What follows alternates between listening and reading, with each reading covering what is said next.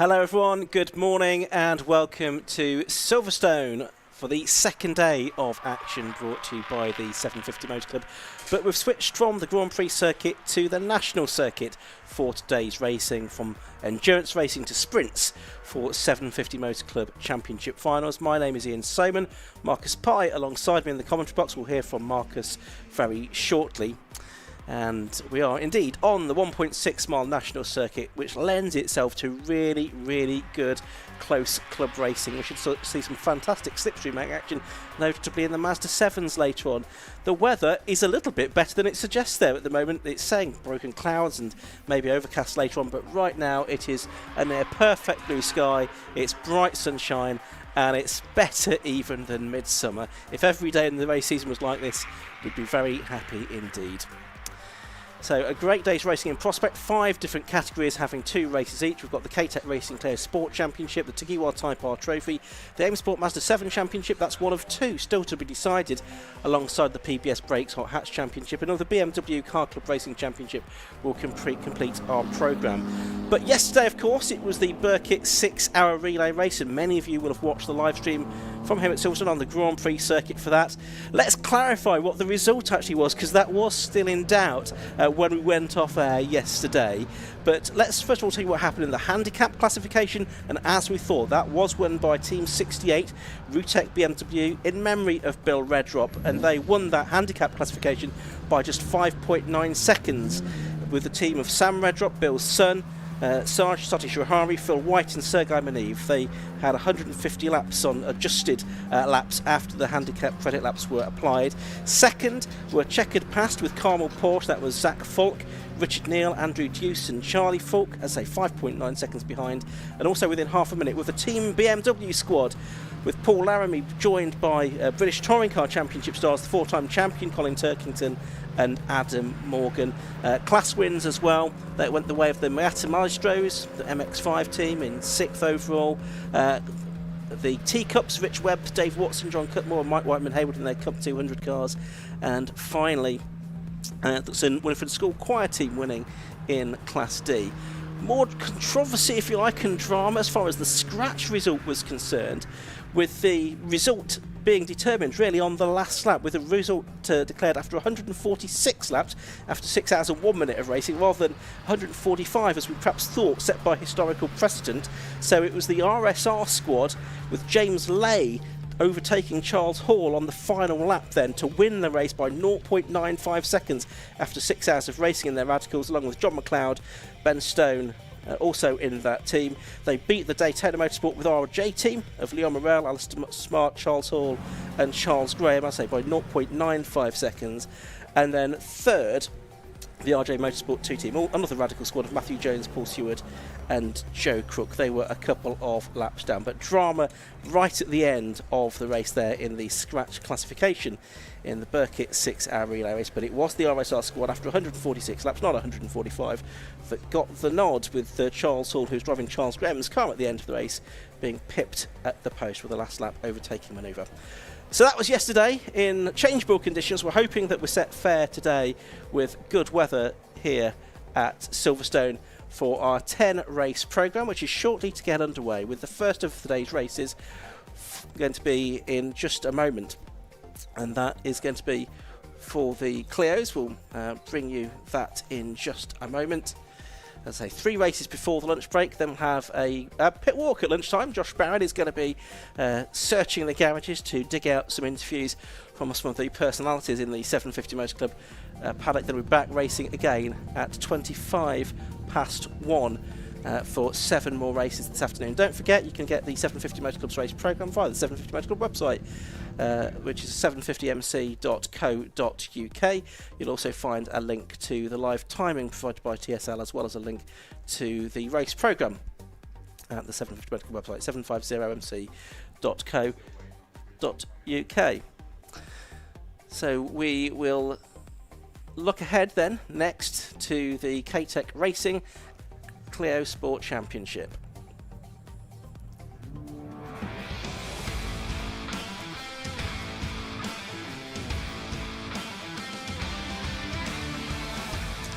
And the situation in the K-Tec Racing Clio Sport Championship is that it was effectively decided at Alton Park. Those of you watching the stream there might remember we ended our stream in rather abrupt fashion when a lightning strike took out the electrics and the internet at the circuit, and that was that. It also meant there wasn't time for a second K-Tec Racing Clio Sport Championship race there, and with the loss of one round, that effectively meant that Pete O'Connor couldn't be caught in the championship. So Pete O'Connor it is, the Class A driver in his Clio Sport 182 that wrapped up the championship there, and he is now unassailable by Justin Griffiths, who's already wrapped up the Class B championship for this season as well, for the 197s. Cars heading now out onto the circuit for the first of their two 50-minute races today, and it's going to be a very entertaining race, we think, because in qualifying this morning the top 15 cars were separated by just 1.1 seconds, so a very good close race in prospect indeed. And we can now have a look at the grid for the first race of the day then. It's number 72, Pete O'Connor, that lines up on pole position. Besides him is number 55, Justin Griffiths. So we've got the two class champions lining up on the front row of the grid, the 182 and the 197.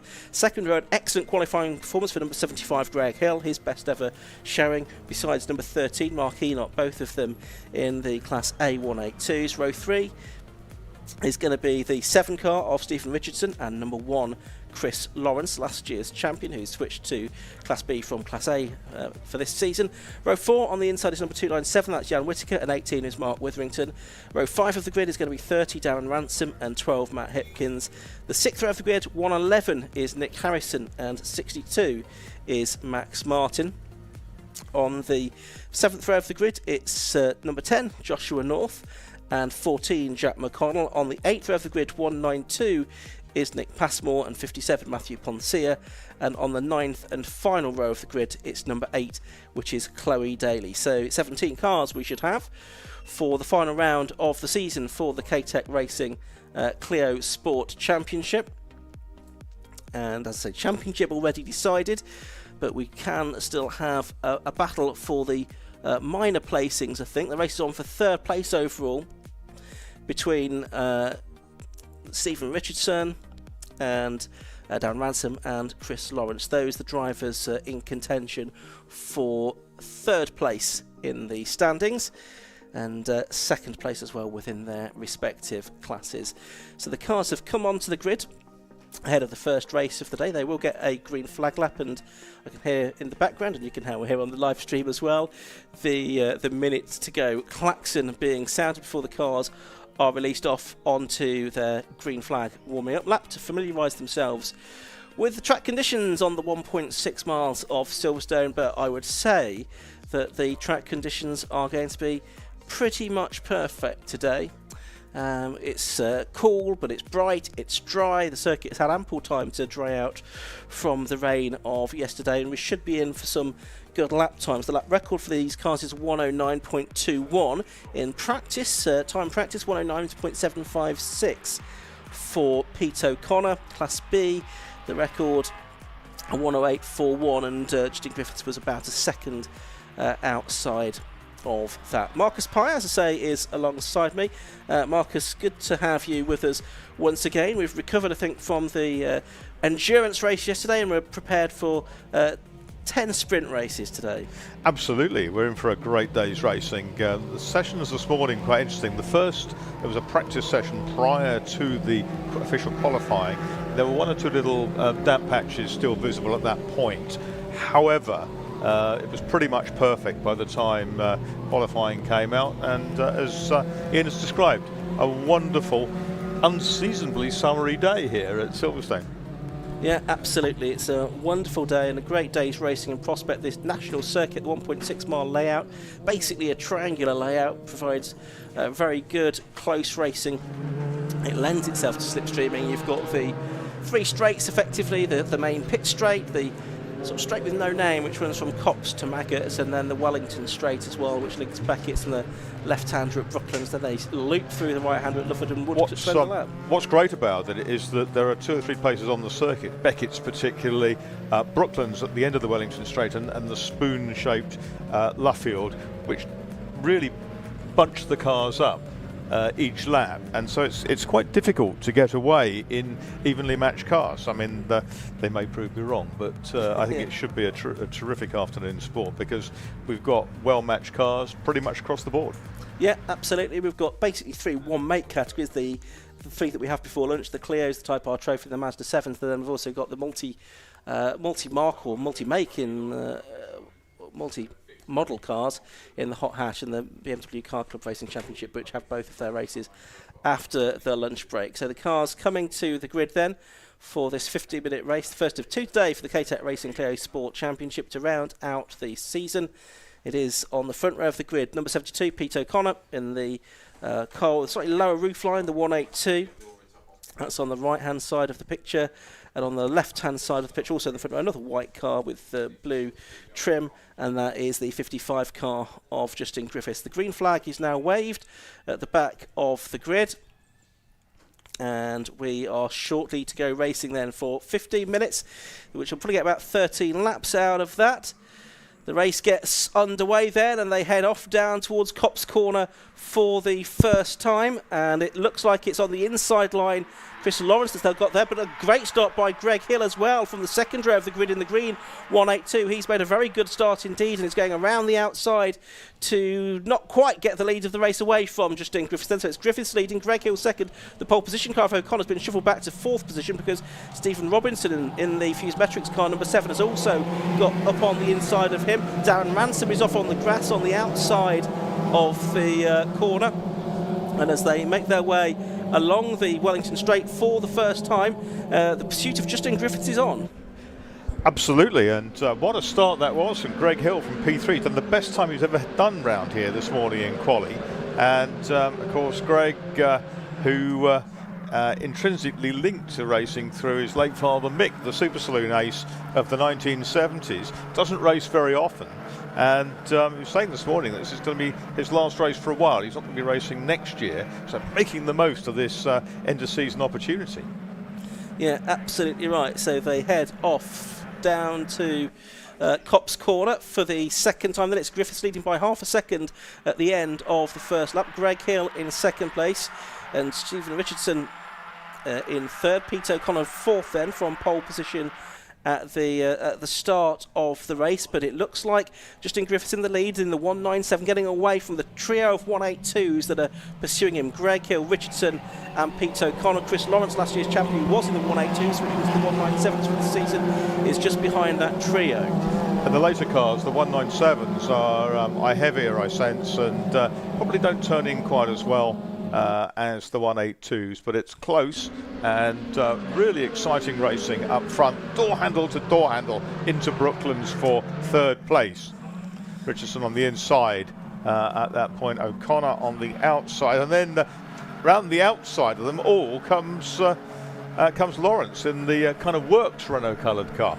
Yeah, it certainly does. And then behind him you've got Mark Enoch in the number 13 car as well. As I say, the overall championship decided. The battle on though for 3rd in the points, but Justin Griffiths at the end of the second lap, he's extended his lead now to 3/4 of a second over Greg Hill in second. O'Connor now ahead of Richardson by the end of the lap though, so that has changed around. He's gone to 3rd. Richardson is 4th, Lawrence 5th, and Mark Enoch in 6th position as they head now down to Maggots and Beckett's for the 3rd time in this race. And you've got the Lawrence car trying to go around the outside of Richardson there. The points are scored within the individual classes in Clios, not based on the overall finishing position, but it's still no holds barred really as the 2 classes fight. They're very, very evenly matched around here at Silverstone. Yeah, and we had Lawrence coming around that outside there. He's obviously got more grunt in a straight line, but he's working hard to get with that top 3. And Greg Hill now under a bit of pressure from Pete O'Connor. Behind them is Lawrence in 4th. Then it's number 7, which is Richardson. Behind Richardson is Enoch, and behind Enoch is Whitaker. So it's still anyone's race up front, but the first 3 just breaking away a little bit. Yeah, O'Connor, that lap did the best lap of the race so far at 109.896. He did it in qualifying at 109.7, so he's gone about 1/10 of a second slower than that so far. But here you've got Richardson under pressure from Lawrence Yeah, there. he's taken the place back. Yes, he has. Took the place back into Copse. As it's still Griffiths leading, Hill in second place, O'Connor in third, but O'Connor is the man who's got the momentum. On that lap he was about a couple of tenths of a second faster than Greg Hill, who also did his personal best lap of the race. They both caught the race leader Justin Griffiths though, and now Greg Hill is mounting an attack for the lead, and he was diving down the inside, but he's then sort of backed out of that manoeuvre, and he's still in second place, but I sense that's brought Pete O'Connor a bit closer to them as well. Yes, I think it has, and but there's a squabble behind which is not helping Richardson and Lawrence and Enoch and Whittaker there, but nonetheless, out front we have good battle embroiling both classes of car in this K-Tec Renault Clio race. Yeah, so it's the man from Oswestry leading the way then, number 55, Justin Griffiths, from the man from Oswestry, which is Greg Hill, and then it's the Bristolian, the champion for this season, Pete O'Connor. Well, he's the champion unless something happens in this final meeting that means that he picks up a disqualification or penalty points or something like that. He just needs to keep his nose clean a little bit if he's not to throw away the championship in some kind of dramatic fashion. You've got Richardson and Lawrence next up, and then Enoch, and they're snaking their way down the Wellington Straight. The whole first 15 cars still separated by less than 10 seconds at the end of 4 laps of racing. Yeah, it's real slipstreaming stuff, and of course the 197 with the wing and stuff on the back of it is pushing a larger chunk of air out of the way, which does allow the smaller cars and slightly less powerful cars to stick around in the slipstream. And there's a good little battle there. Lawrence out down the inside, and Richardson squeezed out wide, but he put himself there, and they are still side by side, that pair of them. Power might prevail in a straight line, and Enoch's going with them in the silver car with the black driver's door.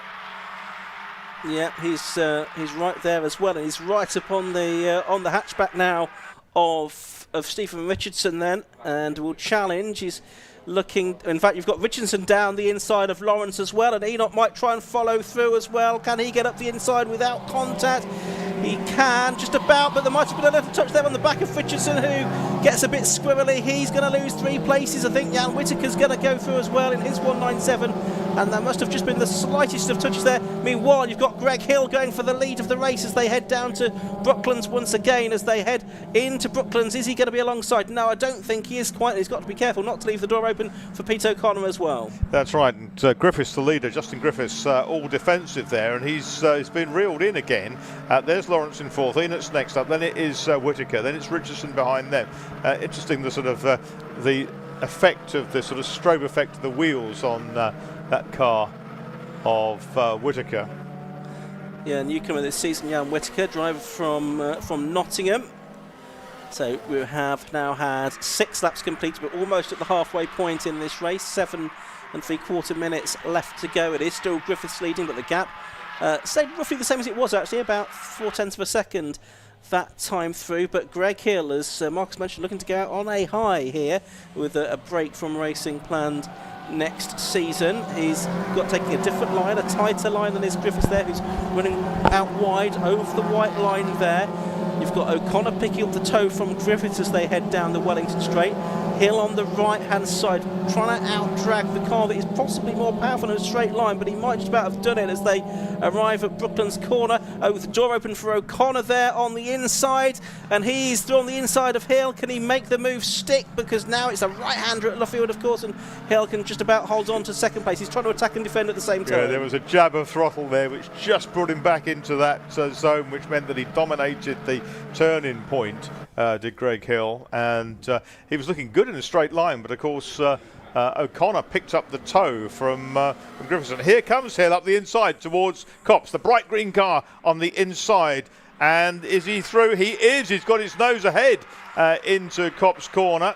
The man who is absolute ace in radio control cars, but he's under attack now by O'Connor. Yeah, O'Connor was on the inside got past, line, I think. Yes, he's got through, he's got the lead. Hill's back down to 3rd. It's O'Connor on the inside of Griffiths now for the lead of the race. This is lap 8. We're into the second half of the race now. And now they've they're falling over one another, the two white cars. Hill minding his own business now on the inside line. I think this is bringing Lawrence a bit closer back to them as well.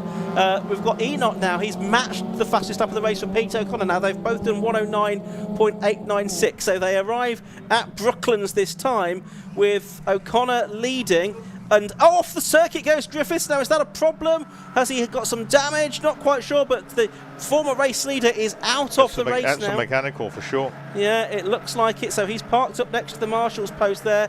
So Griffiths, number 55, Justin Griffiths, is out of the race. So who's going to hold the lead? Well, it is O'Connor. Hill now up to second. It's Chris Lawrence in third place. And Mark Enoch, who was the fastest man on the previous lap, he's now up to fourth position with a little gap back to Jan Whittaker.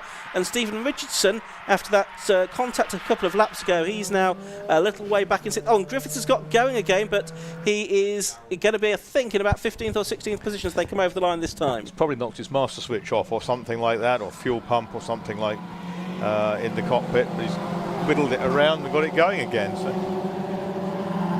So on to the Wellington Straight for the 9th time. It is O'Connor leading. It is the green car of Hill in second place, but they've now got Chris Lawrence, who has obviously had success last season, but not had the same degree of success this year. Has had a couple of wins, 2 or 3 wins within the class this season. He's doing his best here to fend off Mark Enoch as well, who's there in one of the cars in the class that Lawrence was in last season. Yeah, Enoch looks threatening at the end of the long straight. It's the braking area for Brooklands and has to drop back behind now. And it is a little bit of a gap opening up now for Pete O'Connor, the champ, from Greg Hill. But Greg Hill's got fastest lap, a 109.706. He'll be thrilled with that. Certainly will, and the race still very much on. 4 minutes of it still to go. We've probably therefore got 4 laps, I would think, including the one that they have just started. Down towards Maggots they go, and they are catching the number 30 car of Darren Ransom, I thought that was, but we're looking at a battle actually further down the order, aren't we? Yeah, that's what we're doing.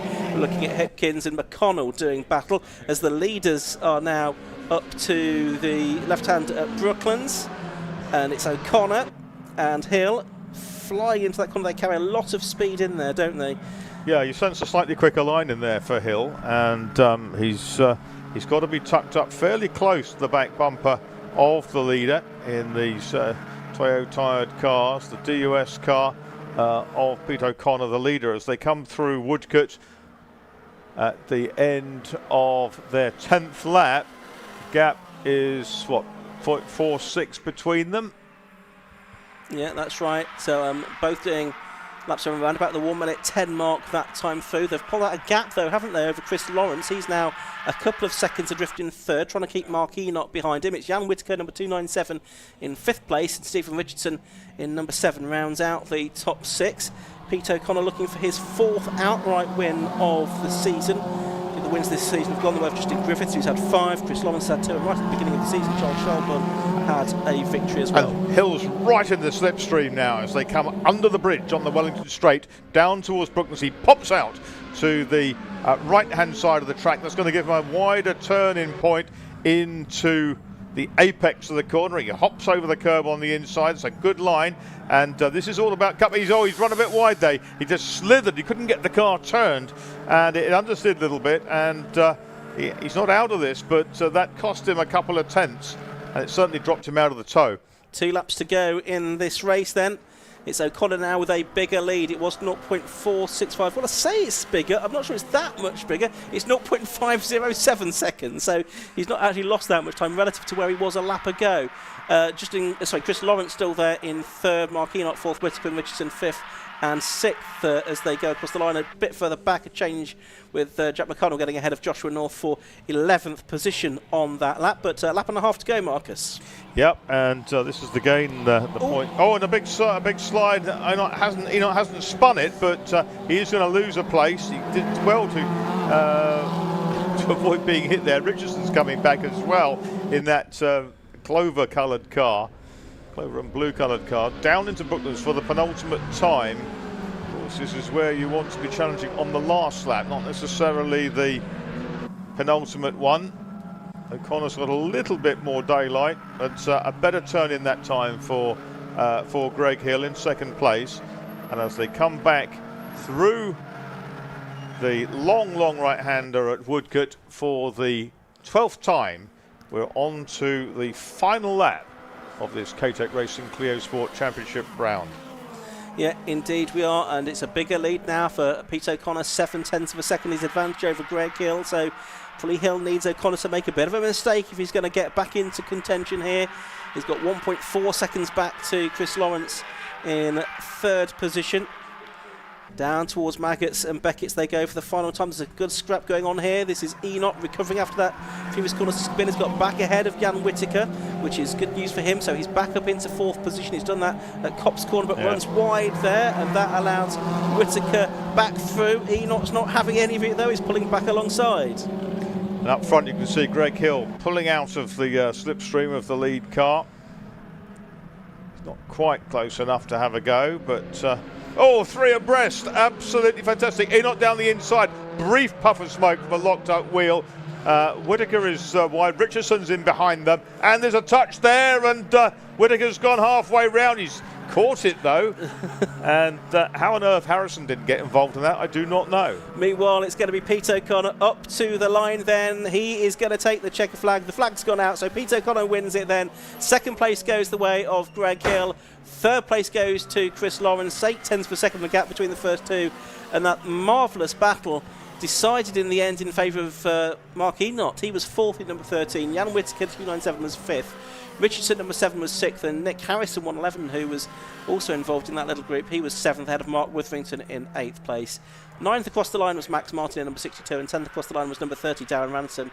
It kind of petered out towards the end, the lead battle, but that battle for fourth position on the last lap was quite special. That took the attention, didn't it? That was really exciting, and Whittaker got really out of shape, didn't he, down at Beckett's, and then Harrison in 111 came awfully close to getting pincered. Certainly did. So let's have a look at the results then at the end of the 13 laps that we had. Number 72, Pete O'Connor, took the win by 0.819 seconds from number 75, Greg Hill, in second place. In third place and winning his class was Chris Lawrence. So he won the 197 division. Fourth was number 13, Mark Enoch. Fifth was 297. That was Jan Whittaker, the second best 197. And sixth was number 7, Stephen Richardson. Seventh was 111, Nick Harrison, ahead of Mark Witherington, number 18. 62, Max Martin, and Darren Ransom, number 30, rounded out the top 10 ahead of Jack McConnell, Josh North, Matt Hipkins even, and Nick Passmore. And on the following screen, we'll see that Justin Griffiths, erstwhile leader for probably 2/3 of that race, he eventually finished in 15th position in the number 55 car, ahead of Chloe Daly and Matthew Ponce. Our final two finishes, all 17 starters, made it to the checkered flag at the end of that K-Tec Racing Clio Sport Championship race. They are back out again later on this afternoon at around about 2:30. Lovely blue skies here today. So not much wind, as you can see from the Union flag aboard the BRDC clubhouse. Let's head down to the pit lane for the first time today then. We're going to hear from Josh Barrett with our top three. So we're down here after the first race of the day at Silverstone on 750 Motor Club Finals Day, and a very exciting K-Tec Racing Clio Sport Championship, and our provisional champion Pete O'Connor, the winner, being congratulated by Greg Hill after his first podium. So we'll let Pete take his helmet off, and then we'll grab a word.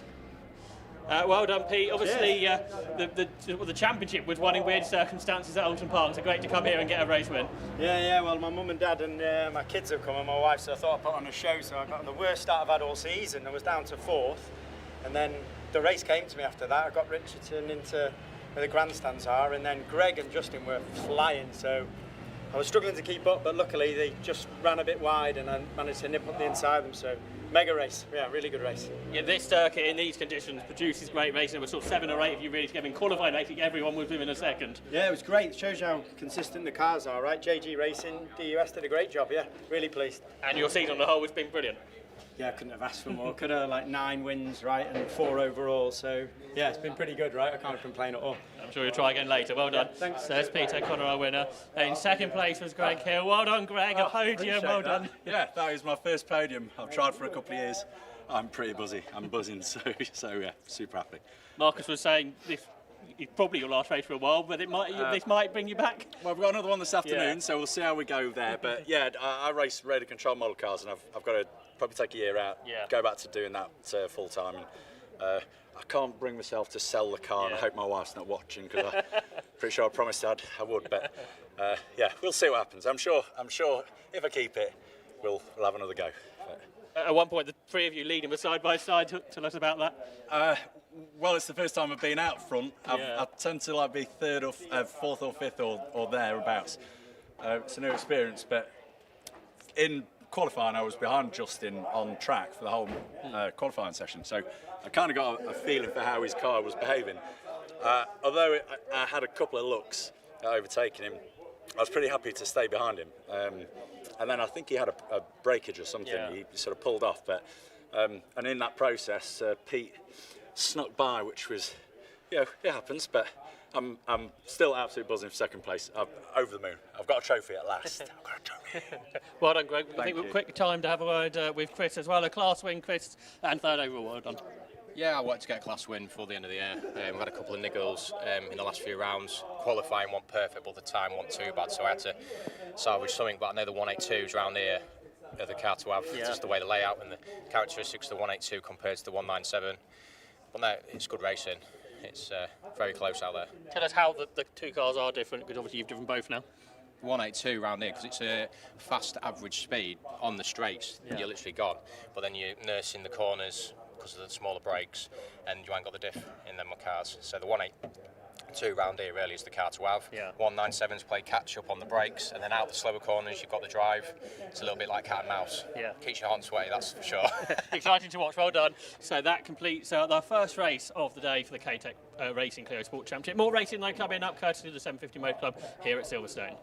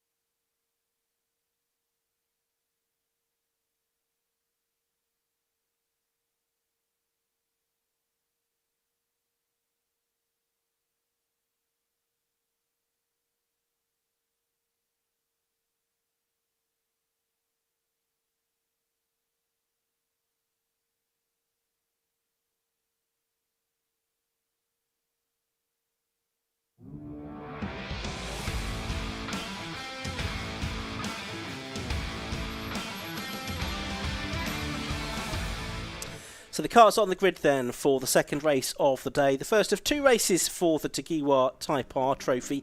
And again, this is a championship already decided in favour of Matt Wilkins, who didn't enter the Type R trophy today, has entered the hot hatches, more of which anon. But nevertheless, a very big grid of cars that we have for this race today. This is how they're going to line up. On pole position, it's the outgoing champion, number 28, Joe Jessup, and besides him, a race winner this season, number 42, Trafford King.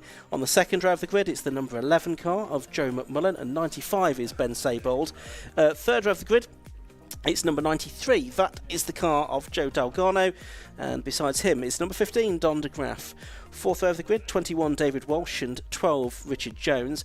On row 5 of the grid, it's 66, Ross Borman, and 374 is Kai Lindsay. The sixth row, 16, Adam Huntley, and 151, Andy Stevens. Row 7, 24, Jake Johnson, and the 83 car of John Labella. On to the 8th row, that's where we've got number 19, Oliver Musgrave. Graphics not quite keeping up with me. Number 19, Oliver Musgrave, and 26, Lee Rickard. On the 8th row of the grid, the 9th row is 22, Ethan Rogers, a newcomer, having switched over from Fiesta Juniors, and 74, Richard Lindsay.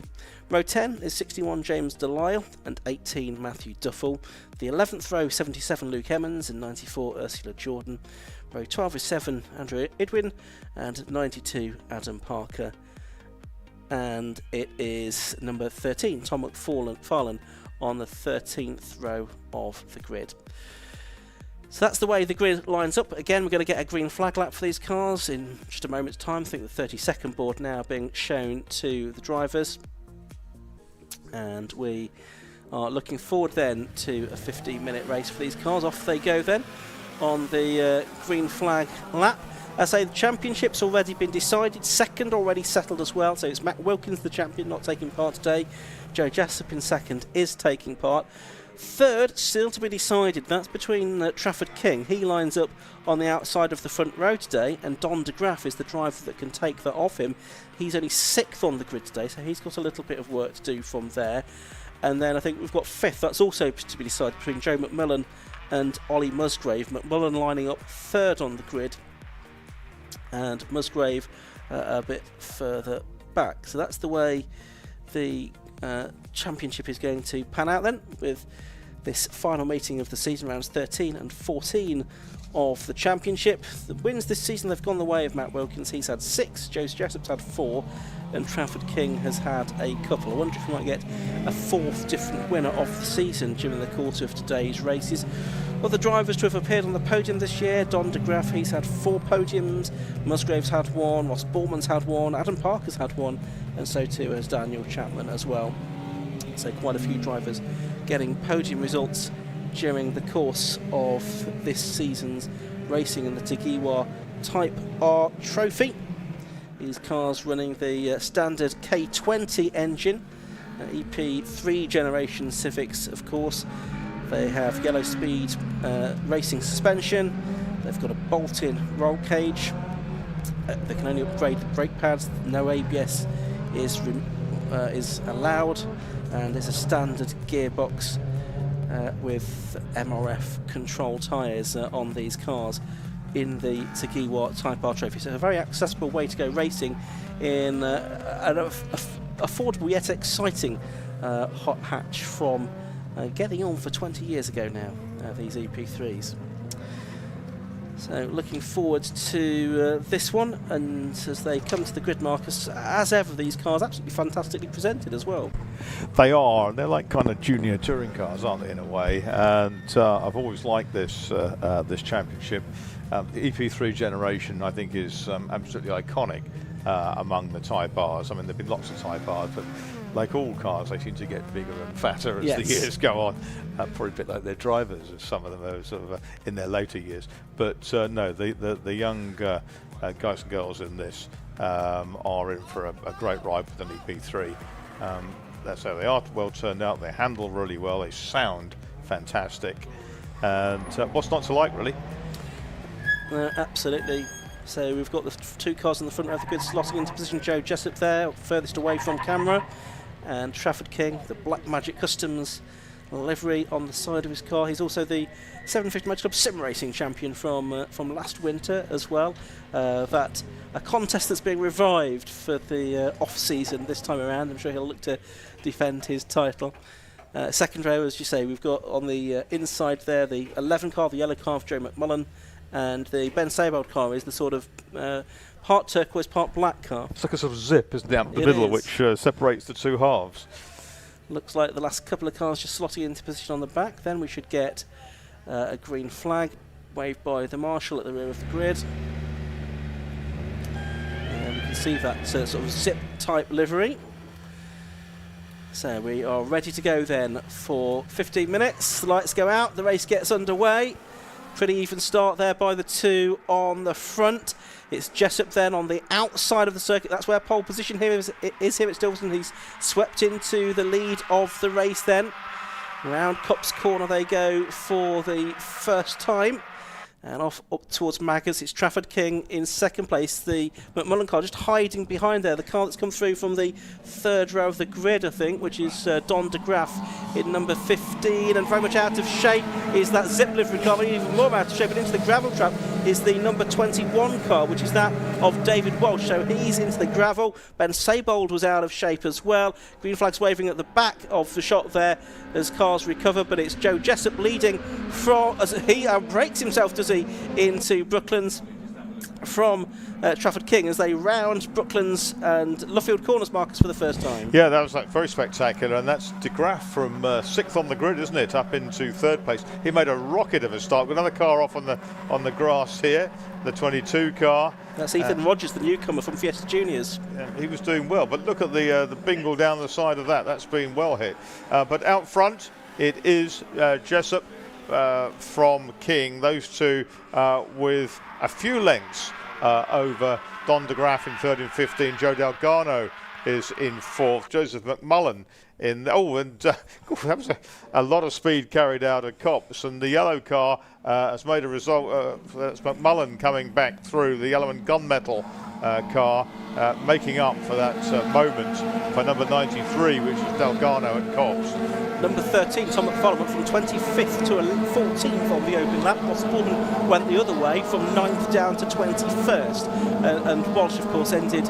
He didn't end in the gravel trap because he's got back out again and has completed the first lap. So we're on to lap 2 of the race then, and it's very tight between the first two then. Joe Jessup and Trafford King. They've got a little bit of daylight back to Don De Graaf in 3rd place then, who has had a bit of a mixed season. Only a couple of podiums during the course of the year. We might have expected more from him. He struggled a little bit.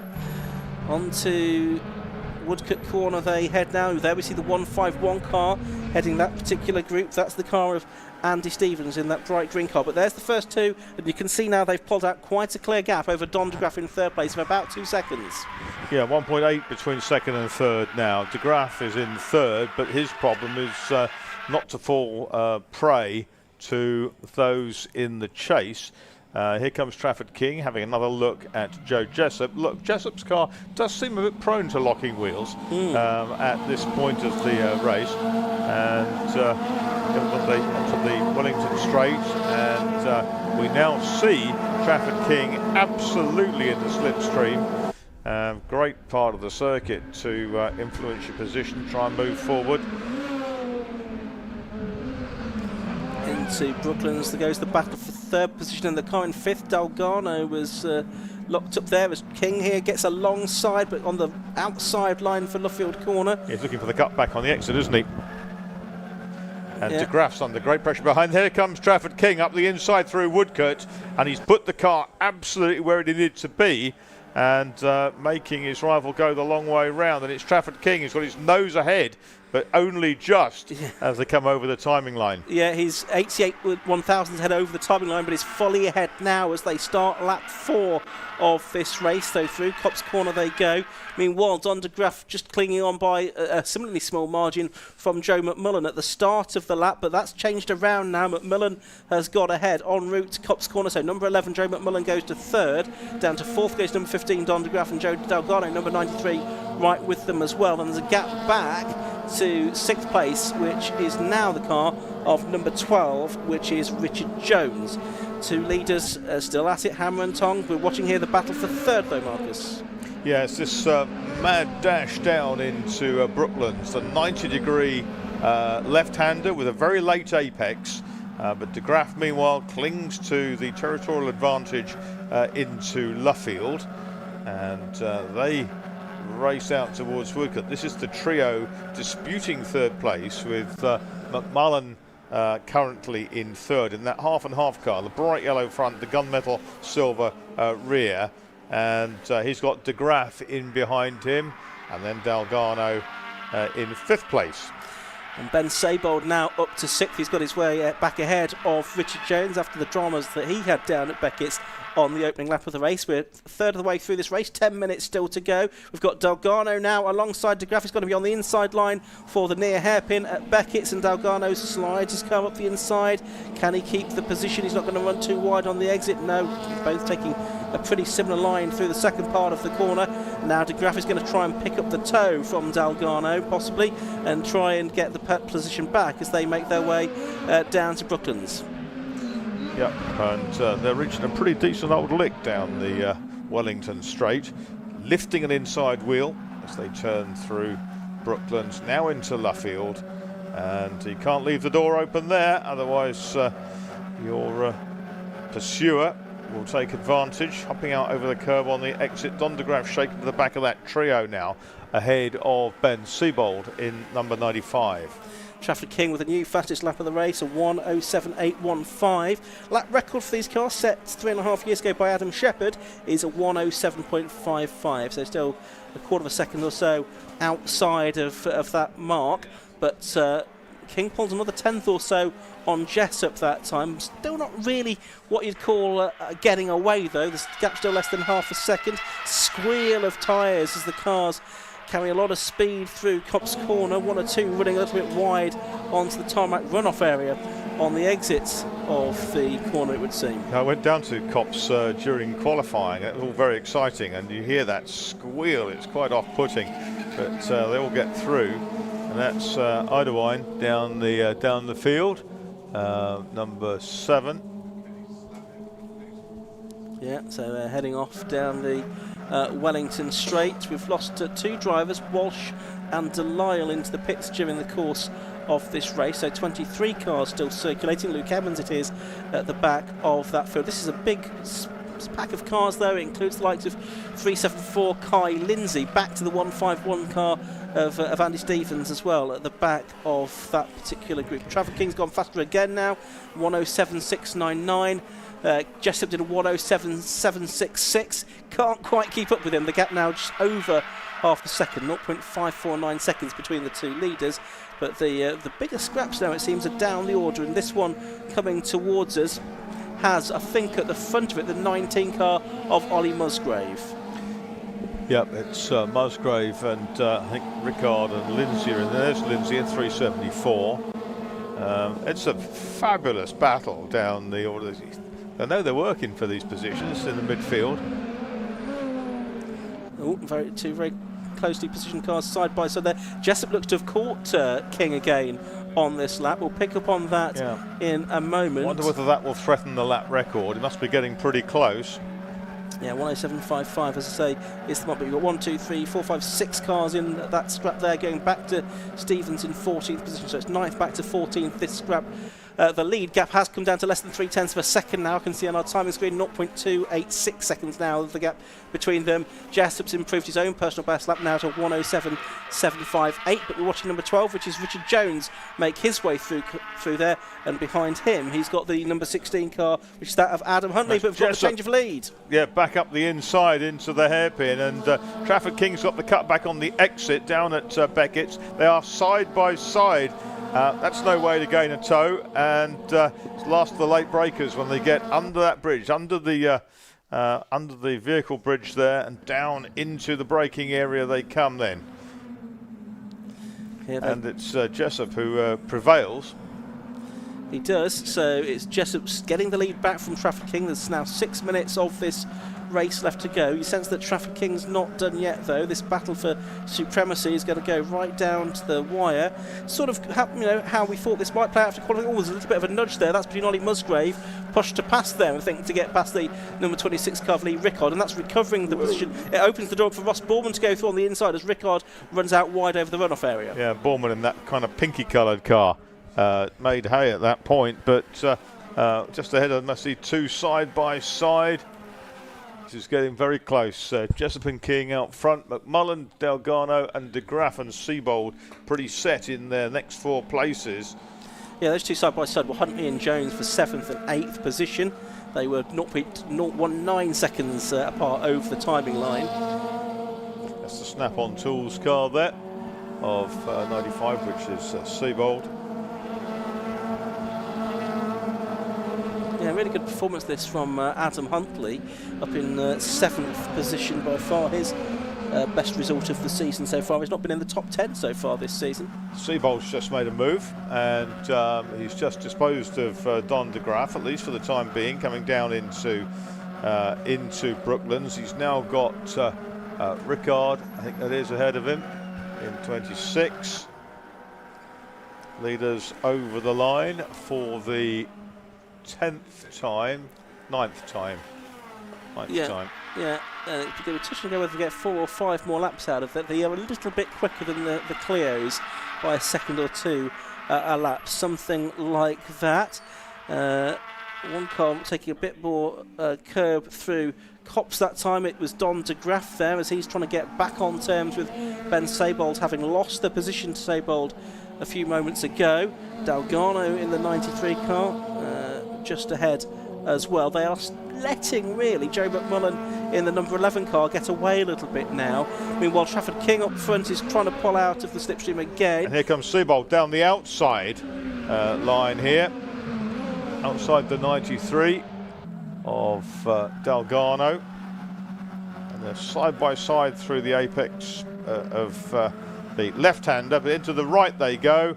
And it is Seabold who's got up, kind of bored a hole down the inside through which the 15 car of De Graaf has come back. Joe Jessup and Trafford King go through. They might just about squeeze 4 more laps out of this, I reckon. They're 0.3 of a second apart, 5 seconds now clear of this group that we're watching. McMullen in third, Seabold fourth, De Graaf fifth, and Dalgarno, who's dropped back to 6th position over the timing line that time through. And then there's another sort of 4-second gap past from Dalgarno back to Huntley, who's having such a good run in 7th position. But this is the battle we're watching for 5th and 6th as it turns its way out of Beckett's onto the Wellington Straight. This is lap 11. Yeah, Ben Seabold in the circuit car. And up front we've got an attack on the lead, but Ben Seabold now trying to get in the toe of McMullen.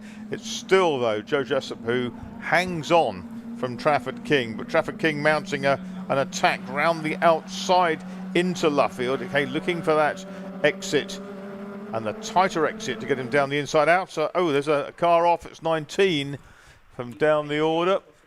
18, I think. It's 18, Matthew Duffel that's off. That's Cop's corner. So Marshall's with him, making sure that driver is okay and getting him out of the car. Meanwhile, the leads have got over the line again. Still 0.3 of a second between Jessup and King.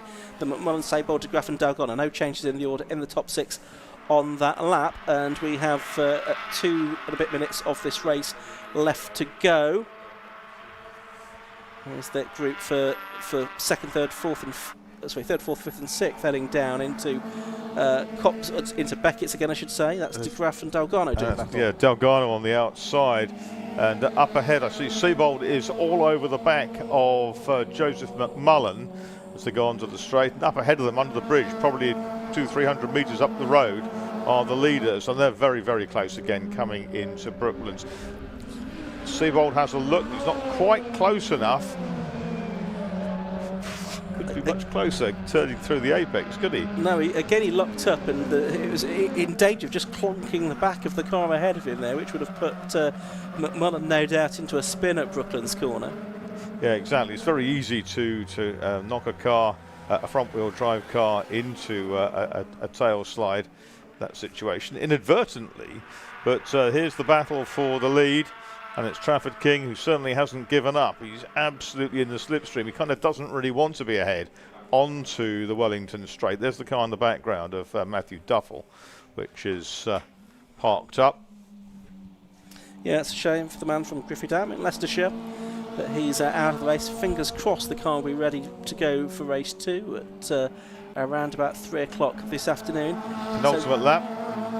Yeah, and the 2 still very close for the lead. Trafford King can't write him off just yet, can you? He makes a feint down to the inside into Brooklands corner, but Jessup covered that off. Yeah, he does. Trafford King turns in a fraction later, trying to get a bit more speed out of the corner. It's a game of chess. It's working out what's going to happen 3 laps ahead. And there, up the inside comes Seabold. There's a touch, and McMullen gets out of shape. That was all a bit unfortunate, but I think it was just one of those little incidents. He did take a dive. He was halfway alongside, and there was a brush. But there is a change then for 3rd place as Ben Seabold comes up into 3rd from McMullen, De Graaf and Dalgarno. Last lap then, the leaders still only 0.3 of a second apart as they head down through Maggots for the final time. They go past the green flag that was protected the incident zone at Cop's corner. So can Trafford King, as he looks for his 3rd win of the season, do anything about Joe Jessup, who's otherwise on course for his 5th. Further back, Don De Graaf up the inside now of the number 11 car of McMullen, so he was 3rd. He might be 5th before the end of this race. He's using all of the roads and a bit more on the exit of Beckett's to try and keep the position. He might just about have done it. Meanwhile, the leaders are very close as they go through Brooklands as well, but not quite close enough, I don't think, for Trafford King to make this work.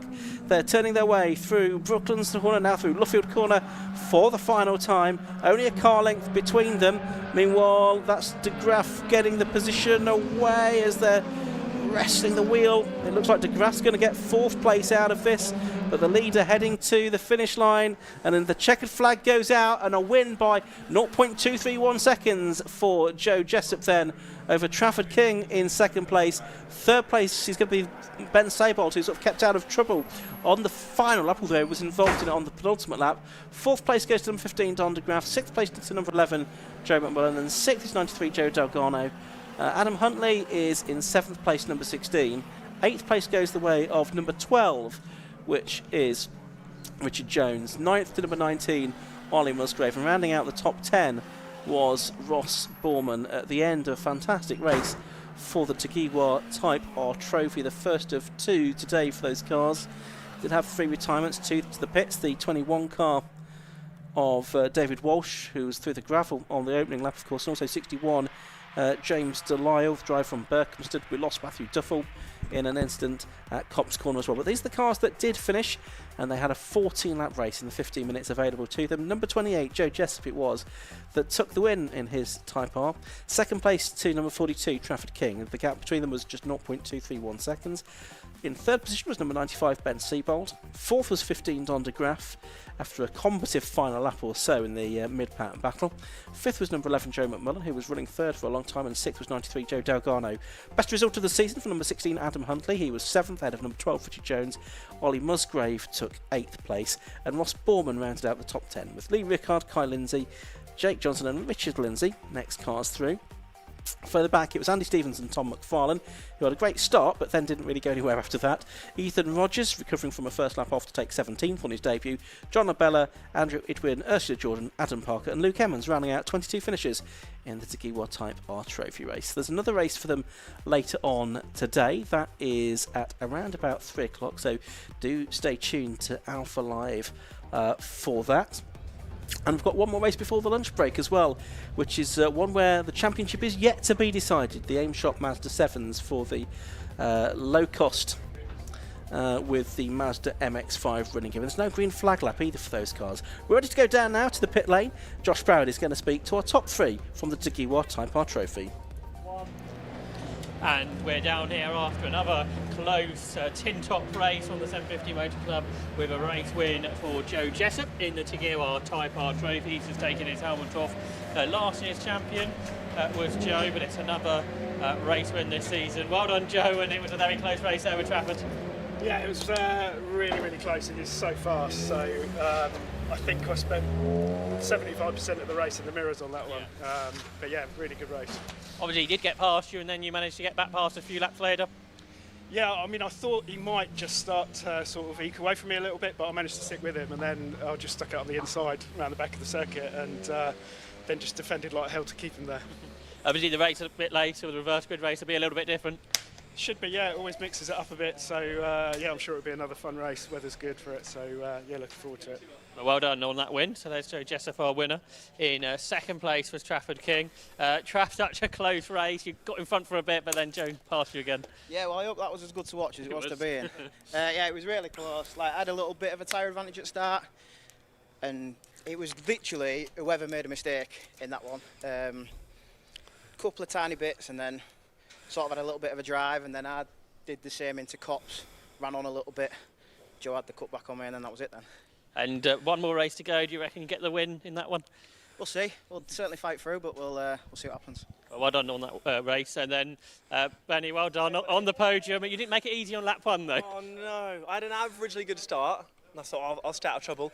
And then into turn 2, I had a nice little love tap from behind that sent me rallying.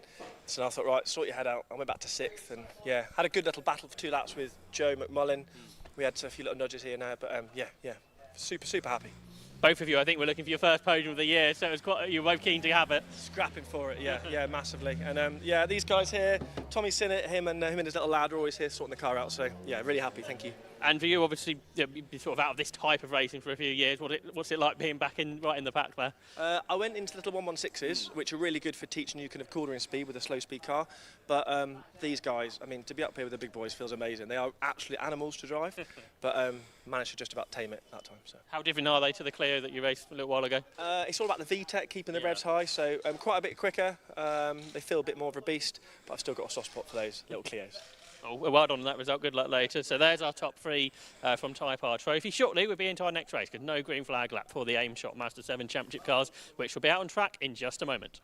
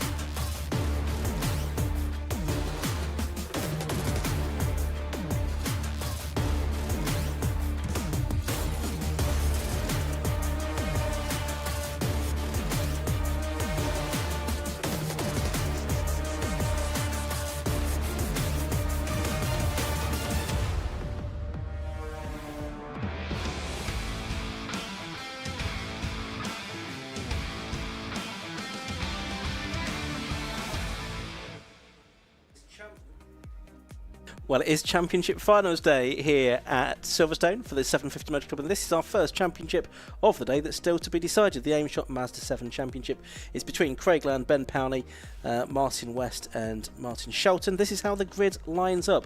On pole position, it is number 87, the double low-cost champion Craig Land, and besides him is number 99, Martin Shelton. On the second row of the grid, it's the number 94 car of Martin West, another former low-cost champion, and 66 Lucas Batt, who's been going increasingly well as the season has gone on. Row 3 of the grid, 37 Ben Powney, the man that leads the championship coming into this weekend, and 17 is Ben Dade, who was on the podium at Mallory Park 3 weeks ago. On the fourth row of the grid, it's number 3, which is Callum Barnes, who's gone pretty well in qualifying, and number 4 David Martin. Row 5 of the grid, 25 David Bowen, and 79 Ayrton Rogers. Row 6 of the grid is 56 Daniel Sibbons, and 55 is Mark Crawford. 7th row of the grid, Todd Boucher in number 20 and Rick Lanier in number 24. Row 8 is 15 Matt Groh and 69 Lee Rogers, father of Ayrton. Row 9 is 5 Ian Wells and 81 Lewis Ward, who was involved in the low costs at Mallory Park a few weeks ago, and rounding out the field on row 10 it's 47 Tim Penstone Smith and the 151 car of Paul Thompson. So 20 cars we have then. The situation in the championship is this. After drop scores have been taken into account, Ben Powney has 311. That's 8 points more than Craig Land, who has 303. Martin West 279 and Martin Shelton 248. If it all goes horribly wrong for Powney and Land, then there is a faint chance that West or even Martin Shelton could snatch the championship away, but I think that's probably a fairly remote scenario. Ben Powney obviously not qualified where he would have liked on the fifth row of, the third row of the grid in 5th position. So he's got a bit of work to do to try and get on terms with Craig Land, but these low-cost chassis with the Mazda MX-5 running gear, the aerodynamics are the same as the low cost, so that should lend itself to some fantastic slipstreaming racing over the course of the next 15 minutes. I imagine we'll have, fingers crossed, a big pack of cars circulating around the 1.6 mile Silverstone National Circuit. So it's Craig Land on the right hand side of picture, next to him it's Martin Shelton closest to the pit wall. The lights go out, the race gets underway then, and off they head down towards Copse Corner for the first time. And it is a good start by Craig Land, but Martin Shelton trying to find his way up on the other side. Ben Powney's got away pretty well too. He's got around the outside of a couple of cars already. He might be level pegging for second place as they head out of Copse Corner and down to Maggots for the first time. Indeed, he's going to go for the lead here. Ben Dade also making a good start, so it's Craig Land leading, Ben Powney in second, Martin Shelton in third as they make their way through. But Powney's run wide now. Some of that good work has gone to waste. He's dropped back down to fourth position. Martin West's in about sixth place as well. But it's Craig Land, the man that's 8 points behind Ben Powney in the championship, coming into this final meeting, that's got the lead. But for how long? Down the inside of him goes Lucas Batt in the number 66 car, and he's bomb bursted because around the outside has got Martin Shelton as well. That's not worked out for him, but it's Lucas Batt that's leading. Oh, Martin Shelton might just have made it into second. Craig Land is still got his nose in front of him. Ben Powney, I think, in fourth place. Coming towards the end of the first lap then of this race, who's going to be ahead over the timing land? I think it's going to be Lucas Batt. Waiting for that to appear on our screen. Yes, it is by 0.2 of a second. Powney taking a line close to the pit wall here. And a red flag. Race being stopped. The red flags are out. We know not why. There's been an incident out of our sight. There we go. That's what's gone on down at Beckett's, I think. The 69 car involved is that of Lee Rogers, and the other car, Tim Penstone Smith, number 47, and Todd Boucher as well in number 20. So three cars not made it back round at the end of the first lap. So drivers are out of their cars, which is good to see, but the car's stranded in a dangerous position.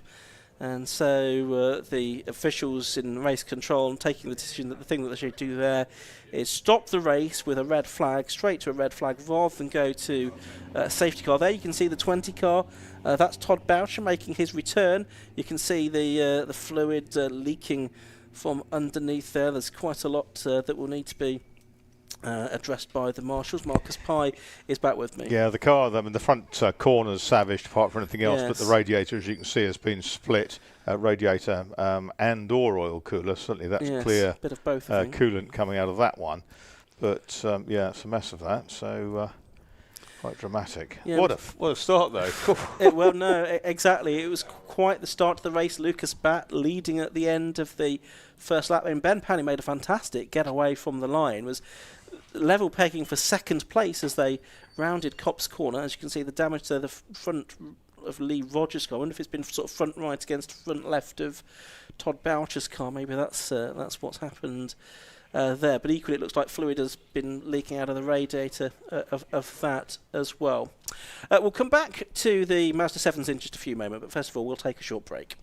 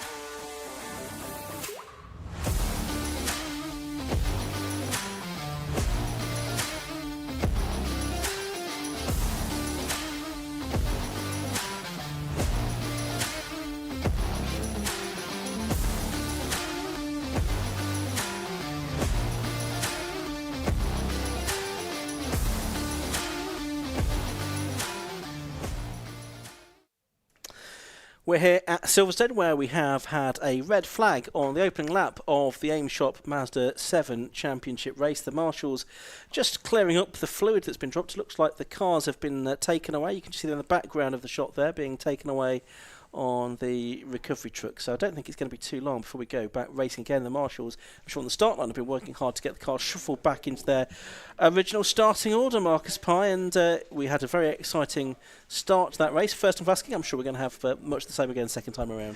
Yeah, I mean, all the guys at the sharp end are still there, aren't they? And that's all again, all going again. I'm always a little bit curious about pole position being on the outside here, because if 13-minute race now, if the two cars arrive side by side at Copse Corner, then the car on the inside of the corner, i.e. the second qualifier in this case, is going to have territorial advantage, because they'll get to the apex, and the car that was quicker in quali will have to go around the outside, risking running really wide. Indeed. And that car on pole position is number 87, I should say, Craig Land, 31 years of age, from Heanor, up there in Derbyshire, a data and impact executive. And he's been racing since 2018, did 6 seasons of low costs. He was the champion in 2022 and 2023, having been 2nd and 4th previously. And he's switched to the Mazda 7s for this season and is in very real contention for the championship first time out. The car originally built in 2009. It's been run by Team Sellers Racing. It's had many previous owners over the years as well. It was converted by TSR to Mazda 7 spec during the 23 to 24 winter break. And Craig gets huge support from his family, especially his dad, who's been his chief mechanic and main support for the last 23 years that he's been doing racing in karting as well. He started in karts at the age of 8. Shortly to get going again, there's number 99 Martin Shelton, who's just a few inches further back than the 87 car. That is on pole position. Red lights are on, they go out, and the 13-minute restarted race gets underway, and the cars head their way down towards Copse Corner for the first time. Has Ben Powney made such a good start? The answer is no, he's not. He's not level pegging for second position here. It's Land around the outside of Shelton to have the lead of the race through Copse Corner for the first time. Down towards Beckett's they go. It's a good start too for Martin West this time. He's got his way up to second place ahead of Shelton. Lucas Batt is in 4th place. Ben Dade and Ben Powney side by side for 5th and 6th as they make their way out of Beckett's and down the Wellington straight for the first time. Yeah, Powney in the gold car just touches that puddle there, which is just off the edge of the circuit, and that flicked him, if you notice. And then they come down, but it's Land, isn't it? And 94 on the outside. Yeah, West, who started West. 3rd. Yep. Shelton is up the inside. Powney is 5th at this point, and he's the points leader, isn't he? Very narrowly. Yeah. And he's run out over the curb. He's on the grass on the outside. A really scruffy first lap for Ben Powney. Been racing Formula Ford in recent times as well. Yeah, and he did not need that, did he? Because he needs to get on terms with Craig Land here. Dropped him back into about 7th. Yeah, 7th over the line, just under 2 seconds behind the race leader, which is Craig Land, by 0.3 of a second from Martin West, Martin Shelton, and Lucas Batt, who was leading before the red flag, in 4th position this time. And Batt is got Ben Dade just behind him, and David Bowen as well, who was on the podium at Mallory Park last time out. Turning their way through the right-hander at Beckett's and down the Wellington Straight. I'm sure Ben Powney's made a mental note to avoid that puddle, which is quite actually a deep pothole just off the edge of the circuit there, as the two leaders looked like they were going to go side by side into the corner. Land and West, and it's Land with the orange roll cage still ahead of West with the black roll cage, and then it's the blue and pink car of Martin Shelton in 3rd position as they make their way now towards the end of the second lap. Yeah, this is absolutely wheel arch to wheel arch. And where is Powney now? Has he got himself? He's got fastest lap, Ben Powney, and he is now in 6th place. He's not out of this by any stretch of the imagination. And because the cars aren't particularly quick in a straight line, so you pick up a very, very good tow. all the aerodynamics of a house brick, but that's part of the joy of this type of car. You've got to work every inch of the way. Be careful, Ben Powney, you've got that little pothole on the outside. You've been there once, but a very wide berth this time, I noticed. It certainly did. Down the Wellington Straight then for a third time. The car's moving about a little bit west, jinks out of the slipstream of Craig Land. Land covers that off though.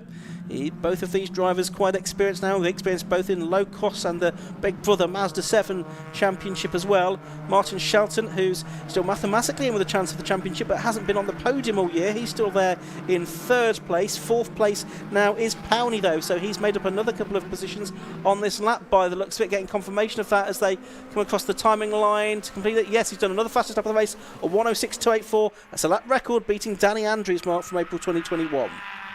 So through Copse Corner they go now for the fourth time in this race, and it's certainly not over for Ben Powney because he's a man on a mission. Hey, he certainly is, and watch that gold car, and Shelton gets a chop from West. Martin Shelton, Martin West, they are second and third. Craig Land leads the way. Ben Powney's well in the slipstream. The number 3 car there is the car of Barnes, the blue one. And up front, here they come. It's 2 for the lead. Martin West down the outside. Craig Land switches sides. Ben Powney tries to go around the outside of Martin Shelton. And is there going to be room? Can he get up the inside into Luffield? He can. He squeezes through.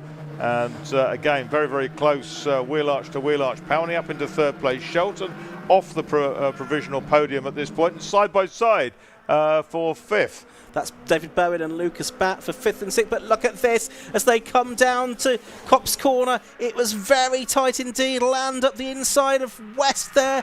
And it's Land that's back through. And Powney follows through to second place as well. So we've got the 2 main championship protagonists, first and second. Oh, and there's contact further back. There's just some bodywork that goes flying. But never mind that. It's Powney up the inside of West. He's not going to make that work. So it's Land, West, Powney, Shelton as they go through Beckett's Corner for the 5th time in this race.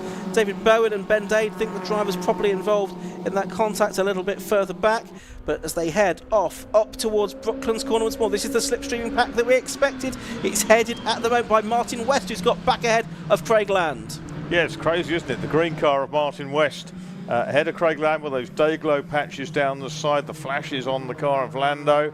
And then in third place, it is Ben Powney in the gold car, the composite decking man from Kent, and behind him, it's I think is still Shelton in fourth place. I think it is, but 5th, 6th, and 7th are being drawn up, and 8th as well towards them. Yeah, the top 8 cars within 1.5 seconds at the end of 5 laps of racing. And who's come out in front? Is it Powney that's emerged at the front? No, it is still Craig Land from West, and it's almost 3 wide for third place. Powney prevailing. You've got Batt and Shelton side by side. Shelton going a lot deeper into the corner, trying to go all the way around the outside. Not worked out for him though. That was quite brave. He took a lot of speed into there, but of course he had a lot further to travel around the outside of the hairpin. But he's now got to the point where they're 3 abreast behind Powney. Powney's still third, and there's Land attacking Martin West up front. West leads with that green nose cone, little green lipstick on the nose cone. In second place is Land, third is Powney. Shelton's back down side by side with Ben Dade, isn't it? The ex-Jonathan Lister car, championship winning car a couple of times. So as they come through to end lap 6 with just about over 6 minutes of the race left to go, Ben Powney in third place looking to make a move as they headed down towards Copse Corner. Didn't see if he'd got that done. There is the 66 car for Lucas Batt. He's leading the charge in 4th position as the cars make their way out of Copse towards Maggots. Ben Powney got 1 place there. He got ahead of Craig Land. Land is going to try and come back up the inside of him into Beckett's Corner though. Martin West leading through all of this, and seemingly as those 3 have skirmished, they've brought Lucas Batt very much back into the equation as well. So we've got really now that pack of cars going back to David Bowen in 8th place. He dropped behind Daniel Sibbons on the last lap, disputing the lead, and it's side by side again into Brooklands Corner. Whoa, this is so tight, isn't it? This is absolutely fantastic. And as I It is Land who got squeezed up over the curb there, or put himself over the curb, one of the two. And he's on the inside here of Martin West. Powney's got a double toe now up behind them. And this is getting really busy in this front group, because behind them, as they go through, Westland, Powney, Bat, Shelton, Dade. And yes, so tight, 1.1 seconds over the top 8. He's getting closer and closer, isn't it, as the laps go on? It's Land now leading from West. That's changed at Copse, and Powney in third and Bat in fourth. But you can't rule any of these 8 out, really, from winning here. I think there's some of the better likelihood than others. Ben Powney's done a great job just to get back into this lead pack after a first lap that did not go well for him. But he really needed to stay, or try and stay with Craig Land here to keep the championship folks quite advisable to stay on the grey bits, you'd have thought, but they're all over the shop trying to find. Powney's now second, West is third, Land leads. This is brilliant. Another great race. Say this national circuit at Silverstone really does produce the goods, doesn't it? I think we should have 14 rounds here next season. Perfect. One make championship with one circuit championship. Through the final corner at Woodcote they go. 4 minutes to go over the line this time. 1, 2, 3, 4, 5. Yeah, we do still have 8 cars there, but they're a bit more spread out. 1.8 seconds now covering them rather than 1.1 a lap ago. Land ahead of Powney at the start of the lap. It's still that way now. We've probably got 4 more laps to go, haven't we, in this race? But there's a bit of a gap back to the next group of cars with Ben Dade and David Bowen side by side. Was there some contact in all of that? It's Bowen that slides out wide. It's Daniel Sibbons in the 56 car that makes up a position, and Ben Dade that drops to the back of that pack. Yeah, it's 4 and 4 now on lap 9. And Land, Powney, West and Bat in that top group. Shelton leads this group, and look, the car that was 4th of that group onto the straight is now 2nd, which is 17 Ben Dade. But there's Land and Powney, the 2 title protagonists out front. It took them 8 laps to run together out front, but it's now a bit of a fight. Powney's had 5 wins this year. Craig Land's had 3. They shared the victories last time out at Mallory Park. Powney's now in front as they came off Woodcote Corner. 3 laps to go, and Ben Powney hits the front for the first time here. He's the man that leads Craig Land in the championship by 8 points after drop scores taken into account. So from a neutral point of view, it'd be good if Craig Land could get back ahead here to keep the championship even tighter going into the final round later on this afternoon. But Ben Powney's been the bridesmaid for the last 4 years in low cost and Mazda 7 championships. I'm sure it's not a tag that he wants to keep any longer. Maybe not even realise he's got that tag until we've just mentioned it. But he would desperately like to win the championship this season. Up the inside goes Craig Land. He gets the lead back. Double toe for Martin West. He can't make anything of it though, I don't think. He may be able to, because a bit of a wobble for Craig Land, and Martin West has got his nose ahead coming into Luffield. He's got to head back across in front of Land. Powney suddenly finds himself 3rd. That's fine. There's the battle between 17, which is Dade, and Shelton. Yeah. Powney Land last time through. It's not that this time. Still best lap of the race to Powney, 106.284 as the 2 leaders side by side into Copse Corner. It's Land that gets back ahead of West. So we've had 3 leaders in about 2/3 of a lap there. And we've got Lucas Bat right with them as well. There is a 1.2 second gap now between 4th and 5th, so it has turned into 2 distinct groups. 2 laps to go in this race. Well, 1.5 laps now as they're down at Beckett's Corner for the penultimate time, and it's so far on this lap been relatively becalmed with Land and West and Powney and Bat possibly plotting their manoeuvres for the final lap. This is just fabulous. Great racing from the Mazda 7s. There's not much room down the outside there, is there? And that's Martin West who's put himself there. Land has his nose ahead, or nose cone, put it that way. It's about as far as it is. Ben Powney trying to attack on the exit of Luffield. And there's the next group. Yeah, equally tight in the next group as well, isn't it? So we're going to start the last lap of the race then with about 40 seconds to go. Over the line they have gone, and it was Land by a quarter of a second from West, with Powney third at the start of this final lap. Is that going to be how it's going to finish? If Land can keep these two behind him, he's going to need some very wide elbows. Exactly. This is a battle of the slipstreamers. Down they come into Beckett's the final time, down the gearbox.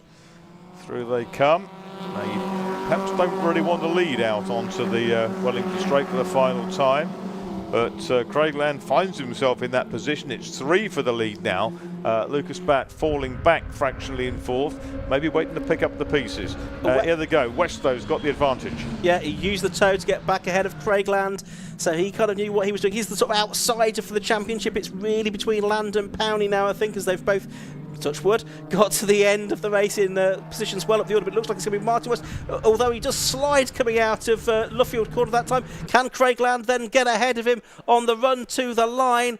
Out of Woodcote Corner they come, up to the line, and they're almost side by side over it, but it's West from Land by 0.043 seconds, with Powney third, and a new lap record on the final lap as well to Martin Shelton with a 106.045, another couple of tenths quicker than Ben Powney managed earlier in the race. But West, Land, Powney, so Land crucially ahead of Powney there to narrow the gap as we go into the final round of the championship. So good news for the neutrals among us, just excited for some more aim shot Mazda 7 racing later on. But that was a wonderful contest, Marcus. Absolutely right. And Martin Shelton there in 99 may have missed out on a podium again because he's down in 6th place, but that's last lap, a 106.045 is an absolutely brilliant end to the race for him. A lap record then to go into the statute books.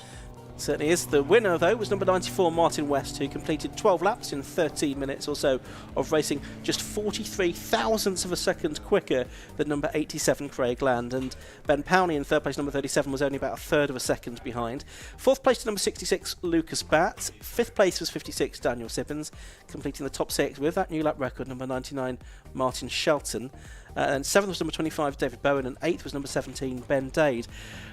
And we didn't really see too much of the action behind them, because 9th was number 55, Mark Crawford. 10th was number 4, just reading off our time screen now rather than what's on your caption. 10th was number 4, which was David Martin. 11th number 3, Callum Barnes. 12th was number 5, which was the car of Ian Wells. Then 13th was Matt Grove. 14th, Rick Lanier. 15th was Lewis Ward, Tim Pentone Smith 16th, and Paul Thompson, the 17th and final finisher in that Aim Shop Mazda 7 Championship race. So we have got our lunch break coming up next. So for those of you at the circuit, a chance to head to the garages maybe and catch up with some of the drivers. I'm sure they'll be very pleased to speak to you. That's exactly what Josh Barrett's going to be doing as well during our lunch break. He's going to be heading down the pit lane, talking to any drivers that he can find that are prepared to talk to him. And then we're going to be racing again, scheduled to be at around about 1:25. I'm sure the officials might go a little bit earlier if they can possibly manage it as well. We'll keep you updated on that, but we're going to head down to the pit lane now, and Josh Barrett going to speak to our top 3 at the end of the Aim Shop Mazda 7 race. Third race today, and another cracking race from the Aim Shop Mazda 7 Championship. The top 3 drivers down here were absolutely side by side throughout that race. Martin West being congratulated by Craig Land and his dad. Martin, you said earlier in the year you weren't going to come here, and you got a win in an extraordinary race. I think with all the wet races we have, it was looking at the weather, it was nice to have a dry race today. So I thought, yeah, we'll do a late entry and come in, but there's a little bit of meat between the sandwich between these two going for the championship. So it's just try and keep out of trouble, but we were getting pretty close to each other. But that was great fun. I did enjoy that. It's not the most entertainment track to race around Silverstone, but no, there's no damage to these guys. Hope Todd and Ayrton are okay. I think there was a prang one there at the start, quite a heavy one, so I hope them guys are all right. But yeah, so just the gloves are off for me. I've got nothing to lose, so just give these boys. But no, it's clean, fair racing. So them two will be working out the maths now, working out what they got to do in the second race, I'm sure. But yeah, no, good fun. You said it's not the most entertaining sort of dry round to watch the race, and it's probably the most entertaining. From the spectator's point of view, yeah, but for us guys, it doesn't matter what you do on the corners. You just sit. I think it's on the same on most forms. You're just waiting for the toe on the being in the right place at the right time. So that's all it is. It's just another game of chess.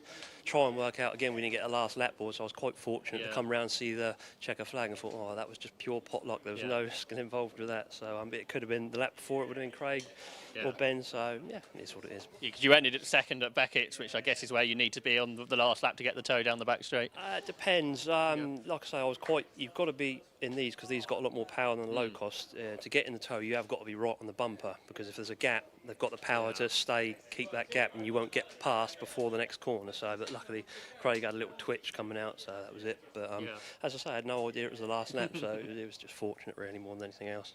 I think on one lap, the top 8 were separated by 1.1 seconds at the line, which is quite amazing. Yeah, I looked in the mirror at one point and I thought, Christ, there's a lot coming. I know me and Craig were playing the silly buggers a little bit, backing each other up in the corner, which was letting them count because we both didn't want to give away the racing line.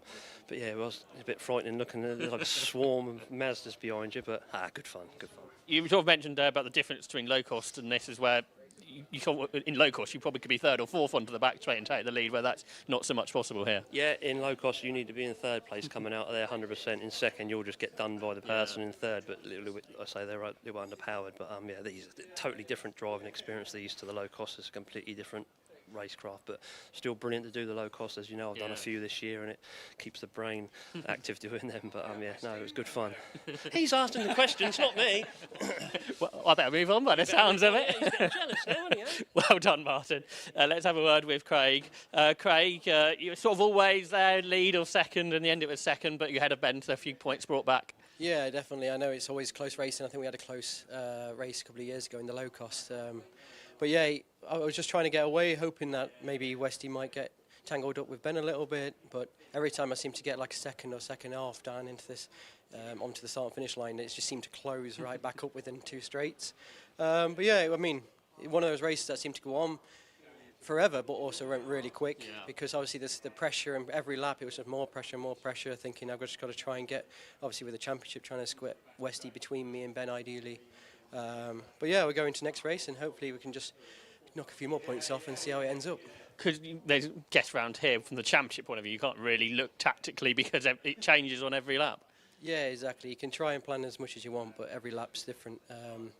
So yeah, you just got to take each lap at a time, and hopefully better look my way maybe in the next race and try and get a bit of a gap. But we'll see. It's probably going to end up like this again. Maybe 5 or 6 cars. You never know around here. So yeah, I'm looking forward to it. I said to Martin, one lap, the top 8 were separated by 1.1 second, which almost no other formula can achieve that.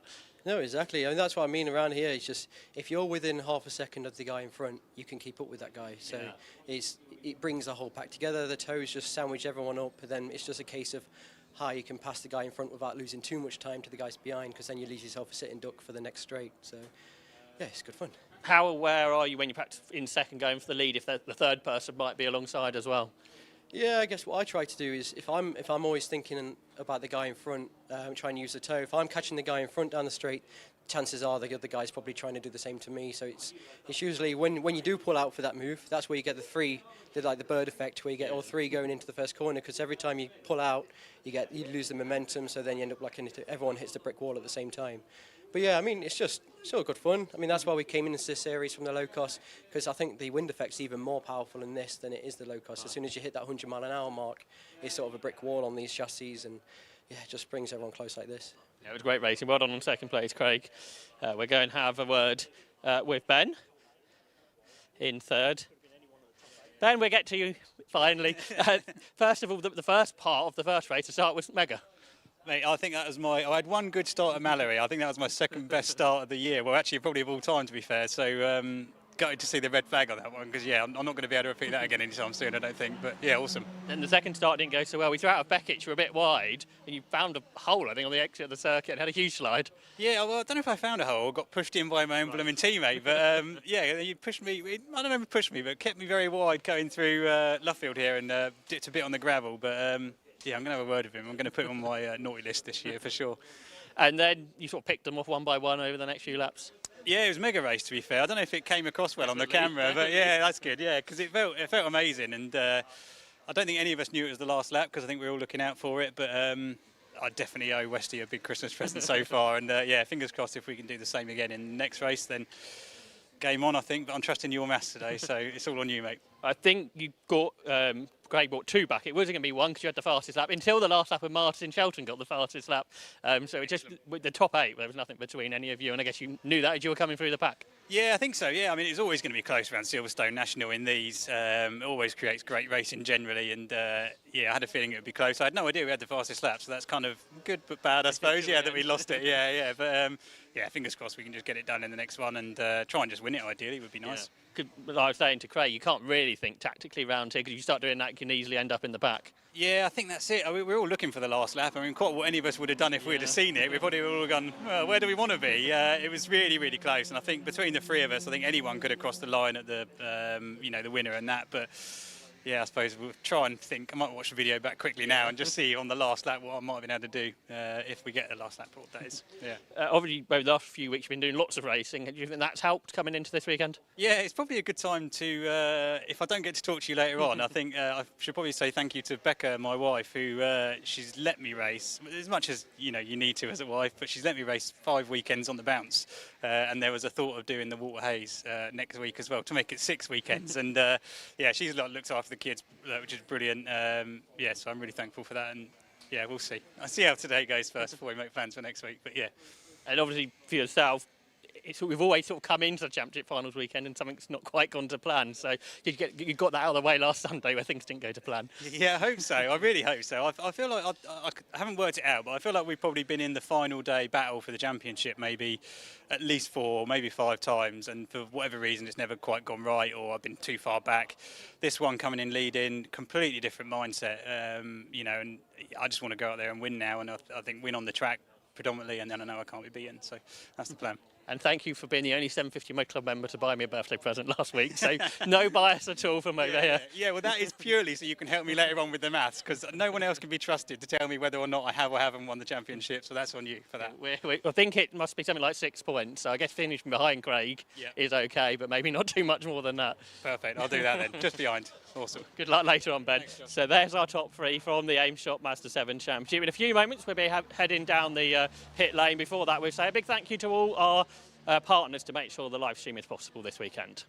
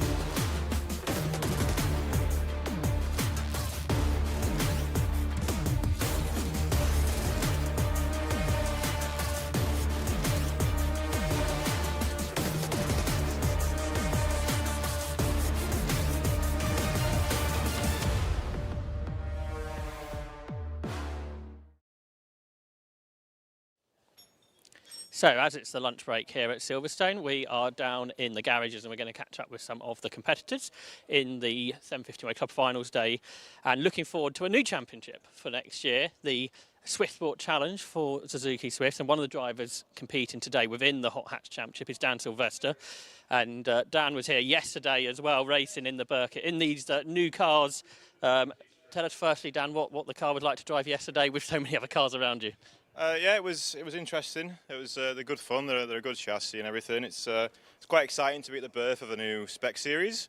But yesterday was kind of like an extended test session for the cars. So we found a few niggles here and there. But yeah, overall the cars feel pretty good, and I'm looking forward to having a sprint race in them today with 4 other cars all matching specs. So yeah, it was good to drive. And obviously my teammate yesterday, Tim Harvey, that was pretty exciting as well. So.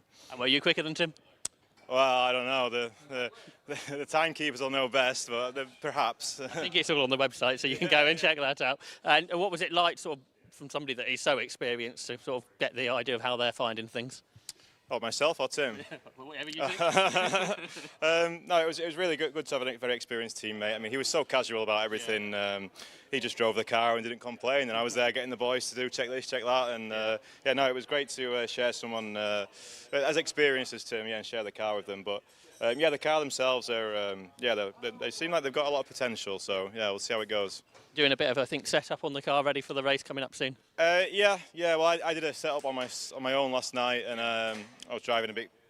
Qualifying, the steering wasn't quite straight, so me and the boys are just going over it once again just this morning. So hopefully in the race, I'm in the middle. I'm third. There's 5 Swifts, and I'm in the middle in third. So hopefully I can go forwards and not backwards.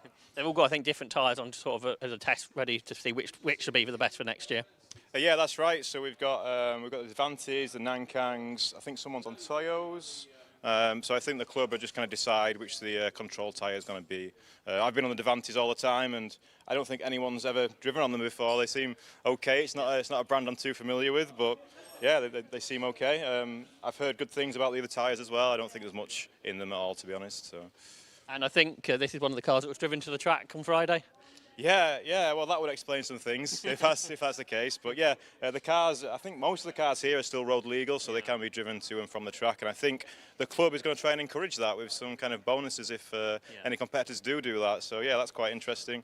Quite a lot of interesting rules and regulations that are coming out. We're trying to increase. Trying to get some support for the series. And yeah, it sounds like they're on the right track. So. Something you're thinking of perhaps doing a bit more racing in next year?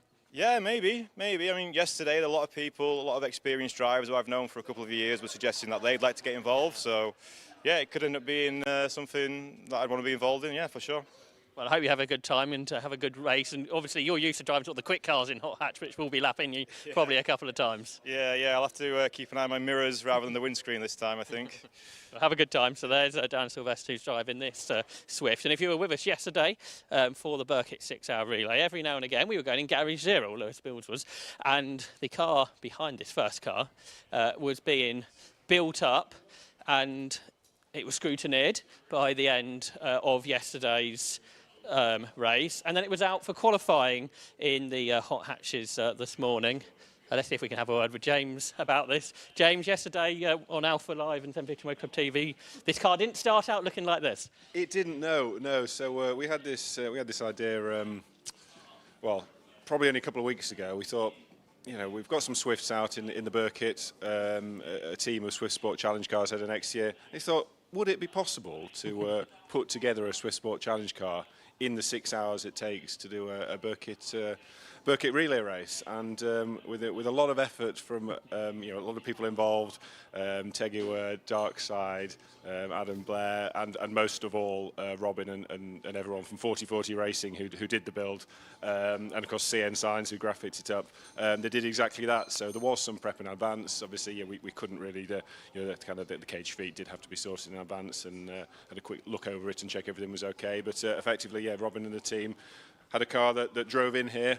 and took it apart and started work on it from the start of the race at 11:45 yesterday to what it looks like now at 5:45 at the end of the day, and then we rolled it out into the pit lane for the podium finishes of the Burkitt relay as the other race that was happening in Garage Zero alongside the race on track. So incredible effort from everyone, and it's a really great looking car as well.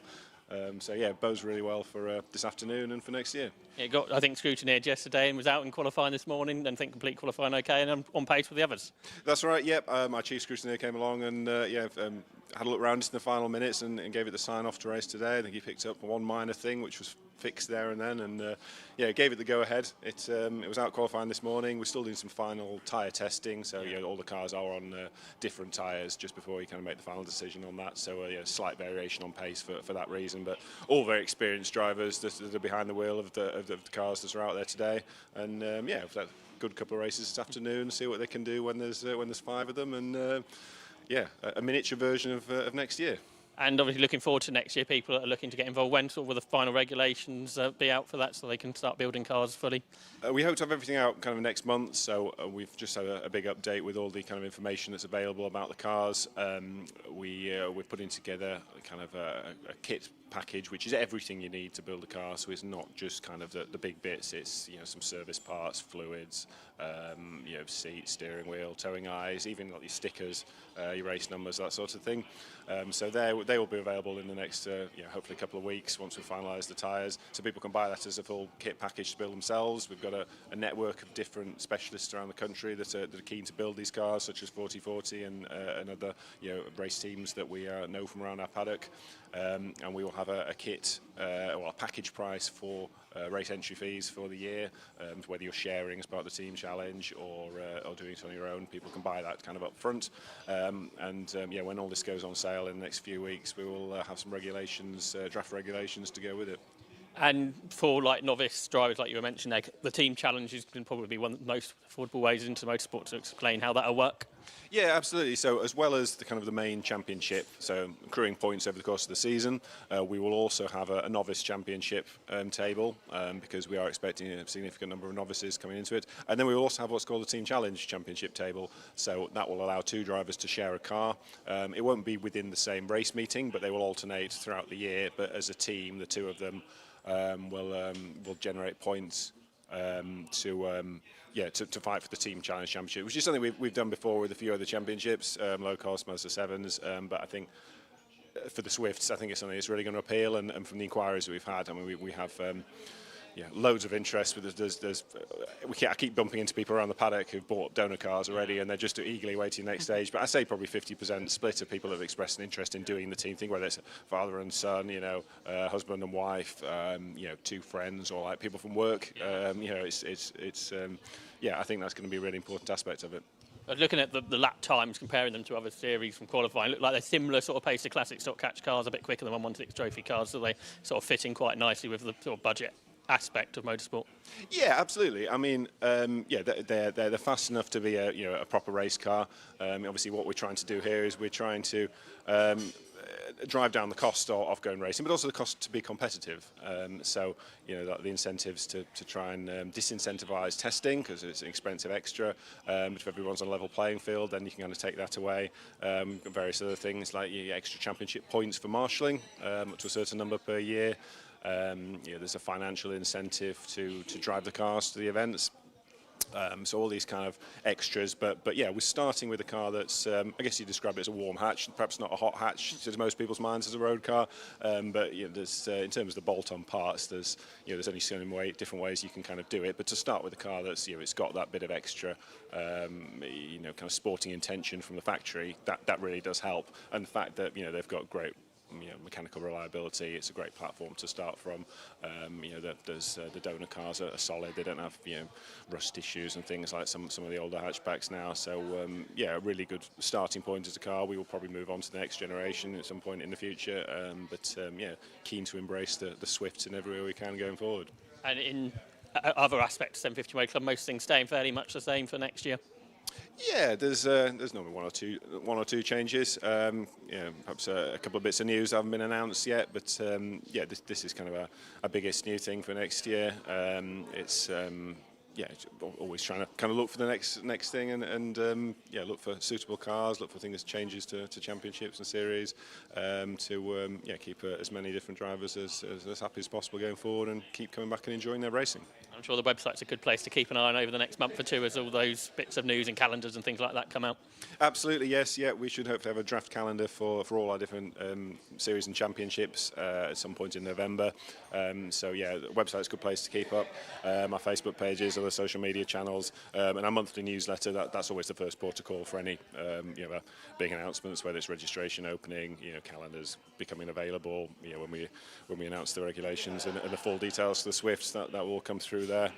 So yeah, just yeah, keep in touch online. But one thing I always encourage people is, if you're keen to get involved, whether it's in the Swiss Sport Challenge or any of other series and championships, or just racing in general, and you don't know where to start, normally say come along to a race meeting and you know, we can talk you around, have a chat. But obviously end of the season now, pick up the phone, just give us a call. You know, everyone in the office is you know, can guide you through. It's the same people with 750 you'll see at the race meetings as you'll on the other end of the phone in the office, and we can guide you through what you need to know, and you know, guide you into the right formula, and yeah, hopefully get you on the grid next year. Thanks, James. We're going to have a walk down the pit lane, so I'll see you a bit later on. So we will see this car out very shortly, because I think hot hatches are the first series to race after lunch here at Silverstone, where we expect to see some more close racing on the national circuit. The two categories we haven't seen race this morning so far will be out straight after lunch, the hot hatches, as I say, and the BMW Car Club Racing Championship, which I think are the next cars we can see in garages, and we shall see what we can pick up. But the BMW Car Club, with a great range of cars from BMW M3s to 330s and cup cars based on compacts as well. So you can see, I think there, the car that Colin Turkington raced yesterday in a successful race for the BMW team. And we shall carry on walking. Different shapes. You've got a BMW Z3 in there as well. But yeah, huge range, number of classes in the BMW Car Club Racing Championship.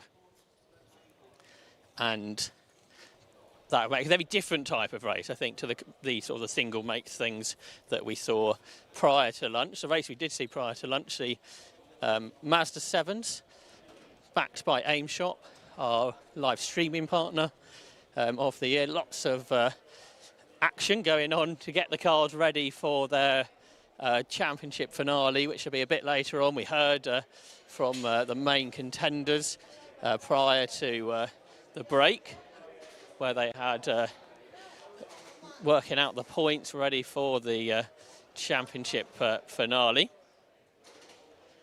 And it's a huge grid of these Mazda-based cars, because there's more in this next garage, as well as a couple of Clios. Let's have a look, see if we can. I think Lucas is over here. Let's have a word. Lucas, you were right involved in that battle up front. We spoke to the other three guys earlier. Tell us what it was like from your point of view. Yeah, I mean, from the start of the race, the first start I got I got off the line really well. Unfortunately, after one lap it got red flagged, and we had to go back to I had to go from first back to fourth, where I started from, which was a shame. But it's just constant back and forth. I think I went up on the second start. I think I went up to second, third, and then back all the way back to sixth, and then back to fourth again. And by the end, I was just sort of clinging on to anything I could, hoping that the three in the front would tangle each other up and just slot through. But unfortunately, not this time. But hopefully we can get a little bit higher in the second race. Do you sort of treat it as a normal race, or knowing the other guys are battling for a championship, does that go in your mind at all? Yeah, I mean, it obviously plays on your mind a little bit, but you can't be thinking about that sort of thing while you're driving around. You've just got to treat it like any other race and try and get on the podium. Yeah, that's right. And try not to take out any of the championship leaders. And the podium is the aim, I'm sure, for this next race. Yeah, so hopefully the top step. It's the only one I haven't got this season, so if I can get a first, that would be a nice end to waiting to round off the season. And you've had to look at plenty of good results towards the end of the year. Does that sort of think into next season and sort of a championship challenge? Yeah, we've had a pretty bad start to the season this year, which sort of the first 2 rounds, all DNFs. So we couldn't really. The championship wasn't really on this year. So looking to next season, hopefully we'll have a crack at the championship, and hopefully we can come into the last round next year. We can be fighting for the championship. Well, best luck in the final round. Hopefully we'll see you afterwards, because that means you've done well. So there's Lucas back from the Mazda 7 Championship, which we had that cracking race before lunch. We go through the middle part of the pit lane here, where there are no garages, but then we have the second half of the pit lane afterwards. Unhelpfully, the next garage is all shut down, so we'll have to keep walking backwards for a bit longer. And already I can see the hot hatches behind us are starting to go out, so we're not too long away, I don't think, to racing restarting this afternoon. Yeah, probably only about 15 minutes or so. So we should see if we can pick up 1 or 2 more drivers in this next garage. I think we've got some of the Clios. We saw them at the beginning of the afternoon, where that driver there, Pete O'Connor, took the victory in 72. And we'll see if he can do similar later. Then we've got some of the Type R trophy cars, the Honda Civic EP3s, that equally had an action-filled race. They've got a reverse grid coming up later on, and that means that won't be any less dramatic, I'm sure. Huge grid of the Type Rs, and if we look in this garage here, the second car, 84, the blue car behind, Matt Wilkins, the champion in the Type R Trophy, he's moving into hot hatch. So he's got the new sponsor decals on for the PBS brakes, hot hatch championship, and he'll be out in the next race going from the back after an engine change in before qualifying. Didn't get out for qualifying, but will be out for the race from the back of the grid. So that should be quite exciting. In that Motion Motorsport prepped Civic. So we'll watch out for Matt. So we're almost at the end of the garages now, with more Type R trophy cars behind. Really well presented cars, as you can see here, even for the last round of the championship. Everyone's done a full season. And then I think finally we've got a couple of the hot hatches that are about to go out for the next race, which isn't very long away, where we have a great variety of cars. You can see the Honda Civics going out behind us. You've got Citroen Saxos, some more Civics as well about to go out. So we'll watch them do that. So we've got some newcomers, we've got some experienced drivers, people looking forward to next year possibly as well. So lots to look forward to. There are something like 7 races coming up this afternoon here at Silverstone. So I think we'll take a short break in just a moment's time, and then we'll look forward to the afternoon's racing with the PBS Brakes Hot Hatch Championship coming up very shortly.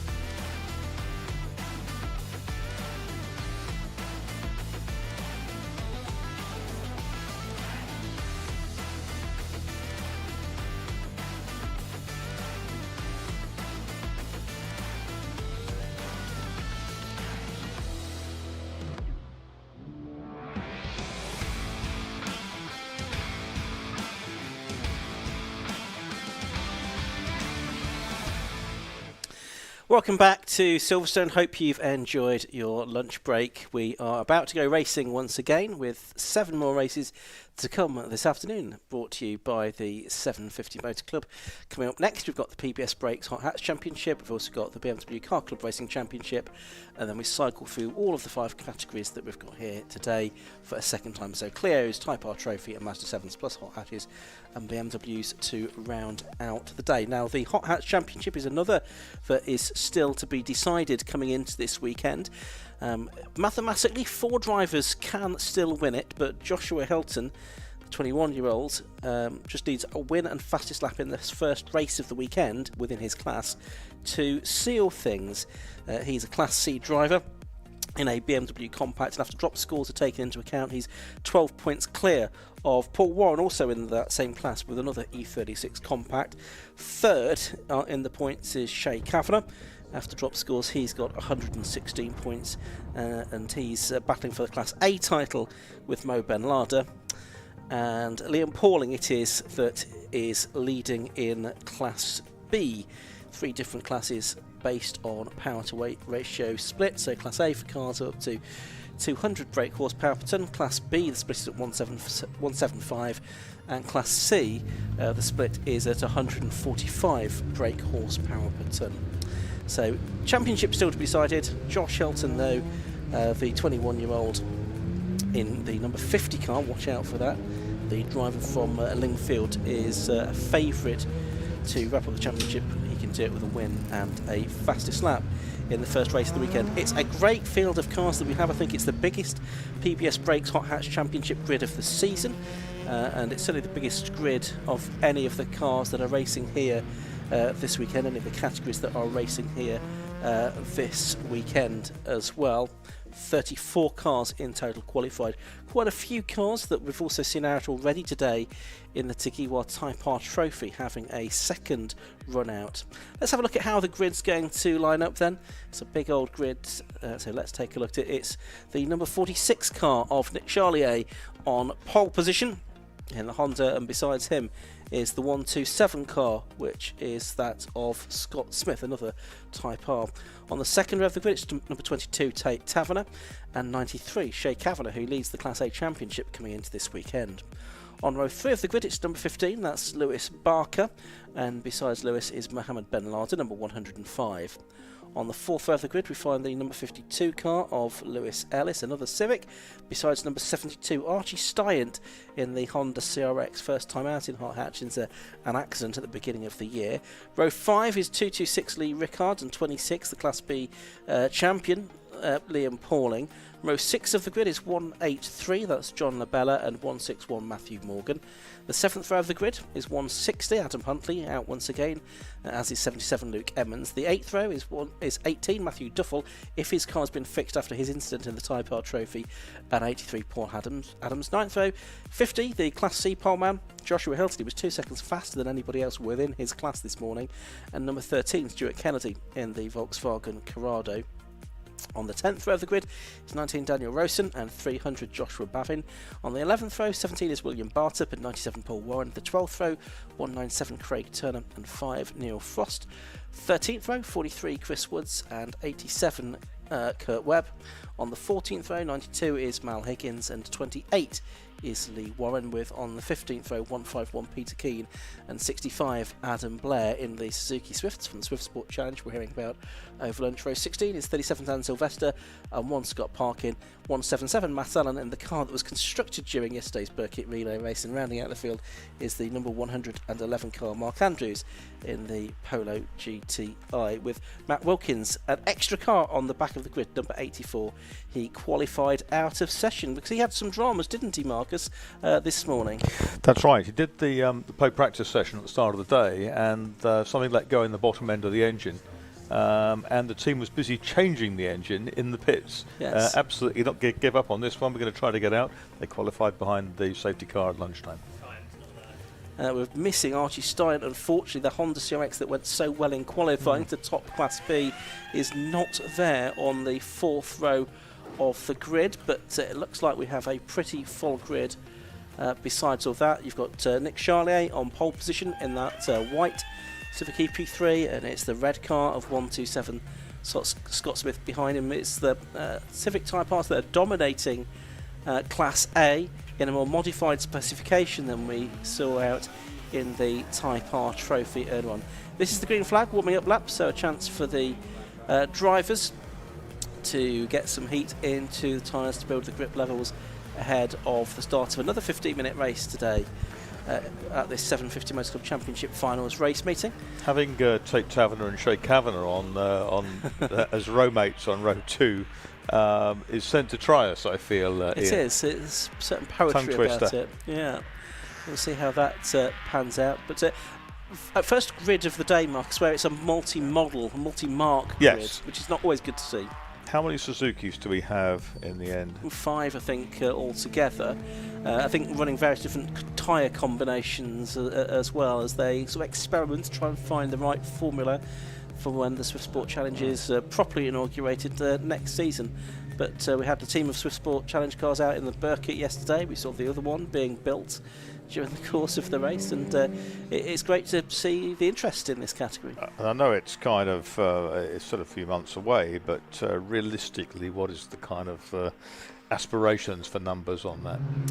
Well, I mean, the number of enquiries they've had is over 100.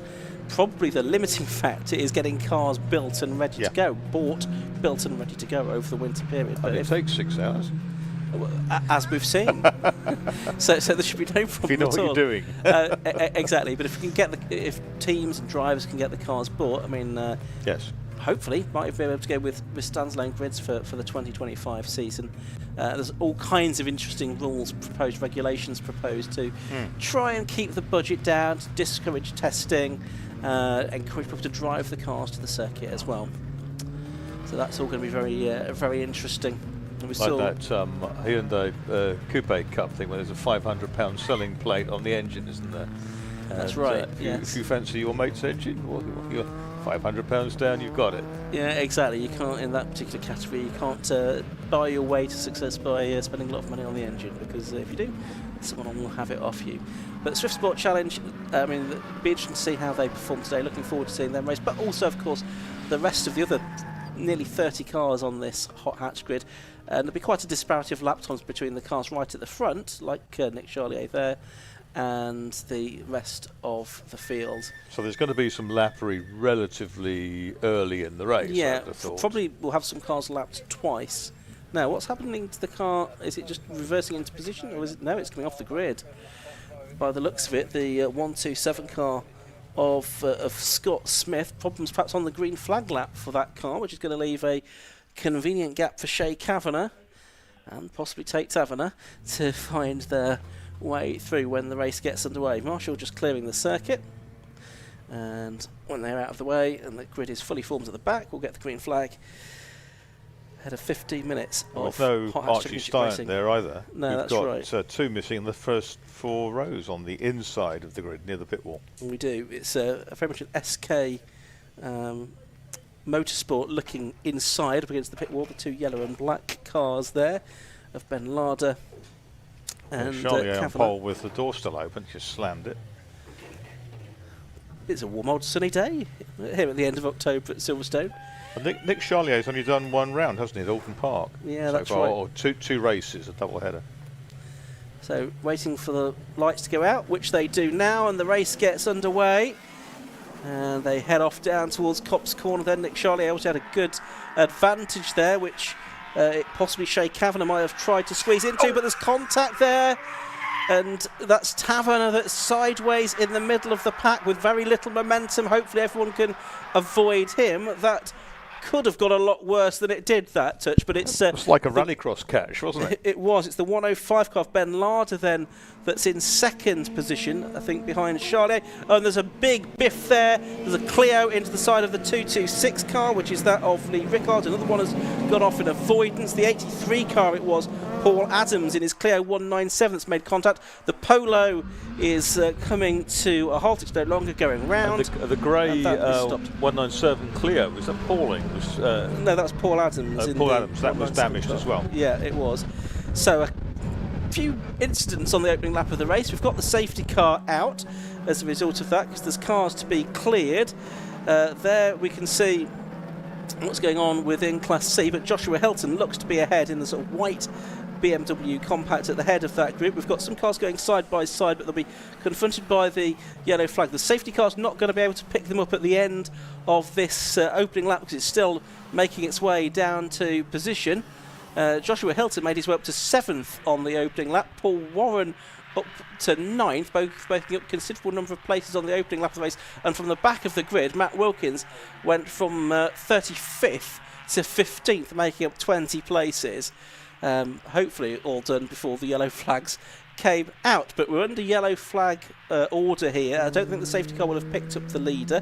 There's the 43 car, which is Chris Woods in his Citroen C2, which has been delayed on the opening lap. And as you can see, yellow flags waving. It's Nick Charlier then that's controlling the pace. Still trying to keep some heat in his tyres by the looks of it, down the Wellington Straight and into Brooklands Corner. He's yet to see the safety car, which hopefully you'll see at the end of this second lap. Lewis Barker, it was second, Mo Benlada third, Shay Kavanagh fourth, as the Andrews Polo, Mark Andrews today in the 111 Polo, is stranded at the side of the circuit.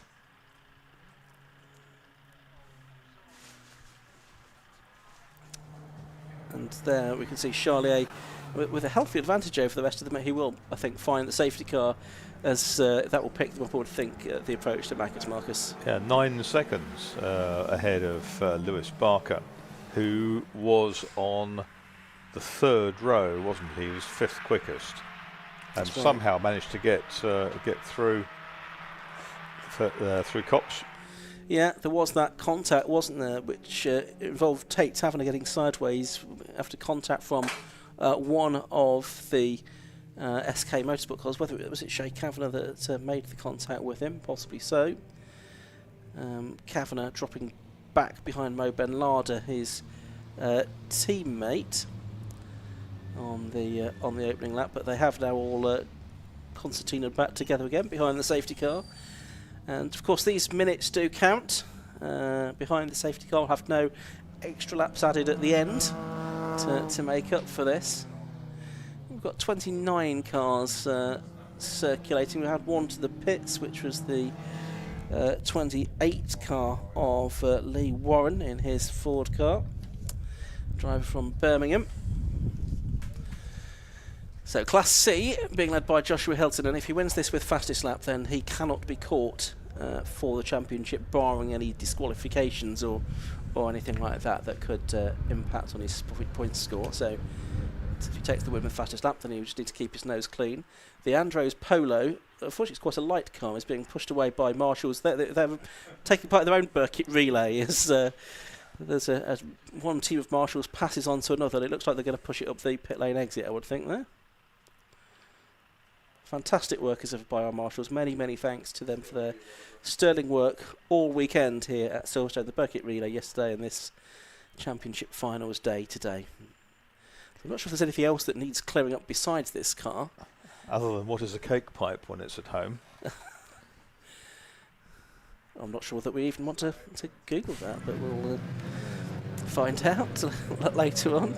10 minutes of this race left to go. Nick Charlier it is that is leading from Lewis Barker in second. Just having a look to see what happened, and it was Kavanagh, I think, that got to the into the side of Tate Taverner there, and Benlada squeezed through on the inside on that first corner incident. And we saw later on Paul Adams getting into the side of the other Civic. Right, it's an automotive product of some description, cake pipe. There we are. That question's answered. Marcus. Automotive motorsport goodness. Exactly. Apparently. Very nourishing, I'm sure. But they build cars for track use. This cake pipe automotive.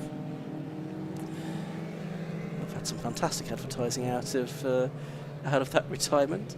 Safety car still circulating. I wonder if it's going to be circulating for much longer though, because that car has been cleared out of the way.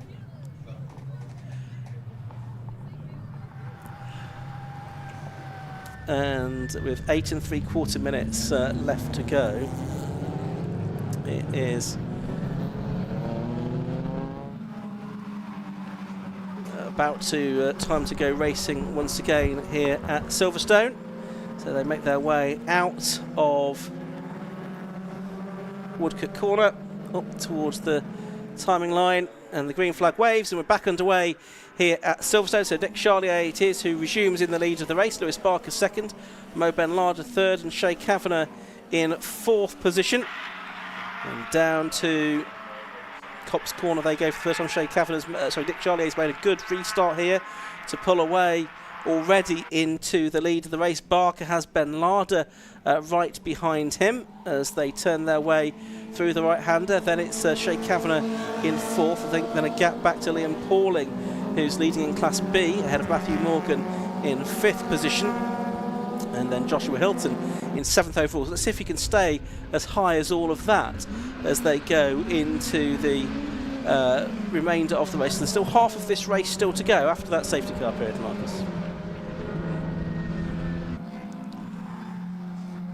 There's Kavanagh in the middle of our screen, the 22, the sort of car that looks like a sort of licorice all sorts packet. And he's being chased by the late model Honda, which is 97. Matthew Morgan moving up into sixth. There's Kavanagh up into sixth place now. Nick Charlier with a 106.532 on the first real flying lap, or 352 I should say. First real flying lap of the race. He's got a lead of 1.2 seconds now over Barker. This the battle with Taverner in his Class A car, getting back ahead of Liam Pauling's Class B car. Oh, and off the road after damage at Copse Corner, that is, number 92. That is Mel Higgins in the Citroen Saxo, the driver from Swindon, another driver heading up the pit exit and out of the race. But up front it's Nick Charlier leading from Lewis Barker and Mo Benlada as they make their way into Brooklands Corner once again. Slightly drop Shay Kavanagh here, and then there is a gap back to the Class B front runners. Matt Wilkins, by the way, has made his way up to 11th place now from the back of the grid. He'll be up into the top 10 before the end, as we're looking now at Scott Parkin in the not one of the first, it's only the fourth, I think, of the Suzuki Swift, and is about to be passed by the 43 car of Chris Woods. It's Adam Blair, the best of the Swifts at the moment. Yeah, 5 of those Swifts all running really close together, and yes, Wilkins from the back of the grid in the 84 up into the top 10 now, which is a great effort. Engine change having been effected on that car since this morning. And there is the 43 car of Woods, who was in strife earlier on, getting past the 177 car of Matt Allen. That was the car that was built yesterday by 4040 Racing squad. Great effort from them. Here's the record now. He's got that dent in the door where Paul Adams clonked into the side of him at this part of the circuit on the opening lap of the race. He's ahead of the number 19 car of Dan Rosen, another E36 compact. Rickard, though, just unlapping himself at this stage of the race from some of these cars, having lost time in that instant on the opening lap. So down the Wellington Straight they come, battles down the order. And the Corrado involved there of Stuart Kennedy, the number 13 car. And that's, I think, Luke Emmons that was involved in the battle with him. Charlier's doing another fastest lap of the race, a 1:05.973 now, as we see Joshua Hilton going over the line. There he is, number 50. If he stays out in front, and I think he's got the fastest lap within that class, has he? Yes, he has, a 1:10.039, about a second and a half quicker than anyone else in that class, I think. Then it looks like he's going to be on for the championship in this race. Yeah, Tate Taverner recovered to 4th place now, and he qualified in P3. Whether he can get that back or not remains to be seen. It's a great drive from Joshua Hilton, this, because he's still there in 10th place. He's been losing positions to cars from the faster classes, and the next car on track now is Paul Warren, who's in his class, but nearly 6.5 seconds behind him at this stage of the race. Here's Matt Wilkins then, up from the back of the grid in the number 84 car, and he is now with the 161 car of Matthew Morgan. So this is for 7th and 8th place, and it looks like it's going to change around. Yeah, it is, and a great effort by Matt Wilkins' team to get the car out into the race. There it is, the blue Honda EP3. And he shows no signs of slowing down. He's got a couple more in his sights.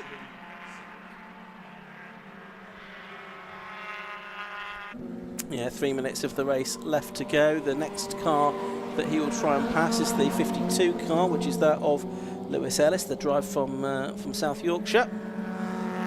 He's going to get him, I think, on the way along the Wellington Straight. Then the next car he'll pass is that of Liam Pauling. Then he's cleared all of the Class B cars. He's only got the Class A cars ahead, but he's running out of time to catch and pass them, I suggest. Yeah, exactly. But he'll get 26, I'm pretty confident, which is Liam Pauling in that Renault. But that'll be as far as his aspirations last in this race by the looks of things.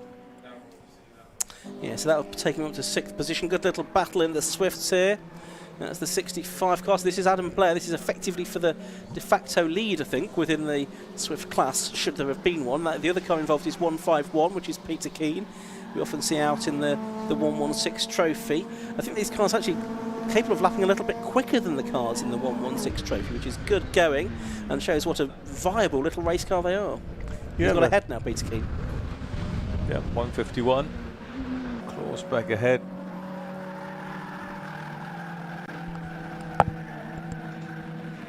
We'll try and find out which tyres they're all using, because I say they're all experimental at the moment.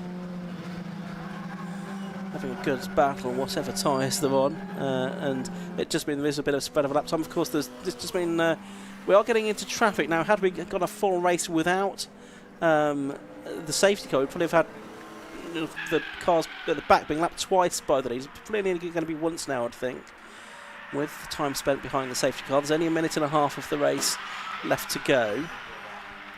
This little slipstreamer is going to go all the way with more Suzukis in there behind. A couple more of the maroon coloured Suzukis. But Charlier 2 seconds to the good in the 46 car.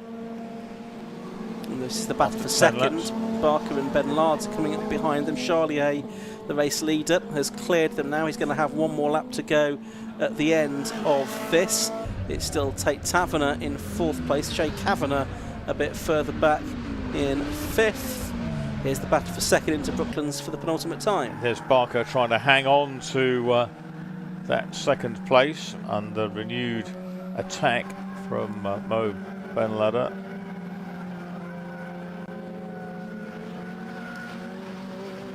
Yeah, out they go on to their final lap of the race then, so it's going to be a 12-lap race. Nick Charlier leading by nearly 3 seconds now, continuing to pull out. Another 9/10ths made up over Barker that time. Ben Larder 3rd, Taverner 4th.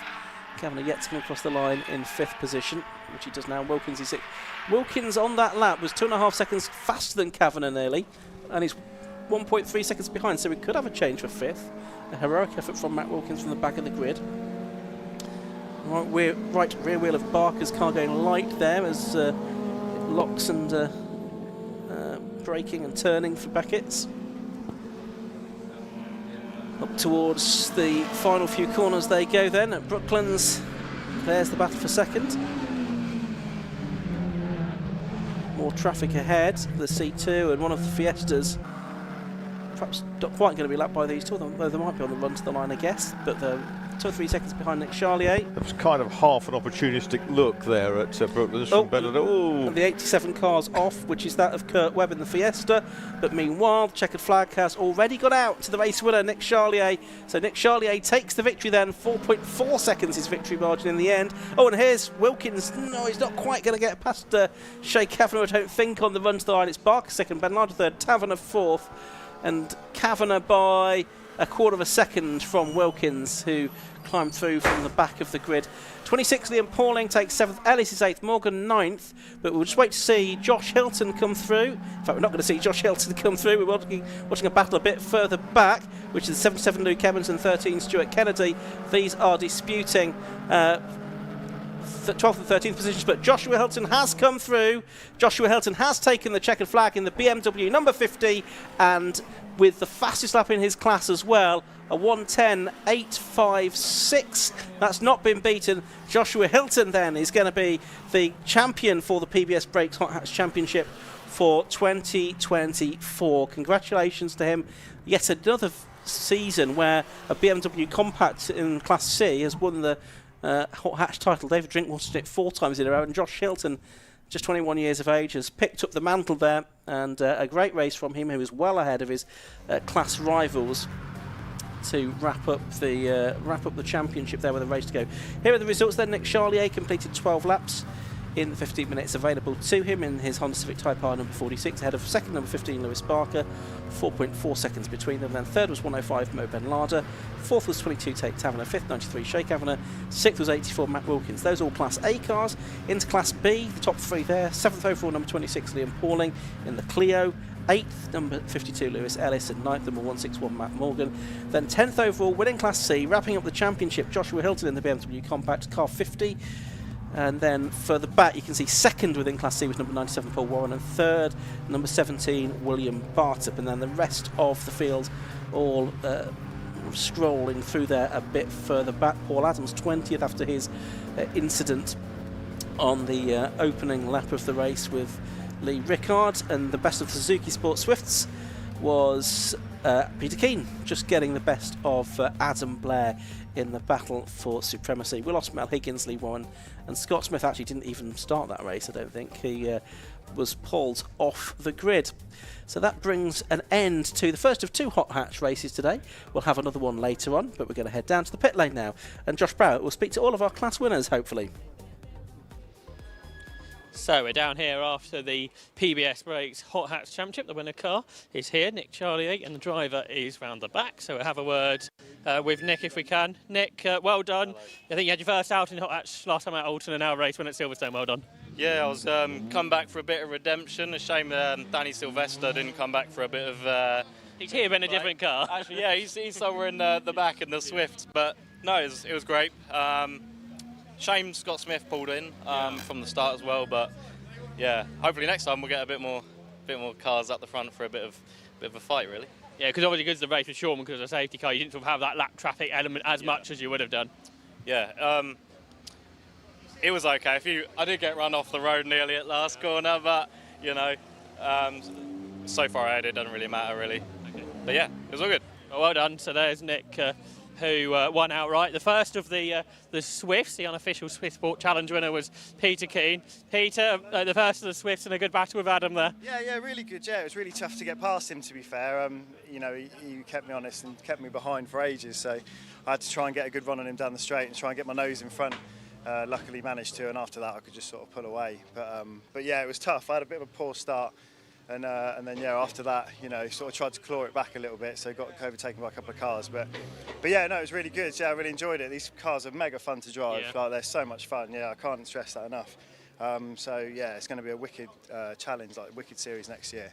What would you like actually race against someone? Because obviously yesterday you were driving around with a lot of different cars. Today you got to race against the same type of car. Yeah, it was really good. It was fun. You know, it's really quite close. You know, these cars are, like I said, are really, really fun to drive, really easy to drive, you know, and you can just have a basically a big go-kart with gears, you know. But it was really good fun. Yeah, I really enjoyed it. And yeah, we've got another race later on today, so hopefully the same result again with a bit of luck. Yeah, a bit quicker than the 116 trophy car you're used to? I don't know, there's little differences, Yeah. I suppose, a bit lighter, but I think it's very similar, Yeah. very, very similar. I think the 116 is a bit of a heavier car. This is a bit lighter, a bit more revvy, so, you know, it feels a little bit different, a bit more lively, you know, whereas BMW's a bit more planted. But yeah, similar pace, I think, yeah, similar pace. Well done. Let's have a word. I think we'll have a word with Liam first. Liam, a Class B win and a competitive race. I think you had Matthew Mockbar behind you. Yes, yeah, he was gaining on me. I was looking in my rear view, waiting for that last lap. But yeah, it was good fun. And a good season for you, won the Class B Championship. Yeah, good to finish off with a win this weekend as well. Yeah, really enjoyed this year. And try and do the same later on, I guess. Yes, let's see. Well, best luck with that. Meanwhile, in Class C, it was Josh Hilton. And Josh, we think you've done enough to win the championship this year, so well done. Oh, thank you very much. I don't think I have yet, but yeah, still good. We think you've done it just, but anyway, we'll work out the maths of it later on. The race, though, for you, you're absolutely dominant today here at Silverstone. Yeah, I just missed all the action into the turn 2, basically, and that's all it was. Keep your nose clean, keep your head down, get going. And I think you're going quicker than David Drinkwater went in his compact a couple of years ago, so that's a really good sign for you. Beat quicker than someone that won the championship 5 times. Wow, I'm lost for words with that. So. Tell us about the year on the whole, because obviously it's first season in circuit racing, but you've adapted well. Really wanted to get my head down and get in and get going, and yeah, just took to it like water, really, I think. So. Tell us a bit about the type of oval racing you've done before coming here. Yeah, short oval, non-contact, turn around, go in a circle for 20 laps. And the BMW, that run by you as a family, or is there a team behind you? Just me and Dad. Yeah. Just me and Dad do it in a little shed. Well done. Good luck later on. So Josh Hilton, the Class C winner in Hot Hatch. More racing they coming up because BMWs are on the grid for the next race.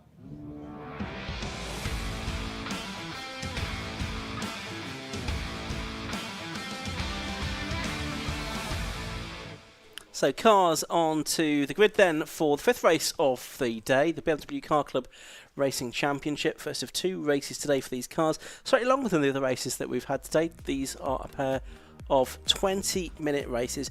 Championship still to be decided here, but William Lake only needs to start the race basically to pick up 2 points to seal the championship. This is how the grid's going to line up for this one. On pole position, it's the number 130 car. That's Gavin Dunn. He's in an invitation class car. Besides him is number 76, Stuart Pywell from the M1 class.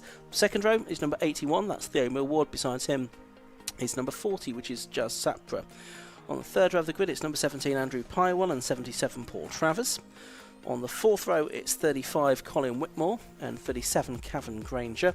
Row 5 of the grid is 69, Aidan Vilku, M2 driver, and 27, Chris Blakey from Class 6. Row 6 is number 10, Clive Watson, and 31, Paul Aramey, part of the Team BMW effort in the Burkitt Relay yesterday.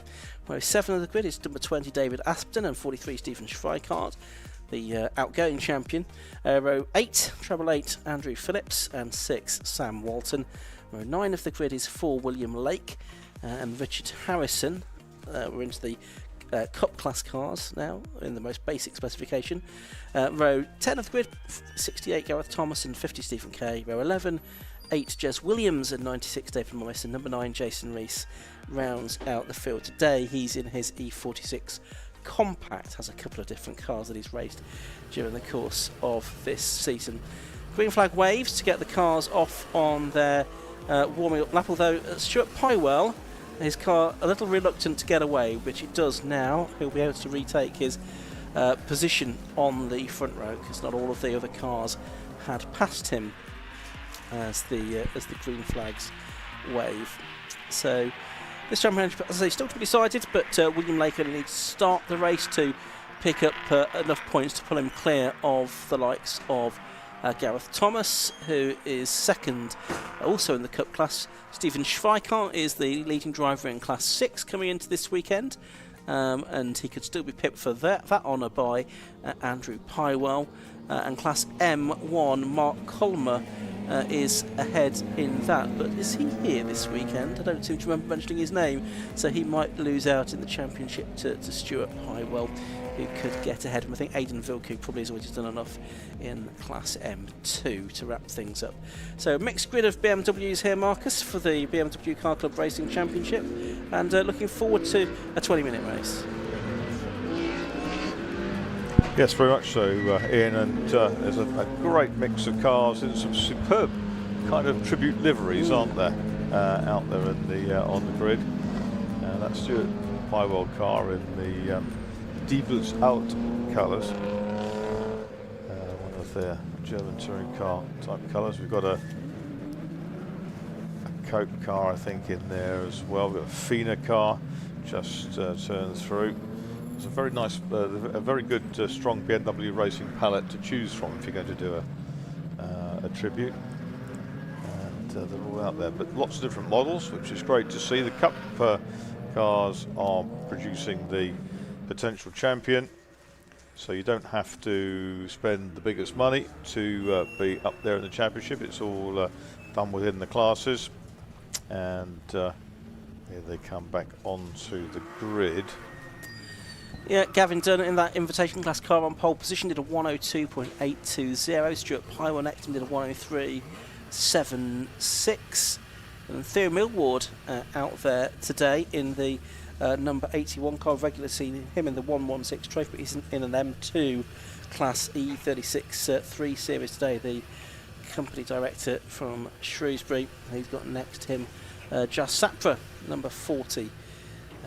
Regular racing, all kinds of different championships, most weekends across the country. He's next to him. Green flag waves at the back. 20-minute race it's going to be then for the BMW Car Club Racing Championship, and it gets underway now as they head off down towards the first corner at Copse, and it looks like it is going to be Gavin Dunn from pole position that leads the way then as they turn their way through. A few of the Cup class cars scrabbling for position there. Looks like it's the 81 car, which is Theo Millward, was vying for the lead there with Gavin Dunn as they went down towards Beckett's for the first time. Number 17 is a bit out of shape in the background. That's Andrew Pywell, son of Stuart Pywell, but he's gathered all of that up. But possibly a spin further back for Colin Whitmore, number 35 at Beckett's corner. Yeah, it's got going again, and it's Dunn who leads the way. Sapra charging through down the inside of Millward. Stuart Pywell is next up in the Diebels out car, and a lovely rasp of BMW engine as they come back towards us for the end of the first lap, and it's Gavin Dunn by a margin of about 1.2 seconds from the yellow car of Jas Sapra, who started in fourth. Yeah, and Theo Millward's dropped to fourth position then. We've got cars in 4 different classes here, I think, represented on the in the first 4 places, with the invitation class car actually we've got 2 different invitation classes shown on screen with 2 different colours, which is confusing, but it's the M2 car of Millward in third, the M1 car of Stuart Pywell in fourth. There's the 17 car of Andrew Pywell doing battle with Cavan Granger in a class M1 car, so a more powerful car. He's able to get past the Andrew Pywell car, still a teenager I think, Andrew Pywell. He's gone well in Class 6 this season, and as I say, could pip Stephen Schweikart to those particular honours. He's ahead of Schweikart on track at the moment. Schweikart down in 10th, Andrew Pywell up in 7th place now. Yeah, it's a real mix, and William Lake, the shoe-in for the championship in car number 4, he runs in 13th. He's clear. He's got a couple of cars cushion. David Aston, recovering spinner Colin Whitmore, between himself and Gareth Thomas, Stephen Kay and Sam Wharton. But Gavin Dunn out front and pulling away. Over the line they go to complete lap number 2 then, and it is Sapra now that's done the best lap. There's all yellow flags that's still there for possibly, it must be Harrison that stopped out on circuit, number 30, Richard Harrison in his Cup car, one of the 325 TI compacts that habituate that class, the 46 cars. So they go for a yellow flag zone there, but able to overtake again once they head down the Wellington Straight. 17 minutes left in this race. We're working lap 3. It's Gavin Dunn leading by 9/10 of a second from Jas Sapra. Pywell in third, picking up the battle a bit further back. This involves number 27, which is Chris Blakey. He's just behind the number 31 car, Paul Laramie, who was in that Burkitt version of Team BMW yesterday with Colin Turkington and Adam Morgan. They were third overall in the handicap classification at the end of the race. Gavin Dunn in the leaders reduced the fastest lap now to 103.880. Fastest lap, or the lap record I should say, for these cars is a 101.42 set by Brad Sheehan 3.5 years ago. Here's the battle for second. Jas Sapra's got Stuart Pywell behind him. So that's another invitation car, the Sapra car. Yes. He's got a whole choice of BMW specs, hasn't he, in his workshop. And the yellow car with a bonnet kind of lifting up on the straight. Lightweight bonnet panel, I would think, under pressure from 76, which is Stuart Pywell in that Diebels out livery car, DTM livery. So coming towards the end of lap 4 then in this 20-minute race. Gavin done another fastest lap of the race for him, a 1:03.549, getting the aim shot fastest lap as things stand, and he's pulling away. He's now 3.3 seconds over the two cars you see battling for second place. Stuart Pywell a further 4 seconds adrift now. Theo Millward a further 4 seconds adrift now in 4th position. Moving up well, it's 37, which is Granger picking off another rival, so he's up now into 5th place, car number 37, Stuart Granger. Yeah, it's 4.8 seconds now behind Theo Millward, but not lapping any faster than him at this stage, so we'll see if Granger can make up any more places before the end of this race. His rival is Stuart Pywell in the dark green car, green and gold car in the back of our picture, tackling here Jasper Sabra. Yeah, wins in the BMW Car Club Racing Championship have been well spread this season. Jason Rees has had a couple. He's raced at least 3 different cars this year. It's the side-by-side now for second place, and Stuart Pywell does go through ahead of Jas Sapper to take second place on the road. Andrew Pywell's had a win. Stuart Pywell's had 2 wins. Paul Travers has had a win. Paul Cook's had more wins than anybody, 4 in his M1 class car, but he's only done a couple of meetings, I think. And Ben Pearson had a couple of wins in his 1 Series at Thruxton back in May. So quite a few different winners, but not everyone has done all of the races in the BMW Car Club Racing Championship this year. There's a few drivers that have floated in and out of the championship as the season has gone on. So there's Pywell. He's got up to second place, but Jas Sapper's not letting him get away. And some good cognizant driving by some of the drivers of the slower cars who, while it's not their prerogative to get out of the way, they do by and large give the quicker drivers a sight line. There's Cavan Granger, and you were talking about him a few moments ago. He's got behind him Paul Travers, who's leading in Class 6. So he's up to 5th place now, is Cavan Granger. Travers is ahead of Andrew Pywell in Class 6 by about 3 seconds as things stand. Pywell is 2nd, and Stephen Schweikart is 3rd of the Class 6 cars, and that is for 6-cylinder machinery. William Lake is leading the Cup class a bit further back. We'll perhaps pick up on him in the number 4 car as the race goes on, but he's actually well clear of the next car behind him, which is actually a Class 6 car of treble 8, which is Andrew Phillips. And here's the battle involving Clive Watson and Stephen Schweikart and Chris Blakey. So this is for 8th, 9th and 10th positions. A couple of the Class 6 cars in here, chasing after Watson's M2 class car.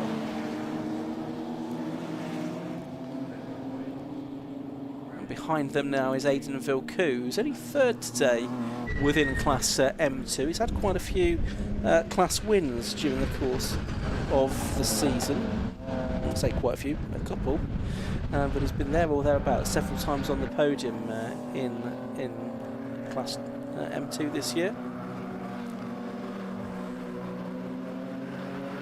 First season of racing for the driver from Willenhall in the West Midlands. It's interesting that some of the teams try different aero. Some have higher wings on the cars, and some have no wings at all. And you wonder how they balance their aero performance. Now, car 130, which is the race leader, has got a 10-second penalty for an out-of-position start. That's Gavin Dunn.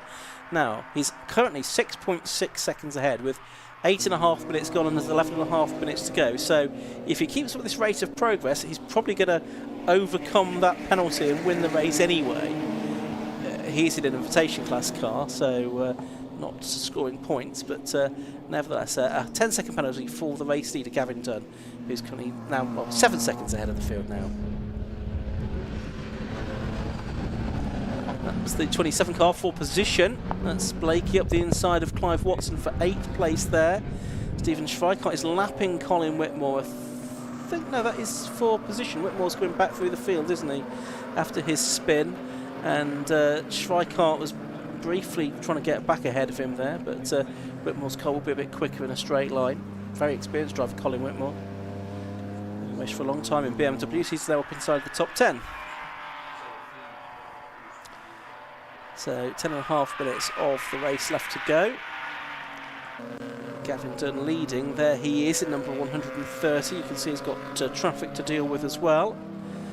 But he's just now got to try and make sure he reels out 10 seconds over Stuart Pywell in second place, and Jas Sapra behind him.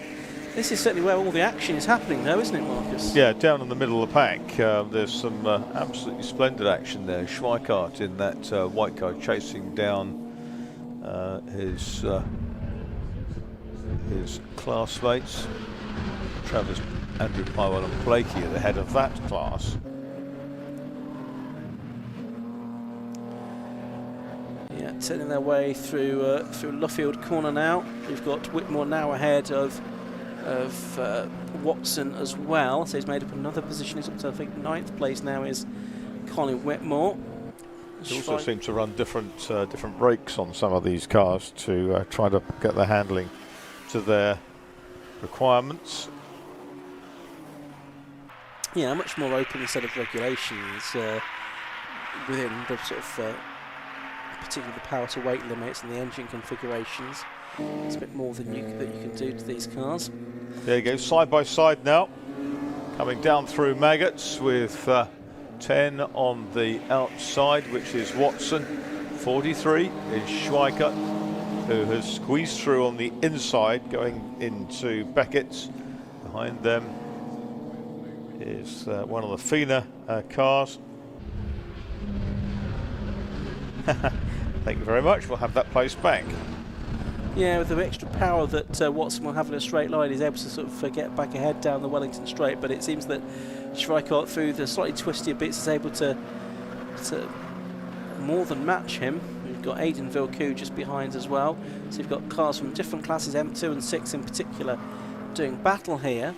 This is a cracking battle because they've changed places a couple of times in this lap. It looks like that order could go again as they come up towards Copse Corner. This next pair here, number 10, which is the car of Watson, Clive Watson, and then Stephen Schweikart in the white and blue. And again down here into Maggots, that kink before Beckett's. Stephen Schweikart gets through. 69 in behind them, that's Aidan Villeneuve. He's trying to forge his way between the compacts. And behind Villeneuve, it's Paul Laramie in 31, the aubergine coloured car. Interestingly, for the lead gap is coming down. It's come down from more than 7 seconds to 6.3 seconds now between Gavin Dunn and Stuart Pywell. And of course, Dunn needs to reel out a 10-second advantage, and yeah, the chances of that happening are reducing now as Stuart Pywell is setting fastest personal best laps, I should say. About 6 laps, I would think, by the looks of things. We've done 11. So that gap has come right down. As there's the race leader, number 130. Now, whether he knows he's got this penalty and therefore needs to pull out a 10-second lead, I'm not quite sure. Further back, you've got the treble 8 car of Phillips. That's, I think, just being lapped by Jas Sapra there in the yellow number 40 car. There's Sapra. As I say, races in a variety of different championships with different clubs. Pretty much every weekend, I think, Jas Sapra is out in something somewhere around the country. So just under 7 minutes left to go. There you can see the little Roadster, the Z3 of David Aspden. He's in number 20 and is running in 14th position. He's got a 5-second penalty for exceeding track limits, it would seem. So watching Stuart Pywell, he's still in pursuit and he's got it down to less than 6 seconds now. 5.777 seconds the gap between Gavin Dunn and Stuart Pywell now. You really do wonder whether Gavin Dunn out front knows, because well, maybe he does know, just is unable to respond to Stuart Pywell. Yeah, I wonder if he took too much out of his tyres in the early stages, possibly. He did some very quick lap times in the low 1-minute 3s, whereas Stuart Pywell is now almost getting close to those times, doing a 3:04, 3:05. Yeah, Stuart Pywell just a couple of tenths away of 1:0. Having said that, it's a 1:05 that lap, and the gap is back out to nearly 7.5 seconds. So maybe Gavin Dunn can reel out 10 seconds again. It's going to be touch and go. And there is the number 4 car. That's William Lake. In starting this race, he picked up another 2 points, and therefore that's enough for him to take the championship, barring any disqualifications or anything like that. And he's really done so well in the Cup class this season. He's won on 10 occasions. I think Gareth Thomas, his rival, has won the other 2 races that we've had so far this season within the Cup class. So it'll be a very well-deserved win. But such is the point system within this championship. It's 10 for win, then 9 for second, 8 for third, and so forth. There's not big gaps between the points for winning or finishing second or third. So it does mean that the championship battle does inevitably go all the way, with a couple of dropped scores to be taken into account. Less than 5 minutes to go of this race now. Gavin Dunn's come through again. It's up over 8 now, 8.19 seconds. Yes, so 8.19 seconds, so he's probably going to do it, I would think, at this stage. There he is, Gavin Dunn, with quite a big wing on the back of his car. He's coming up to Paul Laramie, who is in 12th position. He's going to get 1, 2, 3, 4, 5, 6, 7 cars probably in the next couple of laps here. He's probably going to lap everyone up to, I think, not even Stephen Schreiber, probably going to lap Colin Whitmore before the end of this race, who's also in his class.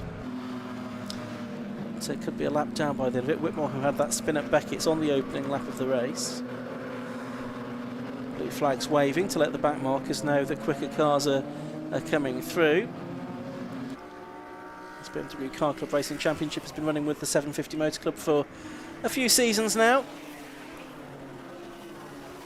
It was inaugurated as a series originally, and then championship status was inferred on it. In 2019, it was Matt Page that won the inaugural championship. He did that from the Cup class. Then Kevin Denwood won it in 2020. Ben Pearson 2021, Lee Piercy 22, and the man on screen now, actually, number 43, Steve Schreikart, or Swack as he's known, he has won it in 2023. So the defending champion, but he's not going to retain it, I don't think, with William Lake on his way to doing that. We've got 3.25 minutes of the race left to go, and the gap has come down again between the 2 leaders on the previous lap to just under 8 seconds now. So on a little bit of elastic, that lead gap.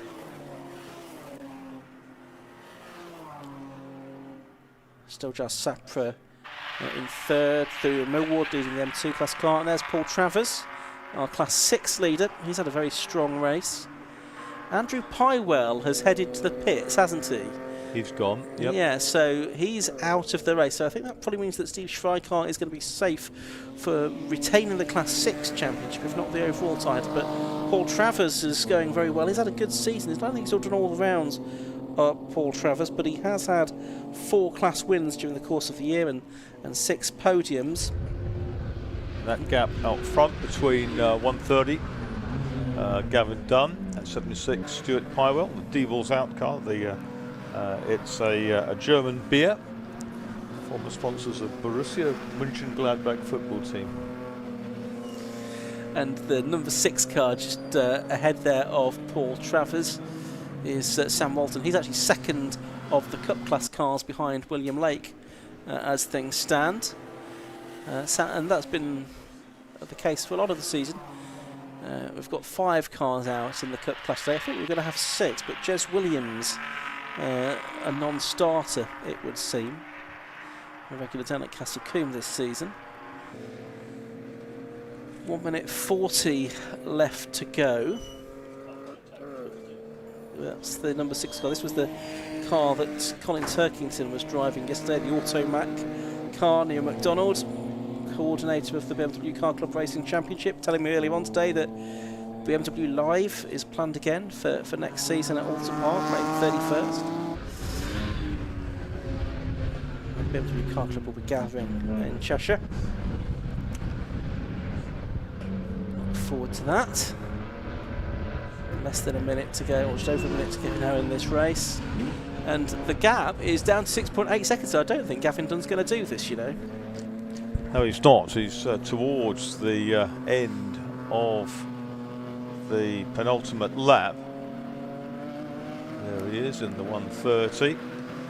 He's certainly got to turn the wick up, hasn't he? If he's going to pull out another 3 seconds or something like that. It was a slow lap as well in the 105, so not a particularly quick lap from Gavin Dunn. There's Stuart Pywell, and the gap is yet to appear on our screen. Oh, it was an even slower lap from Pole. It's 9.9 seconds now, the gap. Is that weird?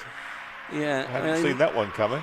No, Pywell may have had some traffic to do with, but that was an exceptionally slow lap from him, sort of 5 seconds nearly off what he's been capable of. There's the 27 car, which is Chris Blakey. He's looking good for second in the 6-cylinder class here in his 330, turning his way out of Beckett. It's a bit further up the road.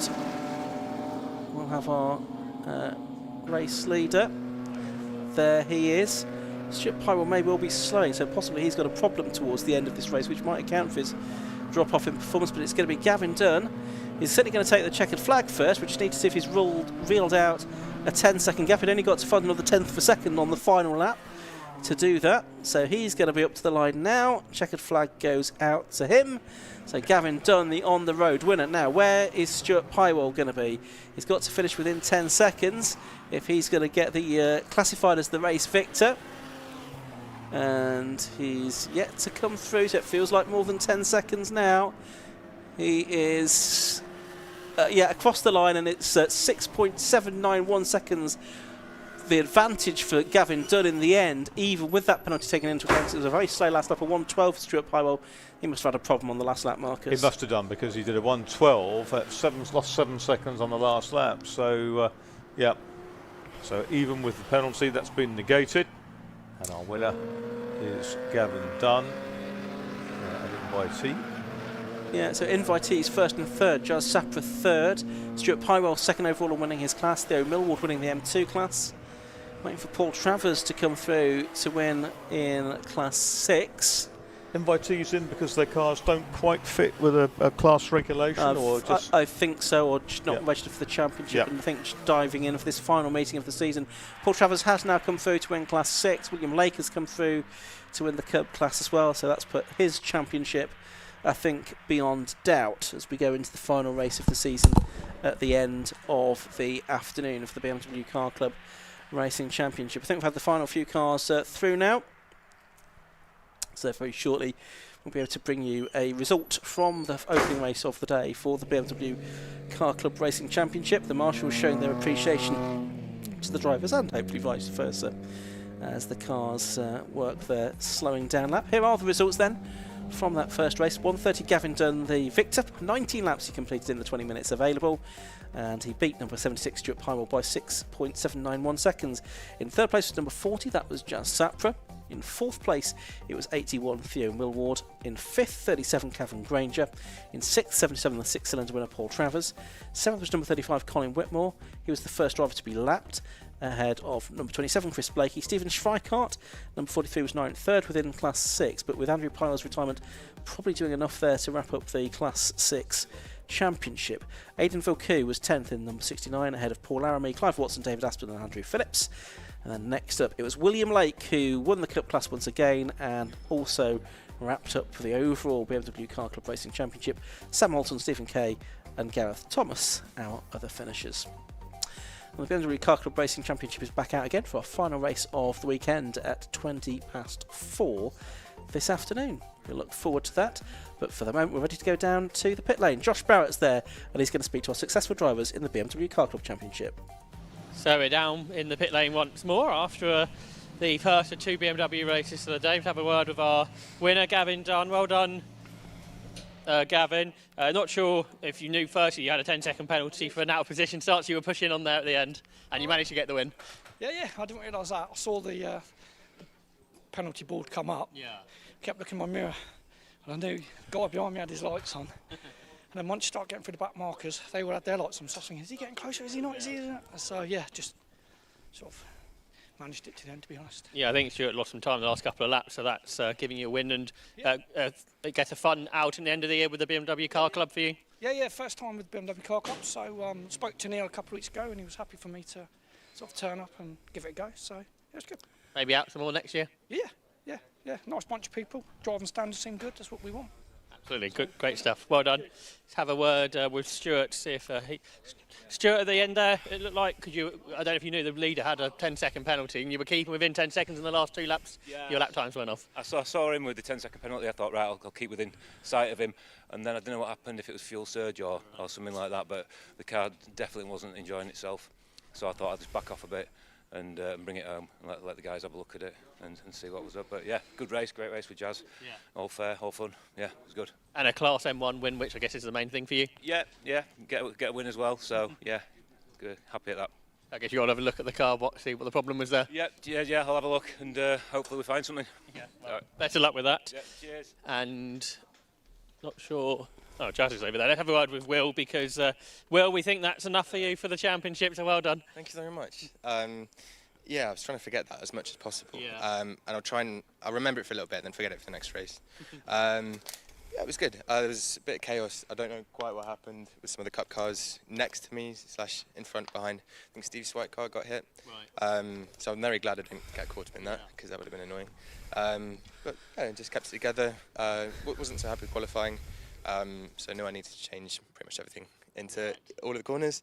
And yeah, I think that went well.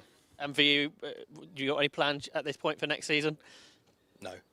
I do, but I don't know what they are. Yeah. Be racing something. Yeah, something. That's as far as I know. But I've had a great year in this, so it just makes me want to do it even more. Yeah. So probably be a BMW, do you think? Maybe a 6, but I just need to figure some stuff out. Sure. But yeah, something rear-wheel drive, I think, but I'm not fussed. Whatever. Well, well done this year, and good luck later on. See if we can have a word with Jazz, who got 3rd overall. Well done, Jazz, on a top 3 overall, and had a good battle, I think, there with Stuart. Yeah, good battle, yeah. I'm a little bit underpowered with this 3-year-old one, but yeah, it was good battle. And yesterday you were out in the Burkett in one of your other cars. How did that go?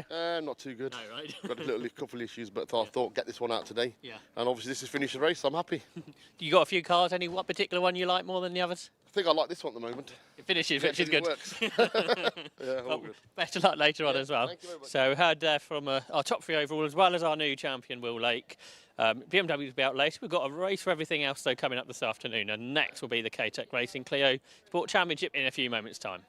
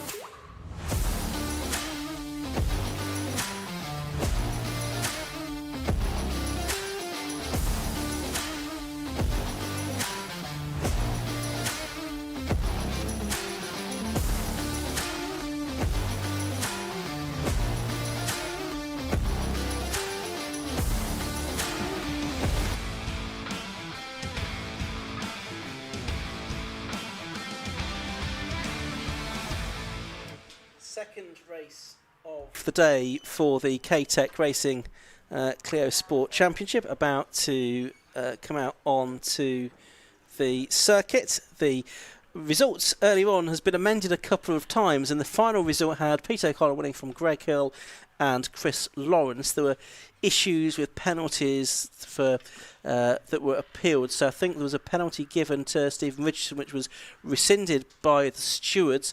A penalty for Mark Enoch though did stand after that earlier race. We can now give you the grid for this race. It's set by the fastest lap times from the earlier race, and so pole position goes the way of number 75 Greg Hill in his last race for a while in the Clios, and besides him number 72 Pete O'Connor. The second row of the grid has number 1 Chris Lawrence and Mark Enoch number 13. Row 3 of the grid, 55 Justin Griffiths and number 7 Stephen Richardson. On row 4 it's 18 Mark Witherington and 30 Darren Ransom. On the 5th row, 62 is Max Martin and 297 Jan Whittaker. The 6th row, 111 Nick Harrison and 12 Matt Hipkins. Row 7 is 14 Jack McConnell and 10 Joshua North. Row number 8, I should say, 192 Nick Passmore and 8 Chloe Daly with 57 Matthew Poncia at the back of the field. 17 cars we should have, all being well. And another 15-minute race ahead of us after the green flag lap. Pete O'Connor had already wrapped up the championship coming into this meeting for the K-Tec Racing Clio Sport Championship. He now has, after drop scores are taken into account, 256 points. Justin Griffiths, who had dramas in the first race, the isolator cut out, I think, on him, which meant that he, while leading, dropped out briefly but rejoined the race. He has 241 points. Chris Lawrence has 221, Stephen Richardson 214 and Darren Ransom has 213. Third place in the championship, that could still go one of three ways: Lawrence, Richardson or Ransom, all disputing P3 in the championship as we head to this, the final round of the season for the K-Tec Racing Clio Sport Championship. Another 15-minute race ahead of us. As I say, Greg Hill on pole position, the radio control racing star, but he's also starring with more conventional vehicle on pole position with the fastest lap time from earlier on today. So that's Greg Hill. He's got Pete O'Connor besides him on the grid, and that's the number 72 car. The driver from Bristol, works in IT, only his second season of racing. Pete O'Connor was 4th in the championship last year, despite having to buy a new car mid-season, and it's fitting that he wrapped up his championship at Alton Park, albeit in an inauspicious way, with the race being cancelled due to a thunderstorm. The ex-Jane Bishop car that he is now racing. Chris Lawrence is there on the inside of the second row of the grid from Grimsby, 35-year-old mechanic. Started racing 6 years ago, having done 14 years of karting, but then switched to the Clio 182s, won the championship in 182s last year, moved up to the 197s for this season. Next to him on the grid is number 13 Mark Enoch, who has had that penalty not overturned. Stephen Richardson appealed and protested that, but Mark Enoch there, the driver from Cheltenham in Gloucestershire, who's 28 years of age, a designer furniture retailer, in his second season of racing in the K-Tec Racing Clio Sport Championship. Started karting at the age of 6, but gave that up more than a decade ago at the age of 15, and he's in the TMC Race Engineering, Matt Jerrington's concern, prepared silver and black Clio 182, and he's supported by his partner Chloe and children Maya and Lando, who was born earlier this year. I wonder where they got the inspiration for that name from. So cars back to the grid for the final time this season in the K-Tec Racing Clio Sport Championship. Earlier on today, as I say, it was a win for Pete O'Connor, his third race win in a row at 3 different circuits. Snetterton, Alton and here at Silverstone. Greg Hill was second and Chris Lawrence was the best of the Class B 197s. So we're almost ready to go for the second time of asking then. Greg Hill on pole in the green machine. Pete O'Connor, the white and blue car next to him. The green flag waves at the back. We're almost ready for lights out. Rev starting to rise, and lights go out. Away they go. A good start by Greg Hill on pole position. And they head off down towards Copse Corner for the first time. Pete O'Connor on his right, and they're mirror to mirror as they go through the first corner. But they've got quite a few car lengths over the rest of them. Chris Lawrence is there in third place in the 197, chasing after these two 182s that are still side by side. Down towards Beckett's for the first time. It is the green machine that has got its nose in front, but it's O'Connor on the inside. Hill going much deeper, taking a wider line, and I think he's going to lose the position. It's a question of trying to stay out of the way, I think, and O'Connor through down that gap on the inside. He wasn't quite close enough initially, but Greg Hill left the door open. Now he pulls out to the right-hand side of the circuit, the outside approaching. Lawrence is third, Griffiths is in fourth place, Enoch is next up, then it's Richardson by the looks of things. And you heard them discuss earlier on how the smaller engined 182s have a little bit of an advantage if they can get away. They're being chased by the 197s, but not quite there at the moment. Lap one completed then, 0.3 of a second advantage for Pete O'Connor over Greg Hill in second. Griffiths it is that's up to third position. He's cleared. Chris Lawrence now had to make up a little bit of ground. Fortunately for him, the grid for this race set by fastest laps rather than finishing positions from race one. It was an isolator switch, wasn't it, on the ignition that right. cut out on Griffiths' car. And he's lost the position again here to Chris Lawrence, or has he? Trying to get the car back up on the inside of these two who've raced closely together for a few seasons. Been 182s previously, now in the 197s. And they're mirror to mirror as they head on to the Wellington Straight once again with, I think it's Enoch just behind them in the third of the 182s. Yes, it is. Lawrence on the inside here, Griffiths on the outside, and Lawrence has positional advantage for the moment, and he's made that move stick at Brooklands, I think. Enoch's got much closer to them as a result. Richardson is next up behind them.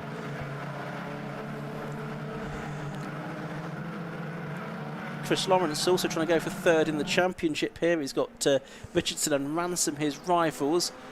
So Lawrence second in class, so I think, better in class position than either of his two rivals, so he should finish third in the championship if things stay this way for the remaining 12.5 minutes that we have left in this K-Tec Racing Clio Sport Championship season. Only a 13 race season. We lost that second race at Alton Park rather than 14 that were planned.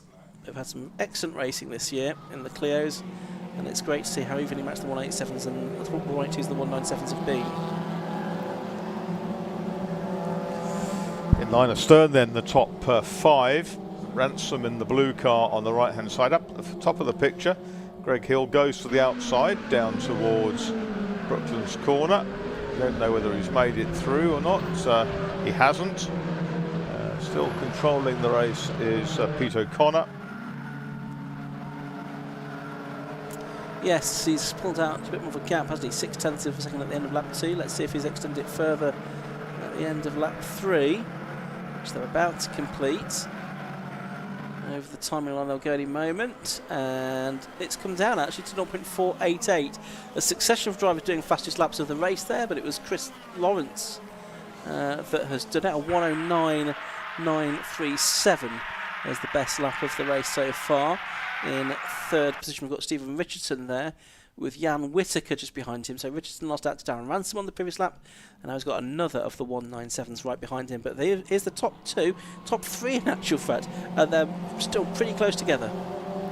Yeah, it's a really good tussle. They've dropped Justin Griffiths for the time being. He's now going to be more worried about whether Mark Haynott and Darren Ransom can close up behind him. Richardson dropping away from them.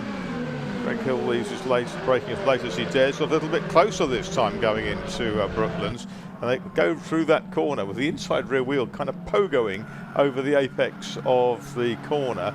But Lawrence looking a bit threatening here as he comes off, and they were saying they've got the pucker diffs in the 197s, haven't they, and bigger brakes, so you can drive out of the corner, should be very strong, but the car is heavier. So top three breaking away now. And it is Peter O'Connor in 72, 75 is Greg Hill, and in third place is one, which is Chris Lawrence.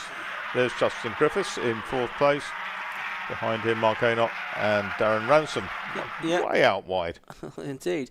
Lawrence has done another aim shop fastest lap of the race, a 109.752. Aynott and Griffith there disputing position, 4th and 5th, and Ransom trying to buy into this as well, using a lot of curve there. Beckett is still in 6th position at the moment. Yeah, Whittaker's 7th, so he has got the better of Stephen Richardson, who's dropped down to 8th position. Here are the leaders into Brooklands for the 5th time. About 2 car lengths between O'Connor and Hill. And Hill and Lawrence, a similar gap back. They turn their way through Brooklands. Now they change direction sharply to the right-hander at Luffield. Long right-hander this one. Emerge from that, run out wide over the curb on the exit of the corner. Then moving across the circuit to take the apex on the inside at Woodcote, then running out again to the outside curb on the exit of the corner, staying on that left-hand side of the circuit, then all the way until they get to Copse Corner, more or less. Yeah, I think Greg Hill lost a bit of time going into Brooklands that time. Just didn't quite get the traction through it, but he's now got his mirrors full of Chris Lawrence. There's Mark Aynott ahead of Griffiths and Ransom. Yeah, and that's the dispute for 4th position. Jan Whittaker, you can see in the background there, not getting any. He did get 6 tenths per second closer to them on the previous lap, so we might have Jan Whittaker trying to buy into that, make it a 4-way scrap for 4th place before the end of this race. There's still more than half of it to go, 8 minutes or so left. There's a little scrap further down the order involving, I think, Nick Harrison. Fantastically close racing. We've had 5 laps, still the top 10 separated by less than 10 seconds, the whole field by less than 16. So very evenly matched racing in this K-Tec Racing Clio Sport Championship. It's a very good starting point for anyone wanting to get involved in circuit racing. That's Harrison working on north there, we saw on our middle of our picture.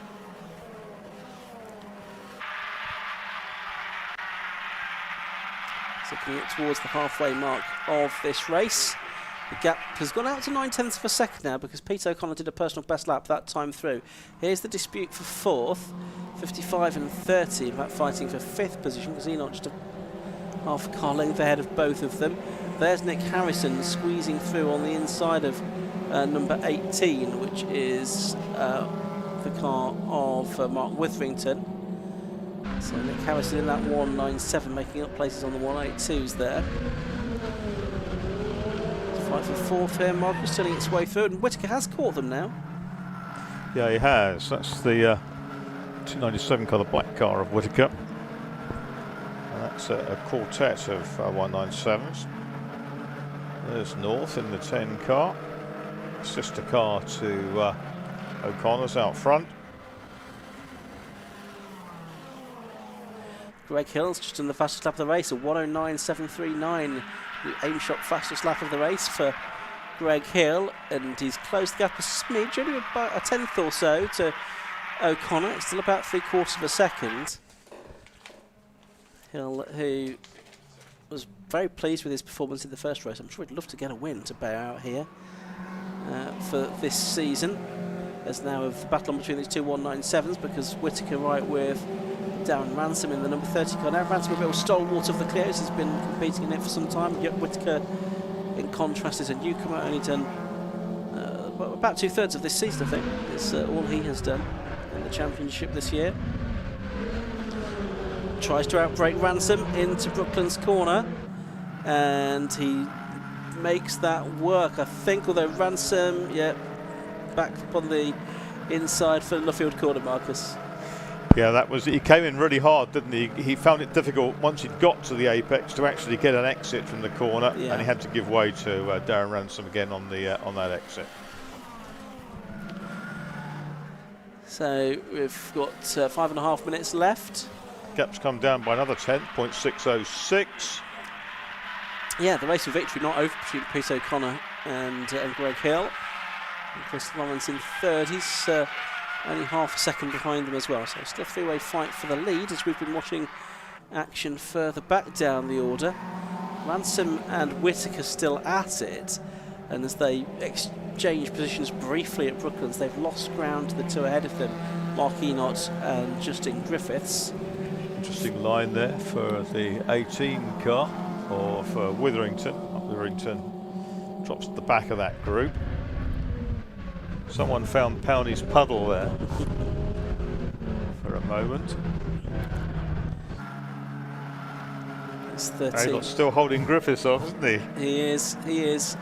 Might bring the next two back into it if they work with each other rather than fight each other as they did on the first lap. Griffiths, it looked like he was going to get a better run, didn't it? But then, as they accelerate their way towards Woodcote Corner, it's Enott that's just able to drag his way clear in those 182s. The fastest lap, the race leader, Ian.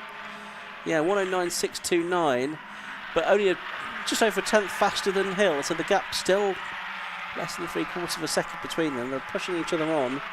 In the first race, the fastest lap was a 109.706. They've gone a little bit faster than that.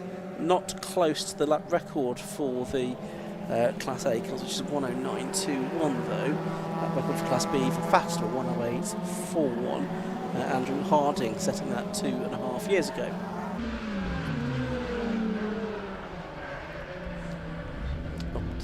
Towards the right hand they go. You've got these two battling for fourth position. As you can see, the first three just going through shot there. It's the 13 car of Enott, the 55 car of Griffiths. We've got Ransom just behind them, but maybe a tenth apart. There's the first three going over the line then. O'Connor, Hill and Lawrence.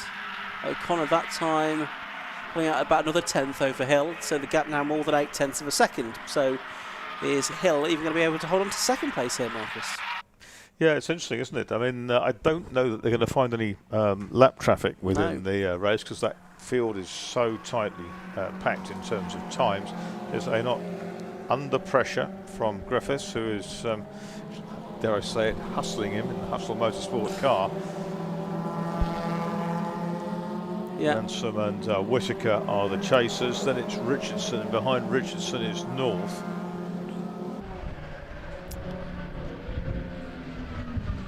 Griffiths thought about a look up the inside of Enott there. He may have bigger brakes, but you've got a heavier car. It takes a bit more effort to stop. He wasn't quite close enough.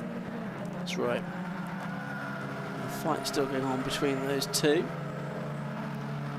Probably going to be 2 more laps, I would think. It was a 13-lap race earlier on.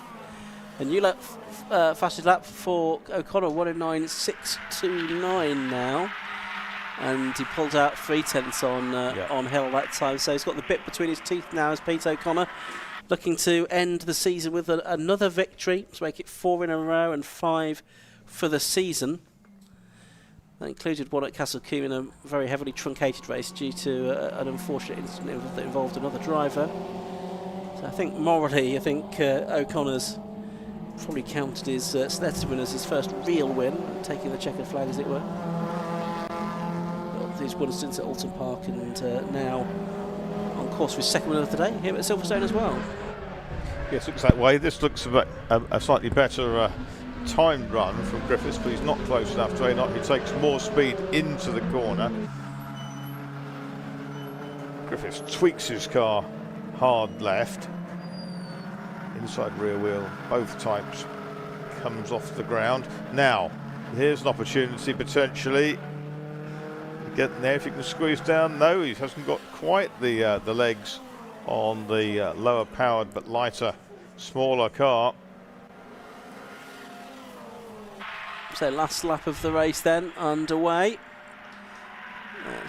Lead is 1.4 seconds now, so that's probably not going to change. This is the closest battle at the moment, I think, between Enott and Griffiths, with Ransom and Whittaker not too far behind. It's the fight for 4th position. Cars from 2 different classes, of course points scored within the classes rather than based on overall finishing position in the Clios. Yeah, they come out of Beckett's for the final time up the Wellington Straight once more.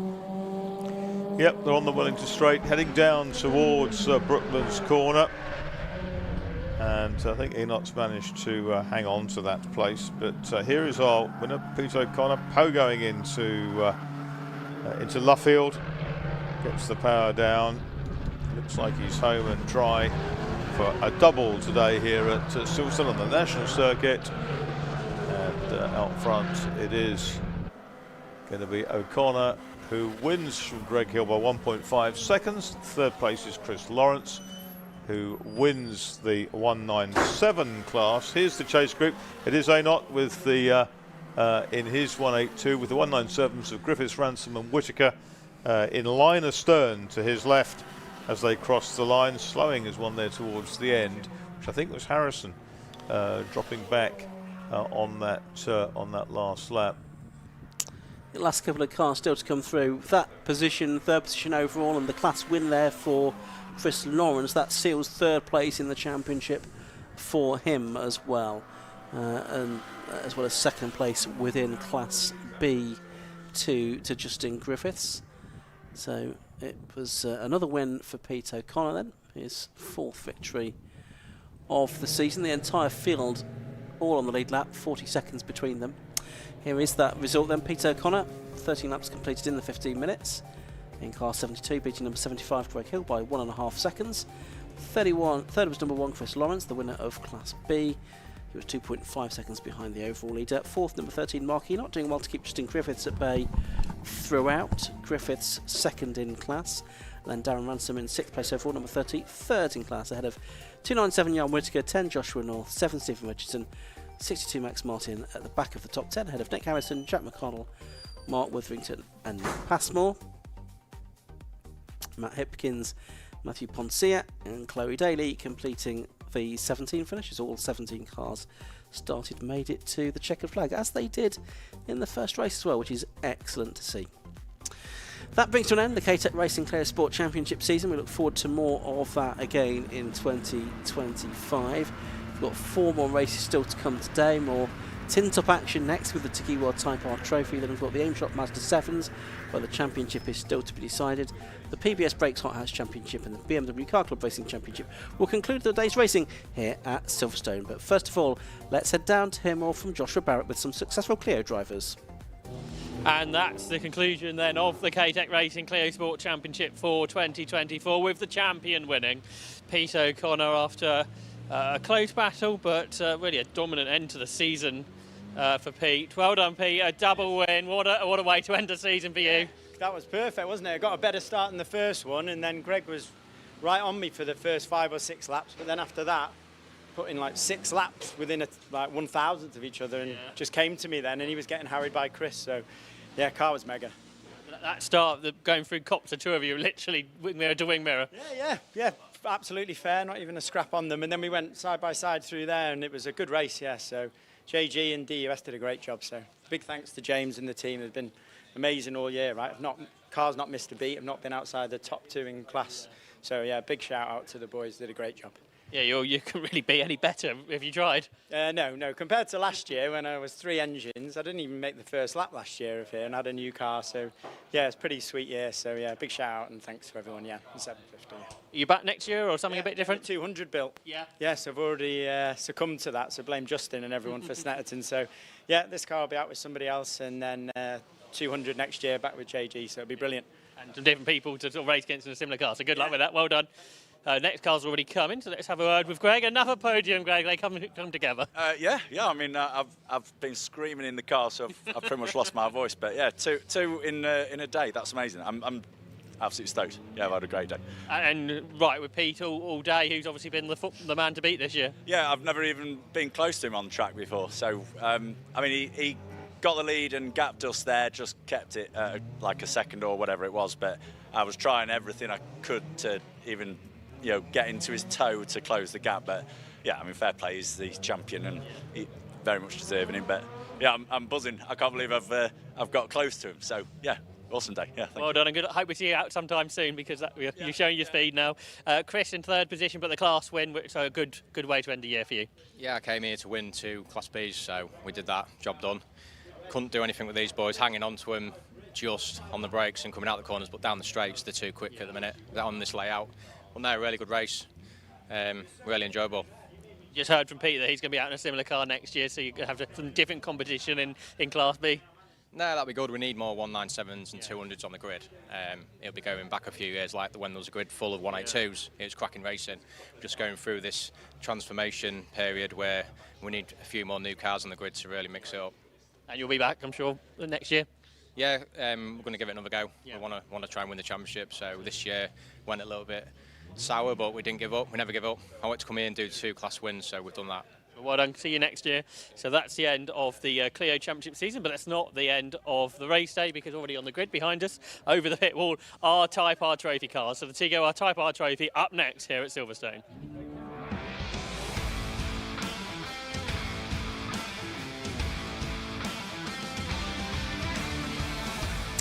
Yeah, there they are on the grid. The cars for the final round, the 14th race of the season for the Tegiwa Type R Trophy Championship already settled. Grid for this race is the top 10 reversed from the result of race 1. So on pole position, it's the number 66 car of Ross Borman. Besides him is number 19, which is Oliver Musgrave. Row 2 of the grid is 12, Richard Jones, and 16, Adam Huntley. Row 3, 93, Joe Delgado, and 11, Joseph McMullen.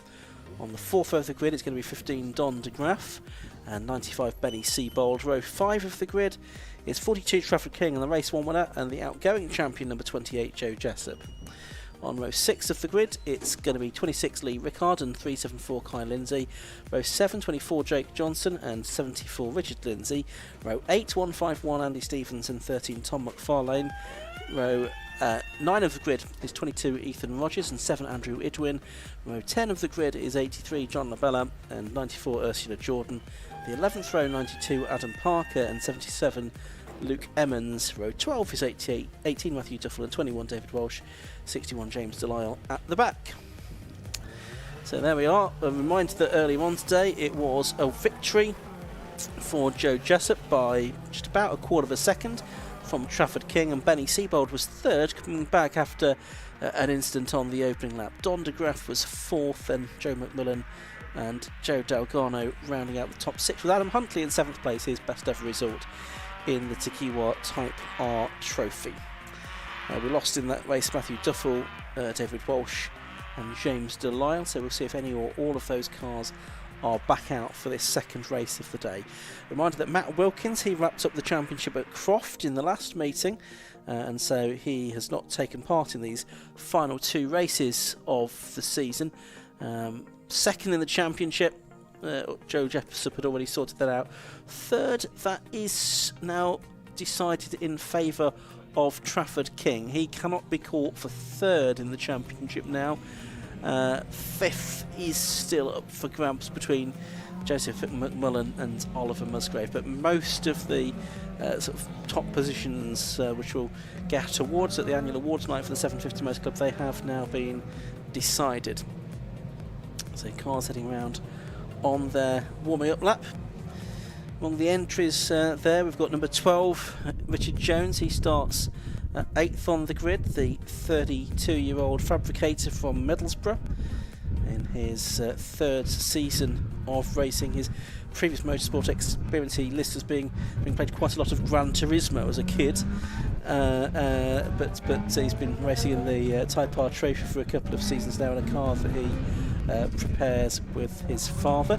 A bit further back on the grid, had a stellar opening lap to the first race. That was Tom McFarlane, the 35-year-old from Loughborough, working in the plant and machinery business, True Plant Hire. 2nd season of racing, having switched to the Type R Trophy from the CNC Head Northwest Sports and Saloon Championship, where he raced a VW Scirocco last season. He's in one of the DH Racing cars, Danny Hobson's team. Matthew Duffel, not sure if he's going to be out after the first race incident at Copse Corner, the IT consultant from Griffey Dam in Leicestershire, another driver that started his season in 2022. He's an independent runner. Lee Rickard, I think, is out there. He had a bash in the hot hatch race which he did earlier on, the driver from Derby, in his 2nd season of racing. He's a teammate of Matt Duffel. They've sort of all raced together. Those two have Martin Bug, I don't think is here this weekend. Trafford King, of course, was vying for victory with Joe Jessup in the first race.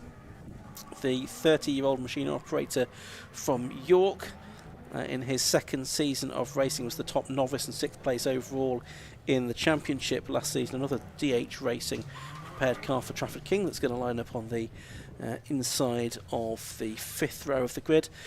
Towards the back, think about the likes of Luke Evans in his first season of racing. He'd just done a few track days and some corporate go-karting as his sole motorsport experience before getting into racing this year. The electrician from Portsmouth, who is 43 years of age. Cars onto the grid then for the final time this season in the Tegiwa Type R Trophy. Should get the green flag at the back any moment, and the revs will start to rise. And there is that flag at the back. The race about to get underway then. 15 minutes for the Tegiwa Type R Trophy. Revs rising, anticipation mounting, lights go out, the race gets underway then. Pretty good start from pole position by the car of Ross Borman then, but he loses ground into the first corner. There's already a bumper hanging off somebody's car as they arrive at Copse Corner, so that's early doors for some damage. So Ross That's Borman Huntley, I think. Okay, he'd made an initial good getaway. It looks like it's Ollie Musgrave, though, number 19 from the outside of the front row, that has got into the lead of this race. Don de Graaf is making a determined move, gets sideways. Now number 12 goes around. That's Richard Jones, who we were talking about. He takes off someone's mirror, I think, but they all continue somehow. But it's Musgrave continuing to lead then in that number 19 car. Looks like he's kept his nose pretty clean for this first 2/3 of a lap. There's cars 2 and 3 abreast into Brooklands. You've got that car with the bumper trailing. There's lots of locking up going on as well. Crazy, isn't it? Jessup was very late on the brakes. He was locking up. There's that bumper hanging off the back of Huntley's car by the looks of things. This is just wacky races. You wouldn't know it's the last round of the season, would you? Exactly. No, exactly. So it's Huntley's car with that bumper hang off. He could do with that falling off, really. Otherwise, he's going to get a black and orange flag. End of the first lap. It's Ollie Musgrave leading from Ross Borman then by 0.6 of a second. Joe Delgado in 3rd. Benny Siebold is up to 4th. Joe McMillan 5th. Joe Jessup made up 4 places to 6th place, but now we've got a car sideways in the middle of the pack. That's the 83 car of John Labella, who was 17th at the end of the first lap. Here is the battle a bit further up the order. That's the number 11 car of McMullen, the yellow car with the green front. Damaged the front of Trafford King's car as well, the runner-up from race 1. Head down the Wellington Straight, and it looks like Musgrave is under a bit of foot here from Ross Borman. Borman's down the outside, but Musgrave's going to get to the apex, I think. Yep, that lightly loaded rear wheel kind of locks a puff of smoke from the tyre there. Borman needs to bide his time, really, because he's also going to unseat Musgrave into Luffield, but he couldn't be much closer coming off the corner, could he, Ian? Not really, not if he tried, I don't think. Over the line they'll come to complete the second lap. Probably going to be a 14-lap race, all things being well. Joe Jessup in 5th place, just the best lap of the race, a 1:08.475. As they make their way around the second lap. Jessup put another place to 5th on that lap. McMullen lost 2 places, falling back to 7th. Walsh from the back of the grid, he's up to 14th as well. He's one to watch out for. Benny Siebold had just alongside him, but for the lead now it's Ross Borman up the inside of Ollie Musgrave into Beckett's. He might make this one work in a way that he didn't at Brooklands Corner, and Delgado trying to get second away from Musgrave as well. Yeah, fantastic stuff. Ross Borman has got himself to the front, and he's not quite sure who's going to be behind him going into Brooklands. They're 3 abreast, but down the inside it's the 95 car, which is Ben Siebold in that sort of zipper livery, and he's got through into second. Oh, there's a bit of a touch there. Thank you very much. And oh, that might be another touch the other end of the car. Yeah, thank you very much. He's got some bits missing now. That's Delgado and Musgrave, who's really lost out because of that. He's gone back to about 6th position. Joe Jessup has gained. He's up, I think, now to 3rd place at least as they come over the line. It's Borman leading, Benny Siebold 2nd, Joe Jessup up to 3rd, Delgado 4th, King 5th, and Musgrave lost 5 places from 1st back to 6th on that lap. Then it's McMillan, de Graaf, Kai Lindsay and Richard Jones completing the top 10. So it's Borman now leading from Benny Siebold. Both have raced Clios in the past as well.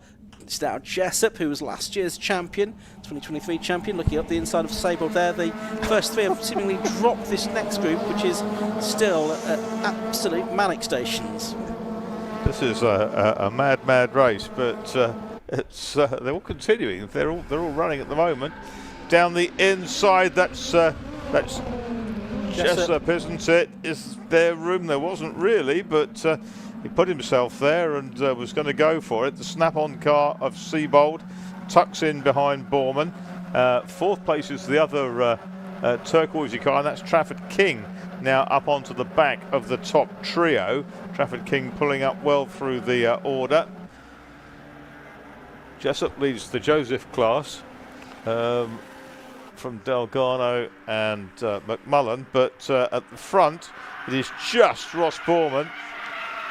Top four breaking away. Into the 108.2s now for Trafford King on 108.253, the best lap of the race. He's trying to, well, he has latched himself onto this lead group now, hasn't he? That's a good lap for him, but it's now Siebold up the inside of Borman for the lead of the race at Beckett's. It's Borman then that's run out wide there as a result of that. He'll try and get enough momentum to stay ahead of Joe Jessup, but Jessup now has Trafford King to his driver's right. They're three abreast behind the race leader, Benny Siebold, as they make their way along the Wellington Straight this time. Marcus Pye's got his eyes closed as we turn their way into Brooklands Corner. Open them now, Marcus. They've all got through there for the moment. And it is Siebold from Jessup now. Borman down to third and Trafford King in fourth. And Dalgarno's gaining on them as well. They're slowing each other up. Dalgarno in fifth place is going to join in with this lead quartet. Yeah, fantastic. This is magnificent action among these Honda Civic, the Type R EP3s. And it's just brilliant. It's a great slipstream. We've got the first two nose to tail, third and fourth side by side into Copse, and they won't both fit through there, but Trafford King has kind of got up the inside. No contact. It was a really clean move, but he had to hold his breath, kind of trying to suck the insides of the car towards him, make it narrower. Best lap of the race still with King, a 108.253. Look at this, I mean, it's equally frenetic. There's 1, 2, 3, 4, I think 9 cars possibly in this group. I think that's headed by Richard Jones. Kai Lindsay is in there as well. Excuse me, I'm losing my voice now. And then it's Jake Johnson in 11th. So everywhere you look, there is a battle. We've lost Richard Lindsay in this race as Siebold's off the road. Borman was off the road as well. And King's off the road. Yeah, he's pulled off. King's out of it by the looks of it. In the number 42 car, had that biff earlier on, but looks like he's pulling off. And out of the race is now spinning went the number 11 car. That was McMullen. That's McMullen, isn't it? Yeah, dropping a lot of places as a result. And Richard Jones is also in strife. His car was slowing as well as they came up to Woodcote Corner. So we're still less than halfway through this race. It's Joe Jessup now leading, Ben Siebold second, Ross Borman third, Joe Dalgarno fourth. After it all went a little bit mad up there at Brooklands on that previous lap, and now Siebold is going to try and get the lead back from Joe Jessup, who locks the brakes into Beckett. Oh, Borman's off. Oh, and there's one off in the background there. That's had quite a hard hit at Copse Corner. It's now a much shorter Civic than it was at the start of the race. We think it's Jake Johnson in the number 24 car that's had that big incident on the exit of Copse Corner. And Siebold's now in problems. So he's slowing as they go down the straight. It's Jessup leading, Dalgarno up to second. So Joseph's first and second now with all of this going on. Siebold's now, well, I thought he was going to pull off there. Oh, he's pulled back onto the road and into the back of Ross Borman's car, which fortunately didn't get sideways. That was all a little bit odd as they turn their way through Woodcote Corner. It looks like he's heading for the pits, but maybe that was just inadvertent contact. And now we've got the safety car coming out as well. With that incident in particular at Copse Corner as a result of that. And it's not yet appeared on the time screens, but we've seen the yellow flags and the safety car boards being waved. So the safety car is about to come out, we think, but I don't think it has appeared on circuit yet. Marshall's still working under local yellows to clear that incident, and that is quite a heavy hit, and the car going nowhere. Marshall's pushing with all of their might, but it is not going to budge. And through all of this, number 83, Labella, who we saw have that massive moment at Copse earlier in the race, is up into 5th place. Where's that come from? All right, so we've got yellow flags all. We've got Adam Parker there and Ursula Jordan. Yellow flags around most of the circuit, but simply not at the start. Right now we have the safety car graphic appearing on the TSL timing screen, but it seemed to go out at some Marshall posts a long time before it appeared on on the timing screen and at the start line as well, but safety car is now out, or will be out, and the race neutralised. There's only 5 3/4 minutes to go, so I'm not sure how much more racing we're going to get here. There is the Megane. It's pulled onto the circuit at the pit lane exit. Had 7 laps of racing. They'll come through to complete lap 8, and then the safety car will pick them up.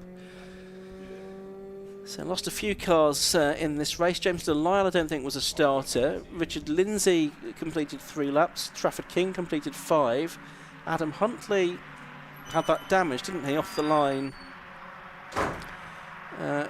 with that dragging bumper. Benny Seabold is now headed into the pits, having had that drama a lap or so ago. But have to say, Mark, I'm not sure how much more racing we're going to get with those with that car needing to be recovered on the exit. Not a whole lot with 5 minutes to go, because that car had a heavy rearward impact. It would appear that the whole rear has kind of been a bit crunched up, and so it's immobile at the moment. But the telehandler is going to win the tussle there, but it's a question of how quickly it can be attached and removed safely. Yeah, so run down all the order. 28 Joe Jessup leading, 93 Joe Dalgarno in second place, 15 Don de Graaf is in third position, Ross Borman 66 is fourth, John Labella number 83, the driver from Corbridge, is in fifth position after a big moment earlier on, and 151 Andy Stevens is sixth. David Walsh number 21, who was retirement from the first race, is seventh. Eighth is number 374 Kai Lindsay. Lee Rickard number 26 is ninth. And Ollie Musgrave, who was leading, don't forget, in the early stages of this race, he is in 10th position at the moment. But it's certainly got an end-of-term feel about it, this race. Quite a bit of damage, obviously quite a lot of damage in the case of the car that has gone off there, which is Jake Johnston, the number 24 car. The recovery truck is on the scene. You can see the driver out of the car just picking up his helmet. He'll get a lift back, probably to the medical centre. John Labella started 19th, and having had the monster, the Twitterer in the middle of in the middle of Copse Corner, is probably thinking, do you know, I wouldn't mind if the checker flag came out now. No. Be quite a result. Exactly. 3 and a bit minutes to go. The car about to be recovered from the exit of Copse Corner. It's needing a full lift though, so how quickly can that be done? It really needs to be done before the end of this lap, I think. The Honda EP3 panel business is one to perhaps be in over the winter. I would think so, yes. There's certainly plenty of trade to be found there. There are some cars with no bent panels, but some are immaculate, yeah. Yeah. That's the 77 car of Luke Emmons going through. He is in 19th position of, I think, 20 cars that are still circulating here. It's been very efficiently hauled onto the wrecker truck, that car. No, I don't think they could have done that any quicker, really, could they? So good work by the recovery crew. No, nor could they have done a great deal more damage to the back of it. It was already exactly. conditioned stable, but it's about to hasten off back to the pits, and there are still a couple of minutes to go. We might get a lap out of this, but I somehow doubt it. Yeah, that's the best case, isn't it? To get that, still need to get the recovery team back on board, drive away. But we're running out of time here for a restart, unfortunately, which would be a great shame to end the Tegiwa Type R Trophy season this way. Not necessarily for Joe Jessup, though, looking for his second win of the day, this time from the reverse grid, from 10th on the grid. But I think it rather looks as if he is going to win this behind the safety car, because I would think there's not enough time to do another safety car lap. Now, with only a minute and a half left to go, it's not going to pull in, I don't think, at the end of this one. And that's something that's been very remarkable at the down there at Copse. Something very remarkable has happened. There it's on its way, and that is considerably shorter. That's the K-Tec version. Yeah. Safety car is still out. I mean, that was only just there, and we're not going to get another lap. Checker flag is waving there. The checker flag is out. Or is it? No, is that possibly still the yellow flag out? No, it's not yet the checkered flag that is out. We've not seen that, so we will go for one more lap there. There's a mechanical flag for number 12, which is Richard Jones. We did see him in problems earlier on. He's the car in 16th position. I don't think he's going to hasten to the pit lane when they're going to head behind the safety car to the checkered flag next time around. So Joe Jessup it is that is leading, number 28 from 93 Joe Delgado and 15 Don de Graaf in the third position, heading along the Wellington Straight, this for the 11th time in the race. So a shame that the season seems to be ending this way. Clock's counted down to 0 for the Tegiwa Type R Trophy.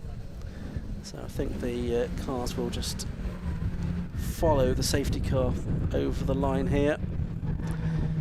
So we'd had, I think, 7 laps of racing before the safety car intervened. So we should have the checkered flag prepared this time. Cars streaming their way through the complex for the final time in this race. About to head through Woodcut for the final time, and we should have the checkered flag this time around. And there it is, behind the safety car. Checkered flag does go out then, so it is victory for number 28 Joe Jessup. Number 93 Joe Delgado takes second place. Number 15 Don de Graaf is third. 66 Ross Borman is fourth. 83 John Nabella is fifth.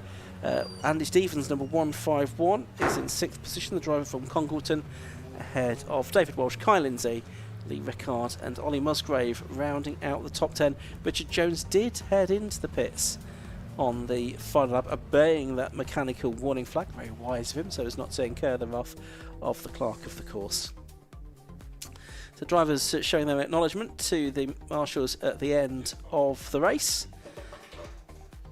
And marshals reciprocating, either waving yellow flags to them or waving their hands to show their appreciation for a good race we had for the Tegiwa Type R Trophy before the safety car intervened. Yeah, that was very exciting, and some wonderful outbraking manoeuvres. One or two didn't quite come off, but the intention was there, and there was a lot of skill in among the field. Let's see if we can have a look at the results, can we, for that race, which was won by Joe Jessup at the end of 11 laps. Obviously the gap, pretty academic, given it finished behind the safety car, but 3/4 of a second. So 28 from 93 Joe Delgado, 15 Don de Graaf was third, 66 Ross Borman was fourth, John Nabella number 83, great drive from him through the field to fifth. 151 Andy Stevens was sixth, ahead of 21 David Walsh, 374 Kyle Lindsay, 26 Lee Rickard and number 19 Ollie Musgrave. And with that, I think it will be McMullen that has probably done enough to see off Ollie Musgrave in the battle for 5th in the championship. The rest of the field going through. Ethan Rogers on his debut, 15th position. James Delisle, who didn't get to start the first race, finishing in 16th there. Adam Parker, Ursula Jordan, Luke Emmons. He was the last of the finishers on the lead lap. I think Adam Huntley was delayed by a lap while he got that bumper taken off. And we lost Ben Sable, Jake Johnson, Trafford King and Richard Lindsay during the course of that Tegiwa Type R Trophy race. 3 more races still to come this afternoon here at Silverstone. The Aim Shop Mazda 7s are up next, then Hot Hatches, then BMWs. But for now, we're down to the pit lane once again. Josh Barrett is going to speak to our top 3 from the Tegiwa Type R Trophy. So we're down here with some cars that have seen slightly better days in the Type R Trophy, but I think Joe Jessup's car's in kind of an okay state. Joe, that race was slightly chaotic, but you got to the front. Yeah. I mean, it was a shame to finish under the safety car, but yeah, I mean, what a good battle it was. I think there was 4 of us down the back straight, side by side. So yeah, just really good racing. I don't know what happened to Benny, don't know what happened to Traff. I sort of looked in my mirrors, they were gone. So yeah, I'll find out what's happened after the race, I'm sure. It looked like it might have been mechanical, but for you, a good way to end a year with 2 wins. Yeah, I think so. Yeah, it's been a tough year. Obviously, competition's really strong in this series, so yeah, it's nice to finish the season with 2 wins. Back next year? Yeah, I think so. Good luck next season. Look forward to seeing you there. Second was Joe. Joe, good to end the year on the podium for you. Yeah, it took me a whole season to get up here, but I'm finally here, which is happy about finally. You had so much bad luck, don't you, over the course of the season? Yeah, we seem to have an issue with drive shafts for the first half of the season, but it's been better the second half, and it's been P5 at Snet last time and Croft as well. So finally been second. It was a shame it was finished under safety car, but yeah, it's really good. I just want to say also a big thanks to all my sponsors as well. Without them, we wouldn't be here on the grid. Same goes for my parents and family and girlfriend. Got to add that one in as well. But yeah, without any of them, it would make this a lot harder and probably wouldn't be here. So, gonna try again next year? Yeah, I'm not sure what we're doing next year. I'd love to come back out and give it another go. I think we've got a bit of winter work to do, but yeah. So we'll do something next year. Hopefully this, but we'll see. Well done on the podium. In third position was Don, and I think Don's car's a little bit worse for wear, but you're not the only one. How was that race for you? Yeah, it was carnage, to be honest. I got a great start and sort of got through the middle of everyone down to the first corner, and then the back just went on me, and I was completely sideways. Didn't really know how I came through, but the front of the car is a bit worse for wear. So, but yeah, no, I really enjoyed the race. I was actually quite sad to see the safety car come out because I had a nice big gap just to sort of go along with the 2 lead guys. So yeah, no, I was enjoying it. Obviously, this year you sort of come back into it. Do you think you're going to come back for another year? Yeah, again, I'm not sure what I'm doing yet, but yeah, we'll see what happens. Yeah, hopefully. It's sort of, you've been there or thereabouts, but I guess not quite where you'd like to be. Yeah, all year really, I just haven't quite had the pace of the front guys, so yeah, definitely need to drive a bit faster next year. Well done, ended on the podium. So there's our top 3 from the Hyper Trophy. A championship decided though coming up next, and that'll be for the AIM Shop Mazda 7 Championship.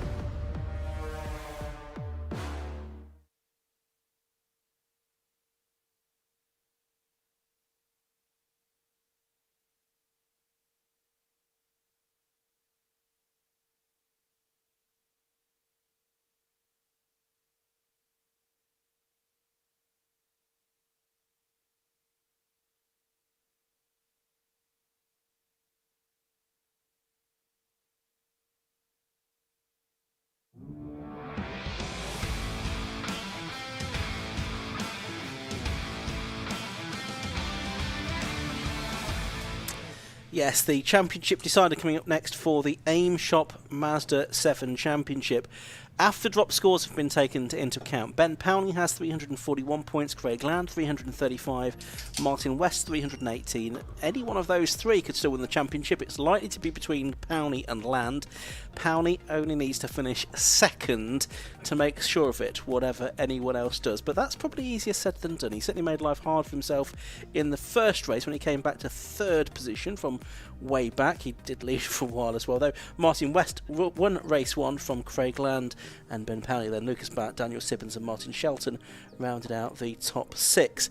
The grid, though, for this second race is set by the second fastest times in qualifying this morning. So on pole position, it's the number 99 car of Martin Shelton, and besides him is number 66 Lucas Batt. The 2 main championship protagonists on the second row of the grid, number 87 Craig Land, beside 37 Ben Powney. On the third row, it's going to be 17 Ben Dade, and the race 1 winner, 94 Martin West, who took his 4th win of the season earlier on today. Row 4 is 25 David Bowen and 4 David Martin. The 5th row, 56 Daniel Sibbins and 79 Ayrton Rogers. Row 6 of the grid, 20 Todd Boucher and 55 Mark Crawford. 7th row, 3 Callum Barnes and 24 Rick Lanier. 8th row, 15 Matt Groh and 69 Lee Rogers. 9th row, 47 Tim Pensdale Smith and 5 in Wells, and then it's 81 Lewis Ward and 151 Paul Thompson at the back of the grid. I suspect there may be some gaps. There were some cars ruled out in the first race. Todd Boucher and Lee Rogers in a sort of second corner incident at Beckett's. Ayrton Rogers failed to make the start of the race as well, so could be a few cars down for this Aim Shop Mazda 7 Championship finale. This category introduced in 2019. It's the big brother, if you like, of the eternally popular low-cost championship. Low-cost chassis with running gear from the Mazda MX-5, though. There's a control package of parts that have to be used in preparing the car for this particular championship. There's Ben Dade, number 17.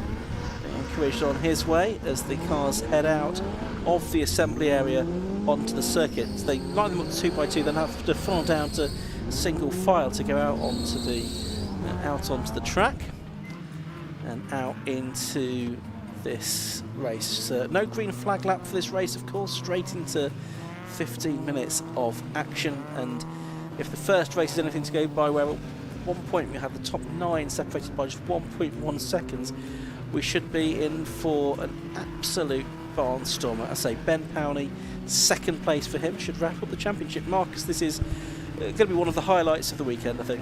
Yes, very much so. These cars are super quick, and they're so closely matched. Of course, modern engines and running gear, unlike the low cost, which are sort of prehistoric in many ways, but serve a very good purpose and provide a very good value for money racing, a good starting point for anybody who wants to race a little sports car. And yeah, these are significantly quicker, and it is, if you like, kind of super low cost, isn't it, in a way? Yeah. I mean, they're probably 5 or 6 seconds a lap quicker around a lot of circuits, and as I think it's Martin West saying, it is therefore a completely different driving style to the low cost. Although, you know, outwardly they look very similar, but the characteristics behind the wheel are quite different. But from a spectator point of view, it produces very good racing.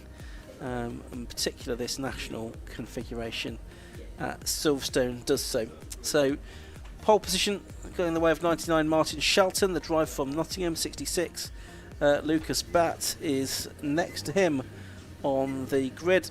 Lucas, who was on the podium earlier in the year, the drive from Chesham. Then it's 87 Craig Land on the inside of the second row, 37 Ben Powney, the decking man from the south coast, and row 3 Ben Dade in the number 17 car.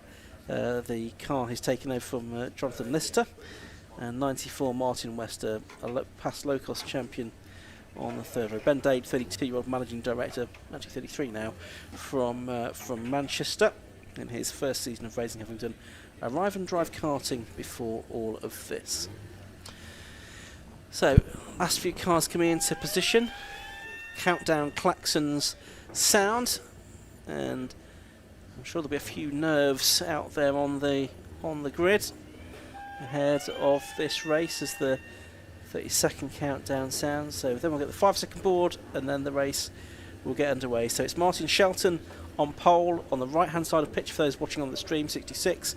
Lucas Batt next to him, but we want to watch out for the two on the second row. Craig Land on the right, Ben Powney on the left. Revs are starting to rise. Race about to get underway. It does so now.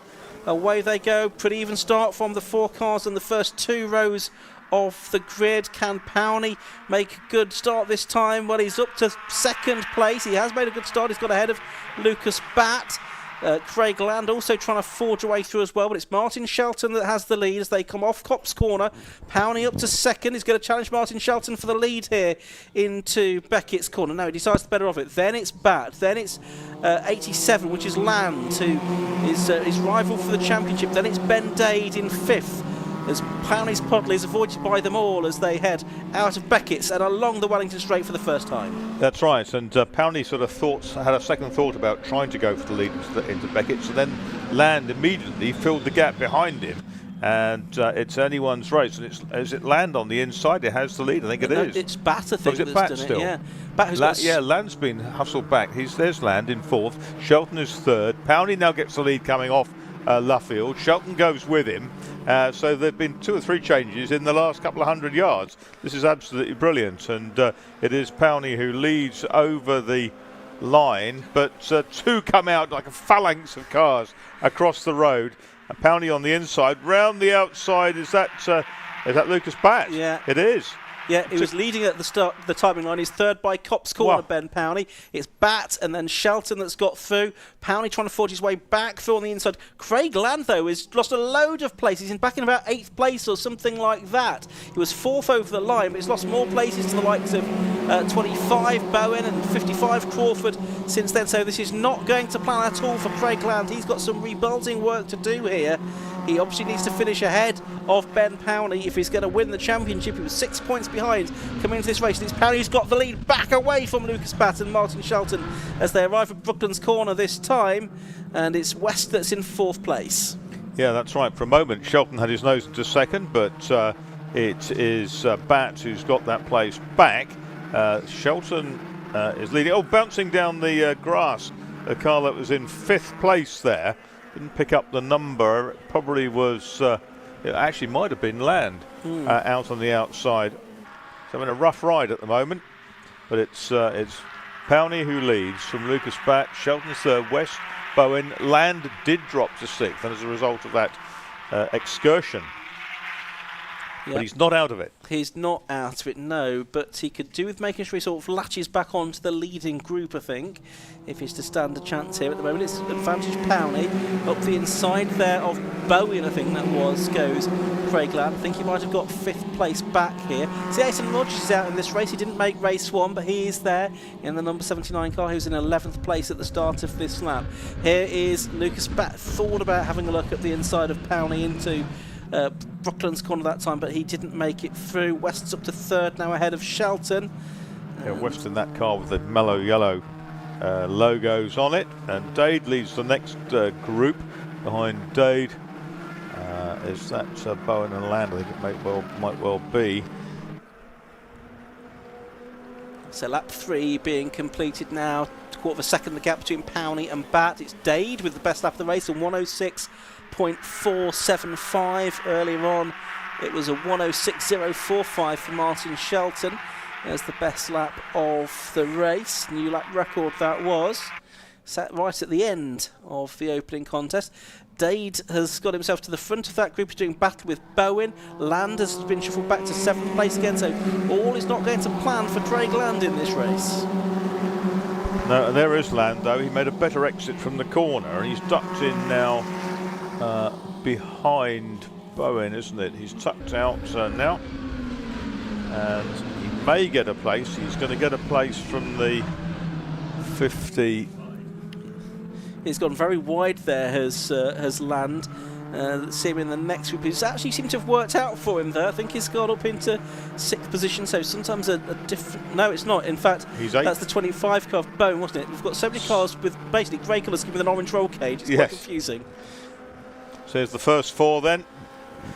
With Powney just beginning to make a break. There's a dive up the inside by the pit wall, which may have made a place down the order. Certainly up 1 place has come Land since the timing line by the looks of things. Powney, Bat, West, Shelton the top 4. Dade, Bowen, Sibbons now in that group with Land. Powney's done what he needs to do in this race, which is get his head down and just try and keep out of trouble. He's been leading for a few laps now. He's got half a second advantage, which is a big gap in Mazda 7 standards, although it can soon be overturned over Lucas Bat in 2nd place. You've got sort of 3 quartets of cars. Actually, Martin Shelton now starting to fall away from that lead trio. It's Ben Dade up the inside of David Bowen that time. Craig Land has got a place back, and now Lucas Bat was challenging on Ben Powney. Waved his fist in he's got an issue. He's broken. So it's West up to 2nd, Shelton to 3rd. It looks like Bat out of the race then. And that will promote everyone else up 1 position. So he coasts into the pit lane entrance. That's Lucas Bat out of the race. He's unhappy with that, to say the least. thumped the steering wheel in his angst. Yeah, unsurprising. Powney continues to lead. The gap out to 0.8 of a second now. West it is in second place, but he's under pressure from Martin Shelton, who's still looking for his first podium of the season. Might come here because he's in the leading trio as they turn their way through Beckett's for the 6th time in this race. There's Ayrton Rogers doing battle with the number 4 car of David Martin. They're in the sort of third group of cars here that goes from 8th back to 12th, 5 of them in that group. Here's the second group of cars though, which go from 4th to 7th. Yeah, it looks like Land is sort of making some ground, but he's got a big task ahead of him now, because he's got up to 5th, hasn't he? And that's Bowen who's been shaken off to the back of that quartet. Battle for second as they come across the line. It was Shelton on West, but it's West on the outside just prevailed. The car with the green nose and the pink and blue car of Shelton. We've got a driver with his hand in the air. Ah, yes, that's because they've seen a yellow flag. There's a car off into the barriers there, which we'll pick up in a moment. That's down at Beckett's corner. 7 3/4 minutes of the race to go. We'll see if that might bring back somewhere, isn't it? Yeah, it is. Rick Lanier, we think it is, that has come to grief there. So Craig Land's probably got 1.4 seconds to make up on the first 3. I think he's actually done quite a bit of that now. His problem was that Ben Powney was about 0.8 of a second clear of the rest, but look at this, Land has got back with the battle for second place now, so with still nearly half of this race to go, it's not over yet, but he kind of needs Powney to make a mistake, does Craig Land. Yeah, or a safety car would probably come to his aid to a degree if the timing allowed, but out of the slipstream, that is Land on Shelton, getting the place going into Copse. He wafts a little bit wide on the exit, but nonetheless keeps the place. There's a gap now. He is up into third place now? Yes. Yeah. And with the fastest lap as well at 106.394. Shelton, his fellow East Midlands, are not letting him get away. Then it's Dade, who's been improving season long. He's there in 5th, really holding his own now. And Daniel Sibbons, number 56, in 6th place. He's been a front runner in the past. I don't think he's done the full season this year though. Shelton fighting back on Craig Land. This is not really what Craig Land needs here. He just needs to try and get his head down to catch the top 2. And Ben Dade's back with him as well. And behind Dade is Daniel Sibbons. And after Sibbons, there's a bit of a gap back to David Bowen now. He seems to have lost touch with these 4 really that are disputing the position. Yeah, he might work his way back. Now he's going to get the fastest lap, and we're going to get a new fastest lap this time around. 106.394. No one's beating that this time around. Fastest on that lap was Martin West, actually, 106.446. He took 4/10 out of Ben Powney, so the gap between those two is down to 4/10 of a second now. So that's not what Ben Powney necessarily needs to see. Martin West getting bigger in his mirrors. Powney's had 5 wins this season. Martin West has now had 4. Craig Land just a couple of wins so far.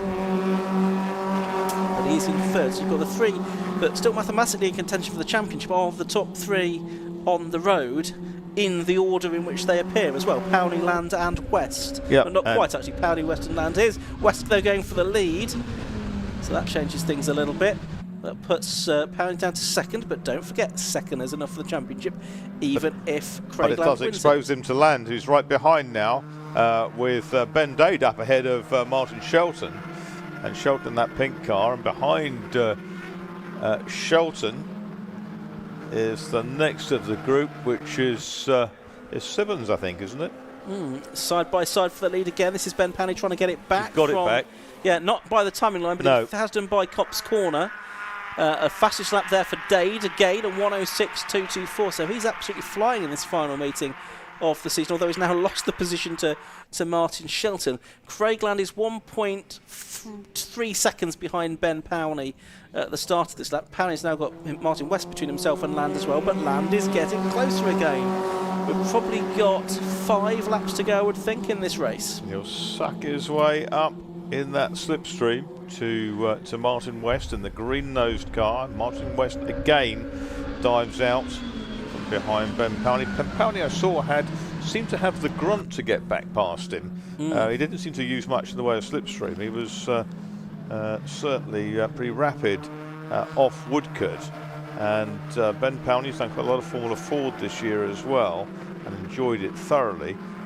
Is in a situation now where he needs to finish in that second place, and what he doesn't want to do is let Craig Land to go through and perhaps take the victory. Well, Powney's retaken the lead back ahead from Martin West, but there's now only 0.6 of a second covering the first 3 cars, because Land is right with Martin West now with 4 laps to go in this race. 151 has a penalty for track limits, but that's Thompson, who's right at the back of the field. Don't need to worry too much about him. We're worrying about the first 3 here.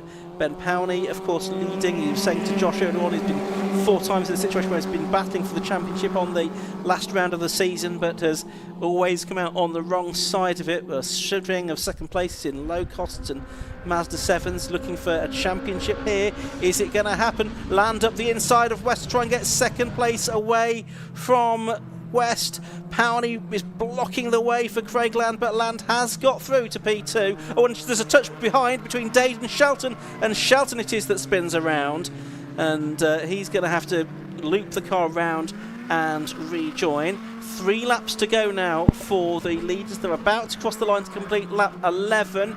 And as they do so, it is 4/10 covering the first 3, and it's side by side now between Powney and Land, and it's Land up the inside to take the lead for the first time in this race.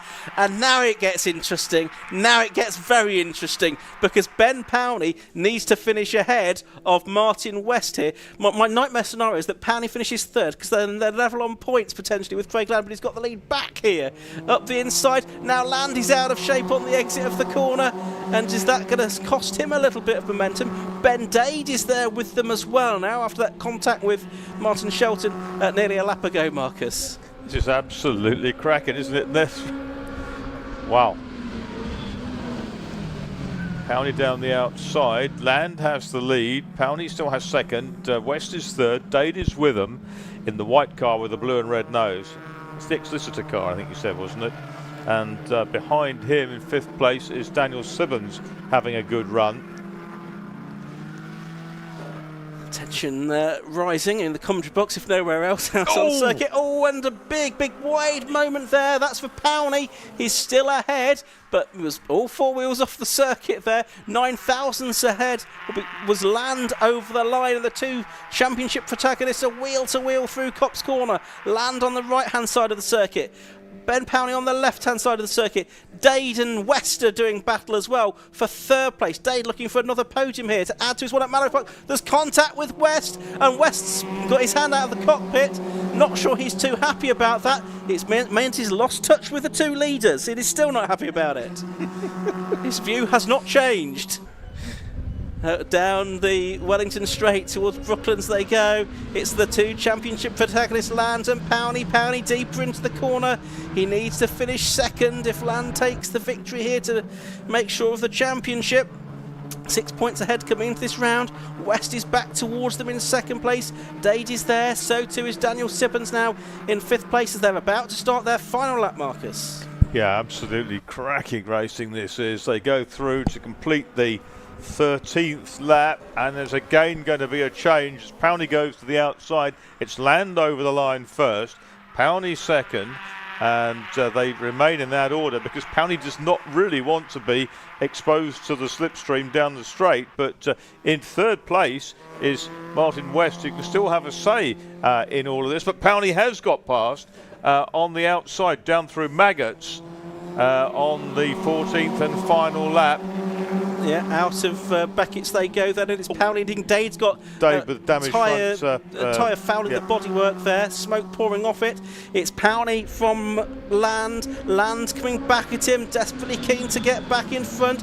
He's got his car ahead. Can he get turned in? Yes, he can. Just about. Just about. It's Land leading. It's Powney second. Doesn't need to leave the door open here, doesn't Ben Powney to Martin West. It's not over yet, this championship fight. Can West get the acceleration on the run through Woodcote corner? I don't think he can. As they come up to the final corner, then it's going to be Craig Land that comes out of the final corner and he wins it. Powney is second and he is the champion. Martin West is third, 0.3 of a second covering the first three. Craig Land the winner, third time this season, but Ben Powney has won the championship. It's been 4 times the bridesmaid, finally a champion in low-cost or Mazda 7 racing. The Aim Sharp Mazda 7 champion for 2024 is Ben Powney, with second place to his big rival in the championship, Craig Land. Well, that was incredible because Craig Land was way down the order. He was in 6th place, 5 or so laps in.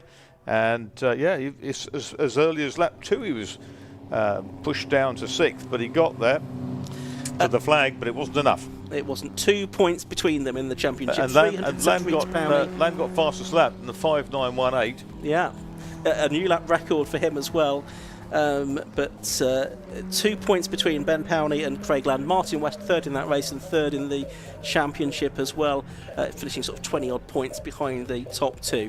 Land, though, the winner at the end of 14 laps of racing, the Aim Shot Mazda 7 Championship car 87 victor then from number 37, Ben Powney in second place. 94 Martin West was third.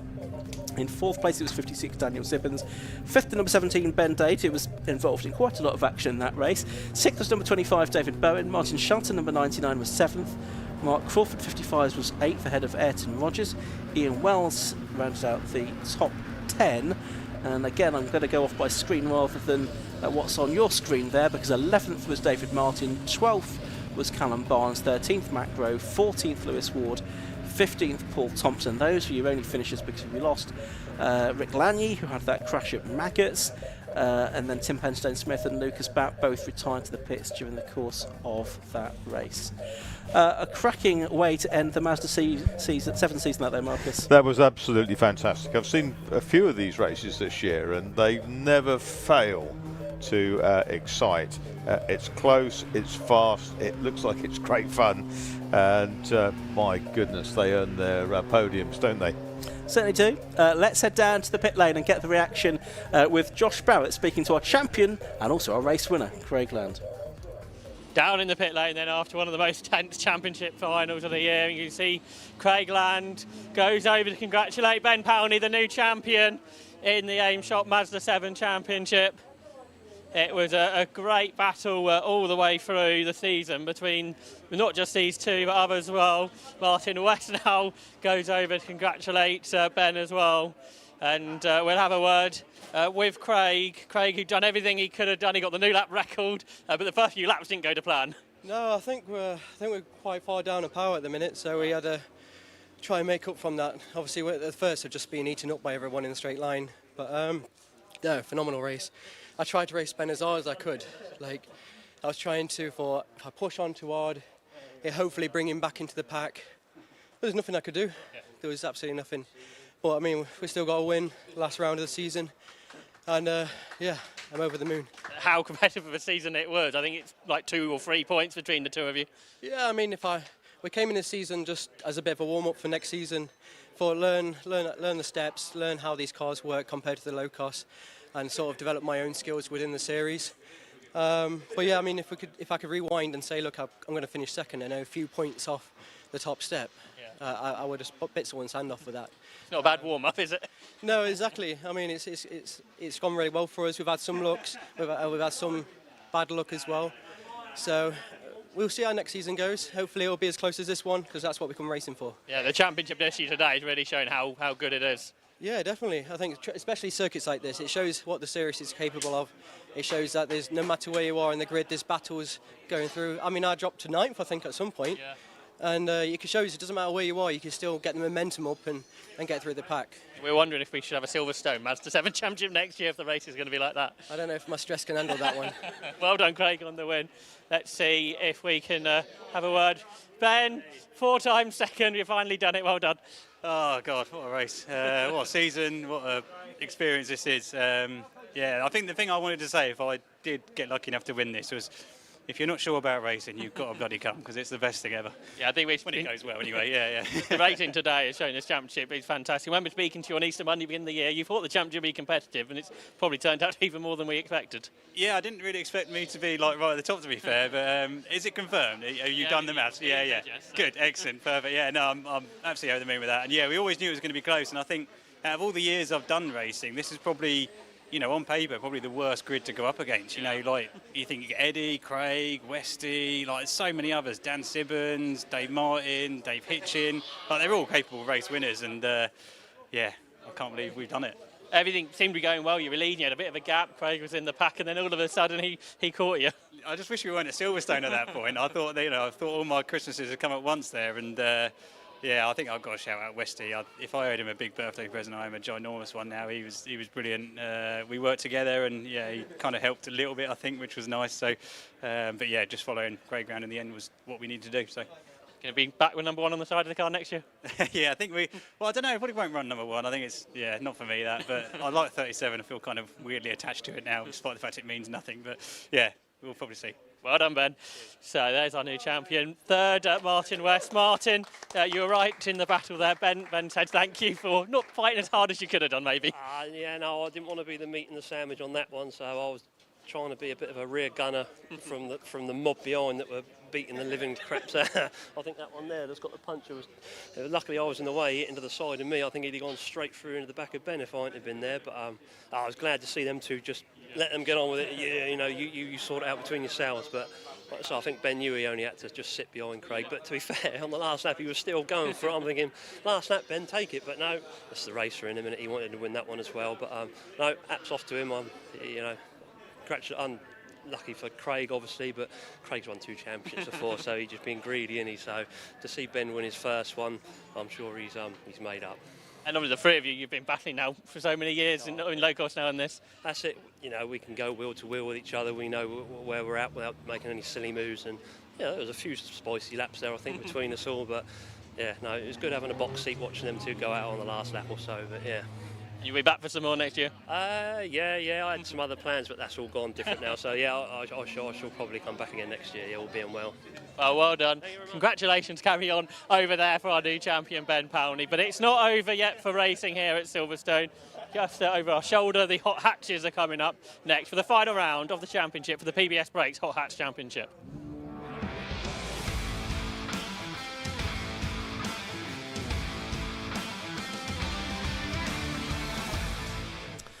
Yes, the final round of the season for the PBS Brakes Hot Hatch Championship is coming up with a big grid of cars across 3 different classes split according to power to weight ratio. Let's have a look at how it lines up. It's based on the grid. Sorry, the grid is based on the fastest laps from the first race. So pole position is number 46, Nick Charlier. Besides him is number 15, Lewis Barker. Second row is 105, Mohammed Ben Lada, and 22, Tate Taverner. On the third row, it's number 93, Shay Kavanagh, and 84, who was from the back of the grid in the first race, Matt Wilkins. Row 4 of the grid, 26, Liam Pauling, and 52, Lewis Ellis. Row 5 is 161, Matthew Morgan, and 50, Joshua Hilton, confirmed as champion, we reckon, after the earlier race, although he wasn't sure about that. Row 6, 183, John Nabella, and 77, Luke Emmons. On the 7th row, it's 13, Stuart Kennedy, and 160, Adam Huntley. The 8th row, 97, Paul Warren, and 17, William Bartup. Row 9 of the grid, 300, Joshua Bavin, and 19, Daniel Rosen. Row 10 is 5, Neil Frost, and 197, Craig Turner. The 11th row, 43, Chris Woods, and 87 is Kurt Webb in the Fiesta. Row 12 is 151, Peter Keane, and 65, Adam Blair, the top 2 Swift Sport Challenge cars. Row 13 of the grid is 177, Matt Allen, and 37, Daniel Sylvester, and it's 1, Scott Parkin. So you've got all the 5 Swifts together. Then it's 226, Lee Rickard next to Parkin on the 14th row of the grid. The 15th row, 92, Mal Higgins, and 28, Lee Warren. Scott Smith in 127, and Mark Andrews 111 on the 16th row. 72, Archie Steins, and 18, Matthew Duffel on the 17th, and 83, Paul Adams on the back of the grid. And that's all dependent on some cars being fixed after the first race. Number 83, Paul Adams, was disqualified from the first race result for causing a collision. We saw that incident with Lee Rickard in the opening race for the Hatches a little bit earlier on today. So the overall championship was settled earlier on. That's Class C as well for Josh Hilton. Class B had already been won by Liam Pauling. Class A, I think there's still a mathematical possibility that it might not be Shea Kavanagh, but Shea Kavanagh very likely, I think, to wrap up the Class A championship here in this final round of the season. So we've got the cars on the grid. We've got a green flag lap to come. We're waiting for a bit of clearing up to be done, no doubt, from the last race. There were 1 or 2 cars to recover before the green flag lap gets underway for the PBS Brakes Hot Hatch Championship. You can see the shot of the grid lining up there. I suspect there may be some cars missing towards the back, but it's quite hard to see, so big is the grid. I think the first sort of 7 or 8 rows look to be intact for certain, which is good to see. Green flag now waves to get them off on their green flag lap.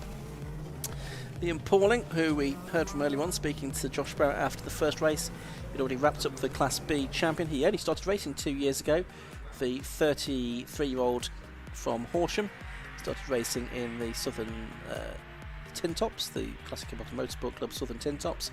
He's in a Renault Clio from 2010. And he's the Class B front runner this season. You can see the Swift Sport Challenge cars go through, all of course on different tyres for the purpose of this race. That's really to ensure that they can work out which tyre is most well suited to them for finalising regulations for the Swift Sport Challenge for next season. Joshua Hilton, of course, we heard from him earlier on, his first season of racing. 22 years of age now, actually, from East Grinstead. It works in estate agent sign management. Previously been competing on the short ovals. He's been racing since the age of 6, and his BMW E36 Compact prepared by himself and his father. Up towards the sharp end of the grid on row 4, we've got 52 Lewis Ellis, who is 32 years of age. 31 years of age, from Sheffield, a director.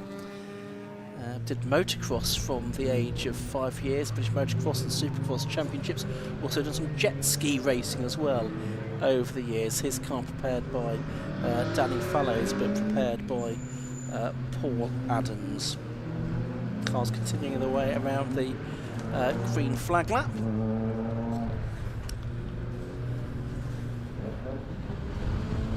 Paul Adams, of course, was the driver involved in that incident in the earlier race, the drive from Colville in Leicestershire. Kurt Webb, I've seen him out in that sort of pale blue Ford Fiesta ST, the ST150, for the 37-year-old from Sevenoaks, the body shop owner. In his first season of racing, first time he's ventured into racing at all. Car prepared by Kevin Repair of Sevenoaks. So cars back onto the grid then. As the sun's starting to set here, of course we changed the clocks last night, so sun setting a bit earlier today. So it's Nick Charlier on pole position number 46, Lewis Barker number 15 next to him. Second row is 105 Mo Ben Lada and 22 Tate Taverner. Third row is 93 Shea Kavanagh and 83 Matt Wilkins. Be interesting to see what Wilkins can do, because he was quick, having started from the back of the grid after an engine change after the free practice session this morning. Final few cars coming on to the grid then. We'll then get the green flag waved at the back and a 15-minute race for the PBS Brakes Hot Hatch Championship underway. Just last couple of cars slotting into position right at the back in the distance, I can see. But it's Nick Charlier in the white car, it's the black and green car of Lewis Barker next to him.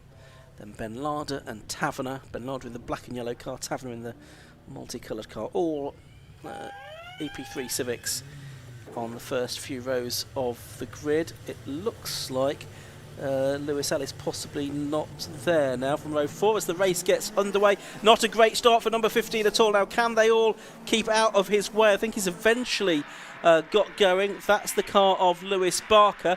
but it is the 84 car of Matt Wilkins there, the blue car. That's made a good start to the race. Nick Charlier it is that leads. Second, I think, is Mo Benlada. Third is Tate Taverner, and then Wilkins up to fourth. Yeah, that's right, ahead of Shea Kavanagh by the looks of things, but it is certainly Nick Charlier who leads into Beckett's, turns right into the hairpin, blasts out onto the straight. There's some very close BMW action in midfield, and one or two cars bouncing out that early Honda out of the side, and they're all the Suzuki sort of squadron. And the back there is Tate Taverner, dives through into second place, grabs the position from Mohamed Benlada, gets a little bit tweaked up coming out of the corner, and that allows Benlada to go back inside him. There's very, very close action in there. You can see the car with a wing on the back, which is Taverner's, proper big wing of the boot lid. But whether that confers any great benefit, I don't know, because Benlada's coming up the inside. If he stays there, he's going to have the advantage going back into Copse, Ian. Yeah, looks like he's going to try and make the best of that. They're still absolutely side by side over the curbs. There goes Taverner on the exit of the corner. 15 places made up by Scott Smith from the back of the grid. He was due to start on the front row for the earlier race, but was a non-starter, so he's made up pretty much half of the grid at the start of this second race. He's up to 16th. It's Taverner there in second, Benlada third, Matt Wilkins in fourth, the man already crowned as champion in the Tegiwa Type R Trophy this season, having a run out in a Class A Civic, so a souped up Civic if you like for this hot hatch. Benlada flashing the lights as he comes up behind Tate Taverner. Not sure what that's meant to mean, as out of shape goes Benlada. Spend more time driving, less time flashing your lights, Mo, and it might work out a little bit better. And he has dropped down to fourth or fifth position. He's behind Shea Kavanagh, so back down to fifth. Wilkins up to third. Yeah, so a change of those two yellow and black Hondas, but yes, that was a bit crazy. Taverner went in really, really deep, and then he was getting precious close to getting collected and all that. But it's Charlier now from Wilkins, who remember started the first race from the back, progressed through to sixth place. Tate Taverner is third. Fourth is now Kavanagh. Fifth, Benlada. And in sixth place, it is 161, which is Matthew Morgan. Here is the battle for second place. Tate Taverner and Matt Wilkins doing battle. Wilkins in the plain blue car, a multicoloured car with the wing on the back of Tate Taverner. Then you've got Benlada and Kavanagh. They're all about 3 seconds behind Charlier, though, who's just been able to get his head down and pull away from the madness that's been ensuing behind him. Through Brooklands they go, the two SK Motorsport cars in formation. Oh, and an off there for number 5, that's Neil Frost in his EK Civic. That's a bit beaten up. That is at the exit of Luffield's corner, an odd place to go off. Leaders going past him now. So it's Charlier that's already come through to lead at the end of lap 3. The gap has gone out further. I think, yeah, 4.2 seconds now over Taverner and Wilkins. And then another mini gap back to Kavanagh and Benlada. And then it is Ellis in 6th. Scott Smith in the 127 car is up into 10th place now in his Type R from basically the back of the grid. So he's made up some more ground during the course of that lap. There's a lot of debris on the circuit though at Beckett's corner, which Ellis there, Lewis Ellis, is trying to push his way through. Now Ellis, he wasn't there. We've now got a safety car as well, so there's debris on the circuit at Beckett's. There was the car off up at Luffield's corner as well, and on lap 4 of the race we're getting the safety car light panels all around the circuit. And with 10 3/4 minutes to go, hopefully there'll be enough time for some more racing laps at the end of this, but there is a little bit of clearing up to be done first, Marcus. Yeah, I think there's quite a lot of sweeping action to be seen up at the hairpin, up at Beckett's. But that Honda was sort of off in a fairly precarious position, wasn't it? The old style Civic, and they tame their speed down once they get up behind the safety car, as 4 laps are completed. We still have 10 minutes to go in this race session.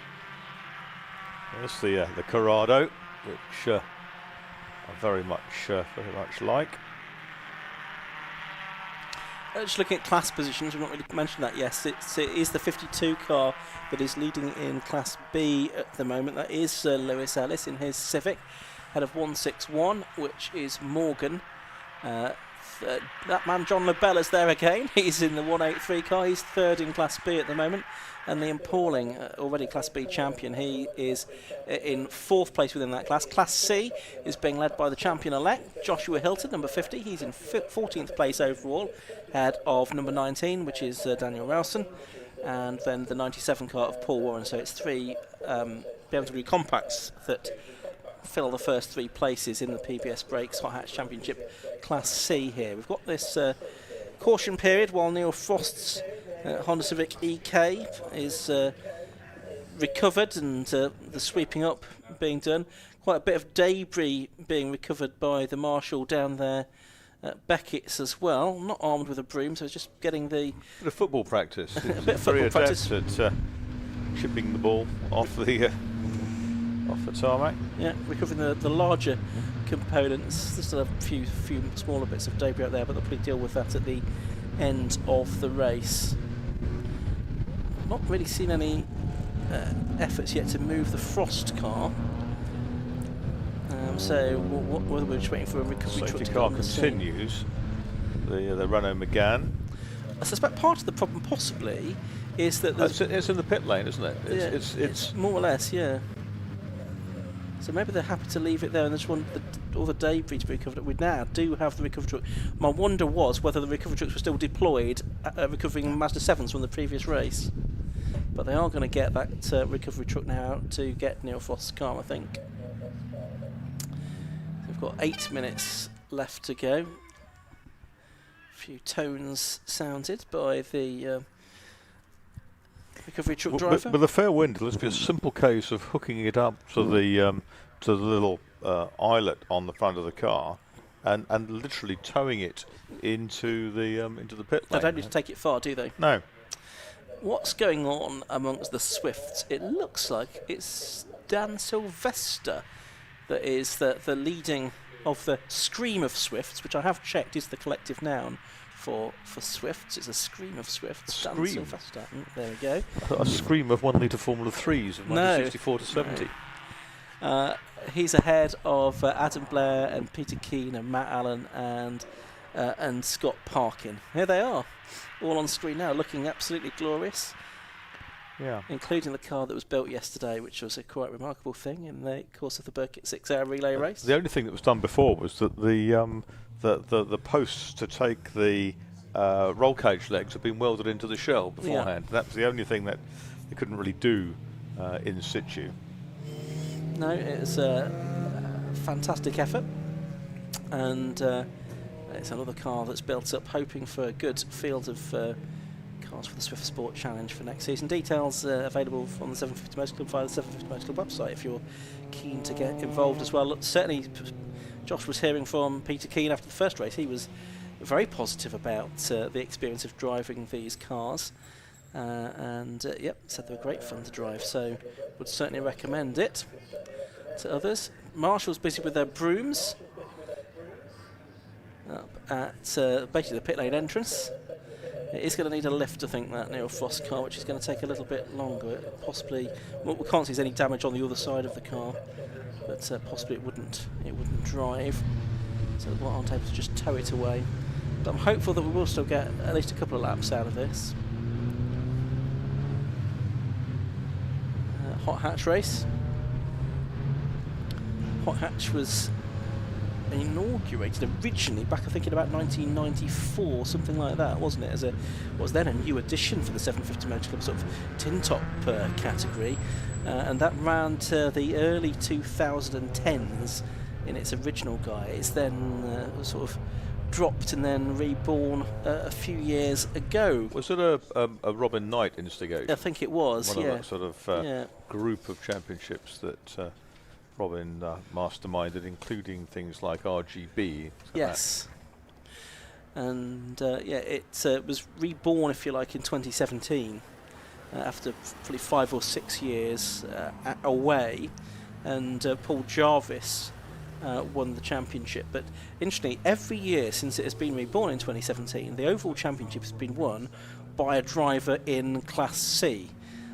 So Paul Jarvis in 2017 in a Saxo, Michael Winkworth in 2018 also in a Saxo, 19, 20, 21, 22, 23, David Drinkwater in a Class C BMW Compact, and now in 2024 it's being won by Joshua Hilton. So 5 on the trot for Drinkwater. It was 5 on the trot for Drinkwater, yeah.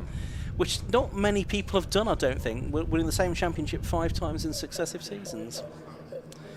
But Drinkwater managed it, and it looks like Joshua Hilton has picked up the mantle this year. Right, Marshals with their brooms heading back to post. Car on a flatbed heading back to... Yeah. Back in 1994, one of the cars on the grid was an early model Suzuki Swift. Who was driving that? Mike McLaughlin was driving that. Which meeting was this, Josh? This was this meeting at Silverstone back in 1994. It was a full grid of cars. We've got Fiesta XR2s, Peugeot 205s, a Fiat Uno, an MG Maestro, a Talbot Sunbeam, a Nova GTE, an Escort XR3, Suzuki Swift, as we've mentioned, Citroen AX, and yeah, a Metro as well, I think. So quite a few different marks of car 30 years ago at this meeting here at Silverstone, and an equally big grid as we've got today. We're about to go racing again. We're probably going to get 3 more laps out of this because the safety car is about to pull in to the pit lane. Well, there's no cars particularly close behind it, I have to say. Nick Charlier, therefore, controlling the pace, but we should have enough time for 3 more laps in this PPS Brakes Hot Hatch Championship season. Charlier has accelerated away now.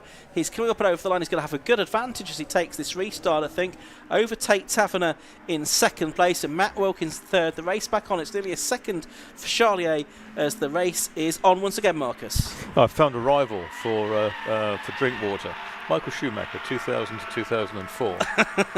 Often spoken of in the same breath. But rarely seen in the same photograph. No, absolutely. Down towards the left-hander they go at Maggots, the right-hander at Beckett's for the first time since the restart. Lap 8 of the race. There's Lewis Ellis, our Class B leader. 183 car is a little bit out of shape. That's that man John Labella, who's had an action-packed day. It's his 4th race of the day, final race of the day for him as well, and he's been passed there by the 15 car of Lewis Barker, one of the Class A cars. Adam Blair has got ahead of Dan Sylvester into the lead of the Swift Sport Challenge class as we're watching the 2 SK Motorsport cars, Marcus. Yeah, any team orders likely to go on in there? I'm not sure. I mean, it's Shay Kavanagh who's sort of on for the title. He's the team boss as well, but Mo Ben Lada is back ahead of him at the moment, isn't he, as they come towards the end of lap number 8. Tate Taverner's now done the best lap of 105.471 as well. Yeah, Wilkins still in 3rd. 4th is Ben Lada, 5th is Kavanagh, and here are the Suzukis. And the silver one's been shaken back into the middle of that group. Yeah, if I didn't know better, that looked like a photo opportunity that had been set up.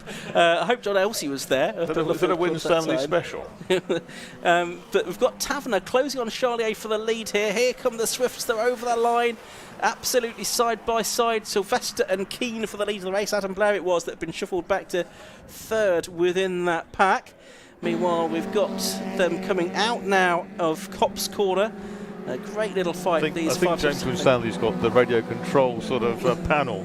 He's working on it. Side by side. Down the outside.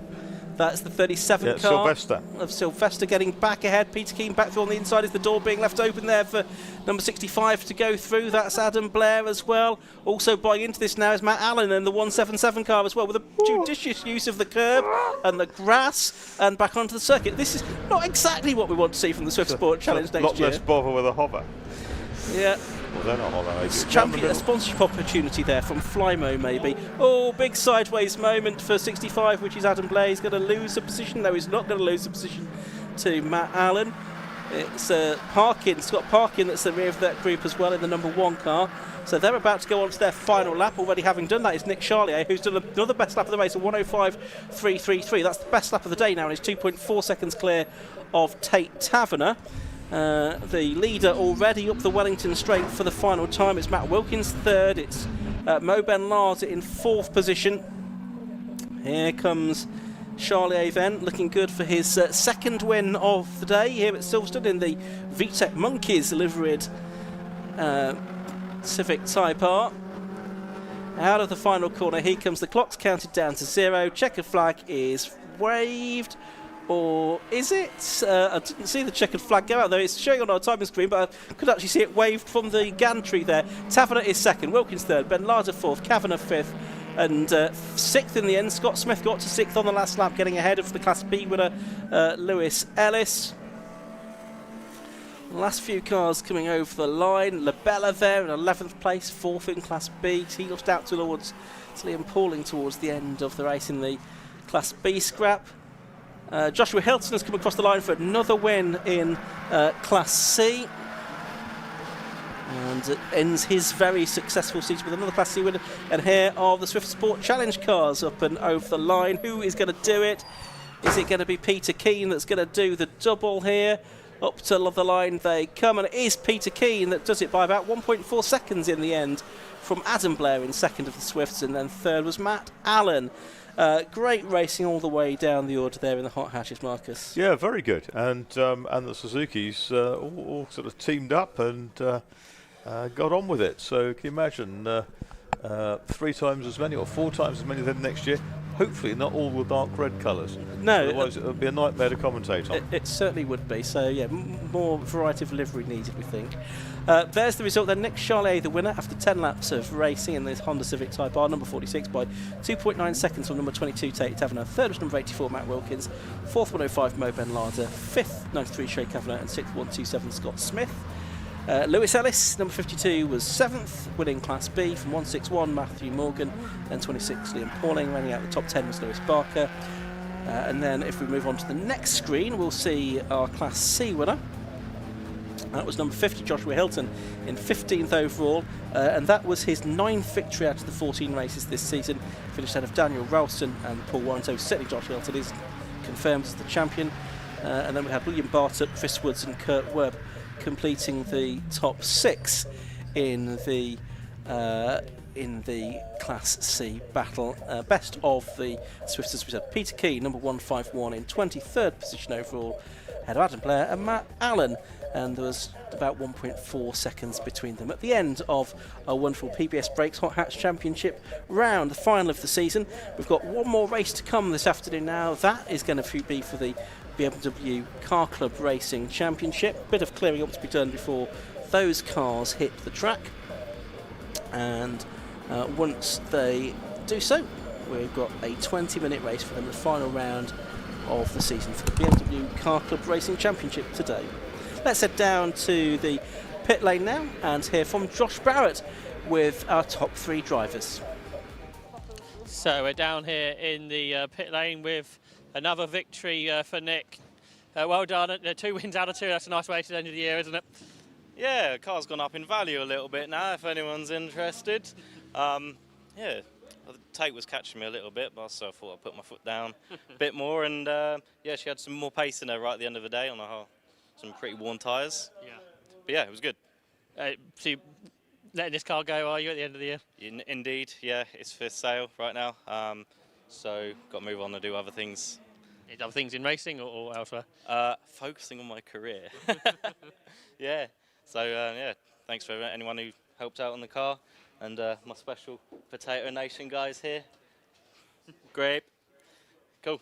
Well done. So there's Nick, our race winner in the Class B win with Lewis Ellis. Well done, Lewis. A good battle as well, I think, there. Yeah, first win. Yeah. So yeah, I'm proud of that. I've had a good weekend, but I'm in one piece in car race. That's what I wanted, isn't it? You haven't done that much racing before? This year. So first season, first win. But yeah, good end to the season. Does that mean you'll be back to go for the championship next year? Back here next year, yeah. So thank you very much. Mega. Well done. Good luck for next season. And then Josh, it's definitely the championship this time. No doubt about that. Well done. It's been a great end to the season for you. Thank you very much. Yeah. If it's sealed it now. Yeah, that's for sure, isn't it? And like we said earlier, that sort of the last 2 or 3 meetings, I guess you sort of got the hang of it. Really, no one else could go with you. Yeah, I mean Silverstone was kind of, Snetterton was kind of the turning point, really. Yeah. And you got any plans at this stage for next season? You're back in this car, a different car? Well, I'll be here to defend it, that's for sure. Yeah. In this car. Yeah, Class C again. Yeah.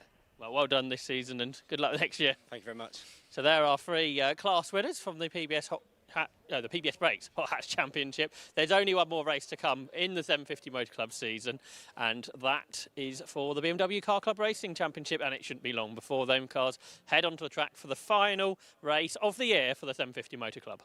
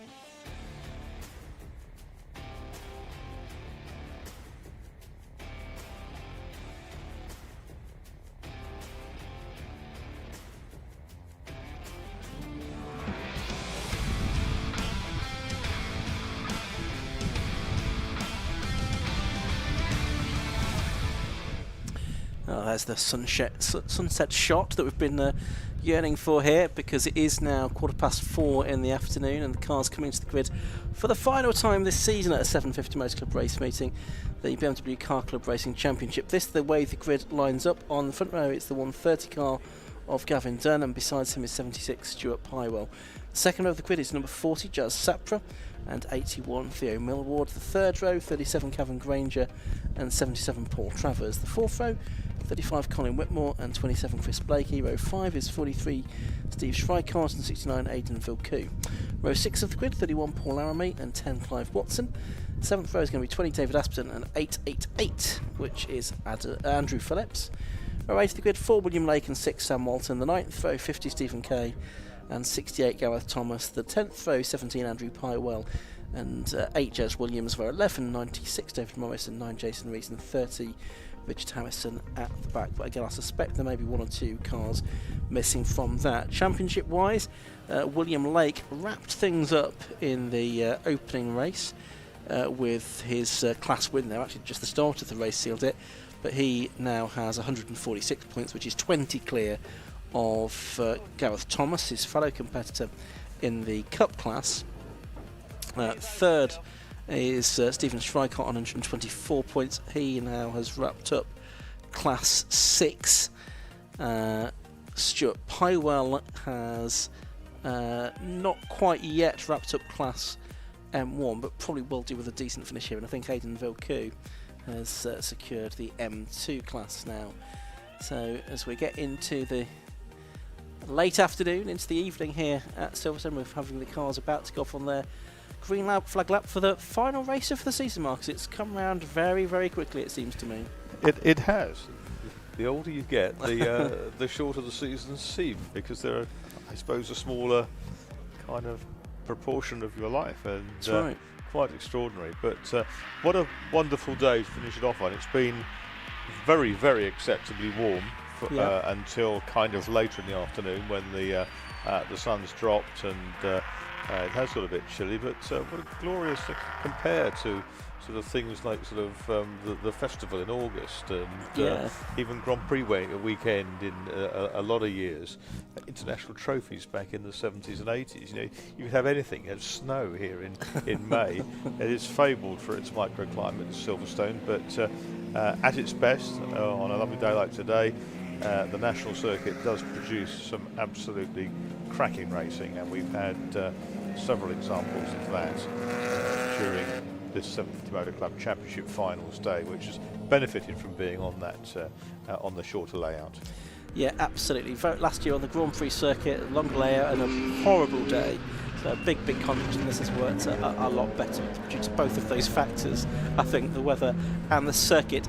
Just while we're coming to the end of this green flag lap, I'll just say a big thank you to all of the Alpha Live team who've done such a sterling job producing the coverage for many of the 750 Motor Club race meetings this season that we've been able to bring to you wherever you're watching in the country or around the world. So thanks to Darren, who's on duty today, and all the others, Stuart, who was running the desk yesterday, Luke as well, and Rob during the course of the season. So thanks to all of them for putting the coverage together, which we've enjoyed commentating on, and hopefully you've enjoyed watching as well. Final green flag lap of the season coming to its conclusion then. This BMW Car Club Championship final round, and when it was a win for Gavin Dunn, he had to overcome that 10-second penalty for an out-of-position start, which he did, but only because Stuart Pywell had some issues towards the end of the race, which I'm not sure whether he's been able to sort of track down and resolve or not in the sort of only sort of 2 hours or so that they've had to do that since the earlier race. So we'll see how Stuart Pywell's second race unfolds. He's got Just Sapra next to him, and then he's got, or next up, and then Theo Millward. Yeah, so that's the Stuart Pywell, the D-Balls out car is here and is ready to go again. It's a relatively small but select grid. I think there's 16 cars there, if I'm counting correctly, so we've probably not got anything after row 8. I think there might be 18 in total. Oh, maybe 18. Something like that. Yeah, I think you're right, actually. I'm only an accountant. Lights go out, away they go. It's a good start from Gavin Dunn. He's got the best of the starts ahead of Stuart Pywell. Pywell might have lost a bit more ground than that, actually, yes he has. Pywell's in swallow. It's Millward who's in second place now. Sapra's about 5th or 6th in the bright yellow car, but he's gone really quite wide and he's trying to carry more speed out of Copse Corner, but it is Dunn who leads from Millward. Who's that comes through into 3rd place down the outside and essaying for 2nd? Well, that's Cavan Granger, isn't it, in the number 37 car? Pywell's next up, then it's the yellow car of Jazz Sapra. Here we go into the sort of Cup territory and the 6th class. Yeah, so good battles to be had further down the order. So yeah, I think the first 9 rows of cars we had today, no Williams, Andrew Pywell, Jason Rees, David Morris or Robert Harrison, I don't think, or Richard Harrison, I should say, for this one. Look at this, Theo Millward is really piling the pressure on the race leader Gavin Dunn here, and he's going to get alongside him. Probably doesn't have quite the legs to out-drag the M3 of Gavin Dunn as they come up and over the line, and Millward might lose out. He does lose out to Pywell, Stuart Pywell, as they cross the line to complete the first lap by 8 thousandths of a second. Millward still there in 3rd. I think Millward a bit perhaps racier through the corners, but does lose out. He's in an M2 class car to the invitation class cars and the M1 cars, the more powerful cars, in a straight line, but under braking. Millward, the driver from Shropshire, closes up. Just Sapra just in behind as well. He's in 4th position. The first 4 getting away from Cavan Granger in 5th. is Paul Travers in 6th, who leads Class 6 in his 330. Leaders heading up towards Brooklands once more. Yeah, there's that lovely rasp, that kind of induction roar from these BMW engines. They sound pretty savage, which is great. Side by side, Millward and Sapra in the red and yellow cars there. 81 Millward, 40 is Sapra, and they are running in 3rd and 4th places behind Gavin Dunn in 130, Stuart Pywell in 76. Bit of the problem with the second Pywell car, that hasn't come out the sun.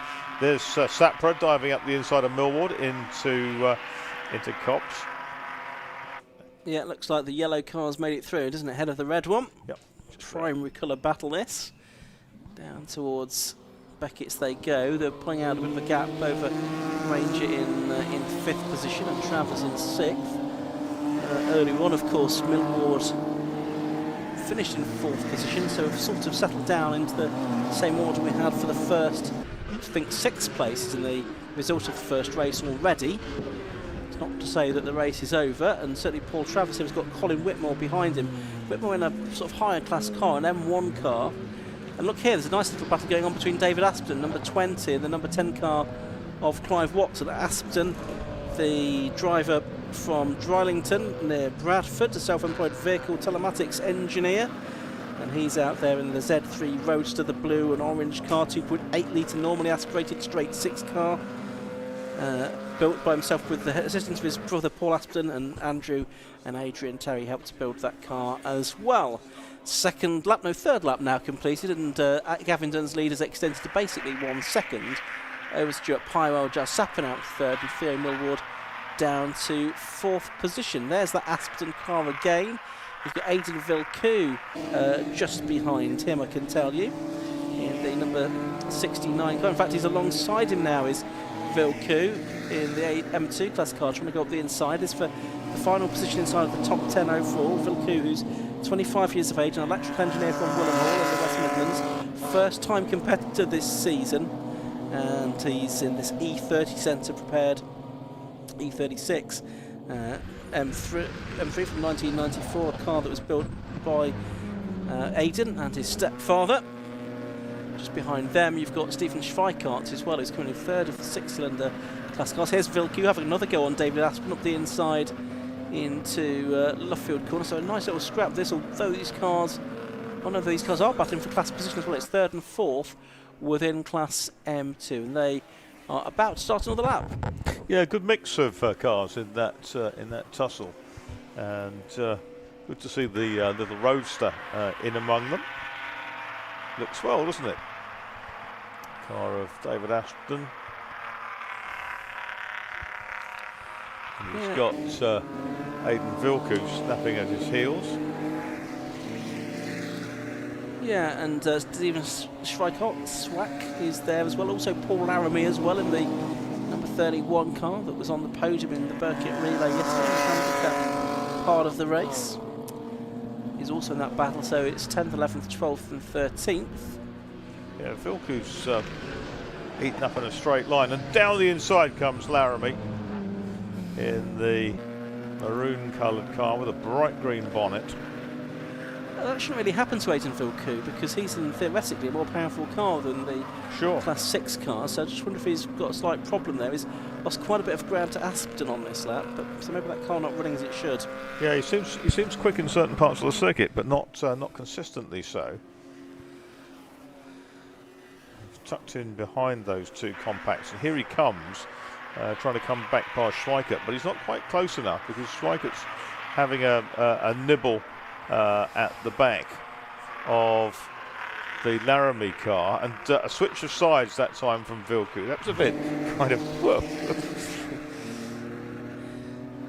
So we've got 13 and 3/4 minutes left to go, so still about 2/3 of this race left to go.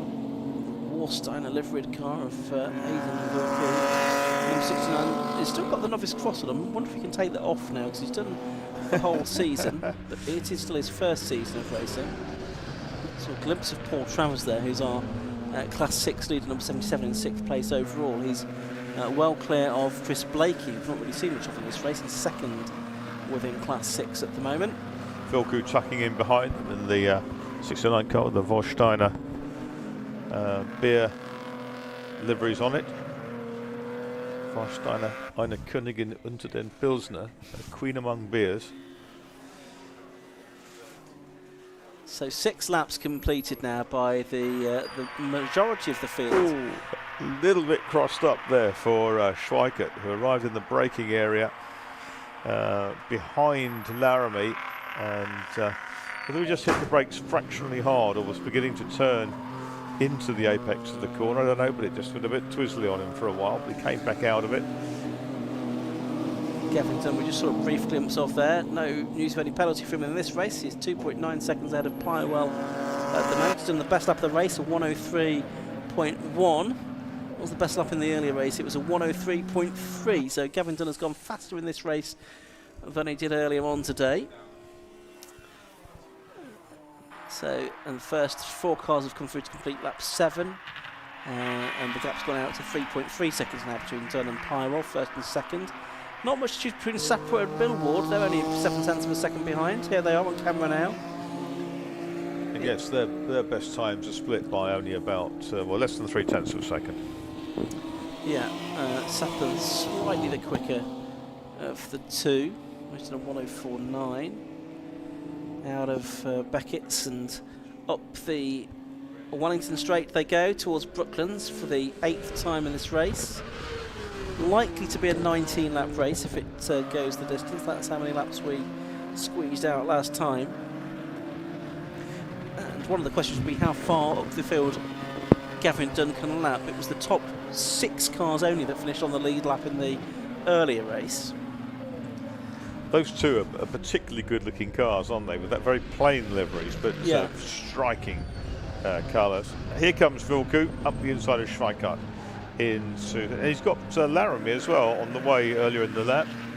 So Vilku gets up a couple of places. Looks up into 11th by my reckoning.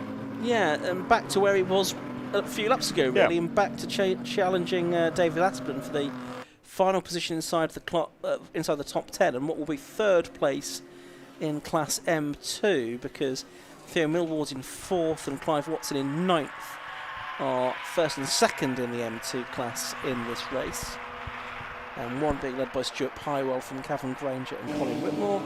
6, Paul Travers, Chris Blake and Stephen Schweikart.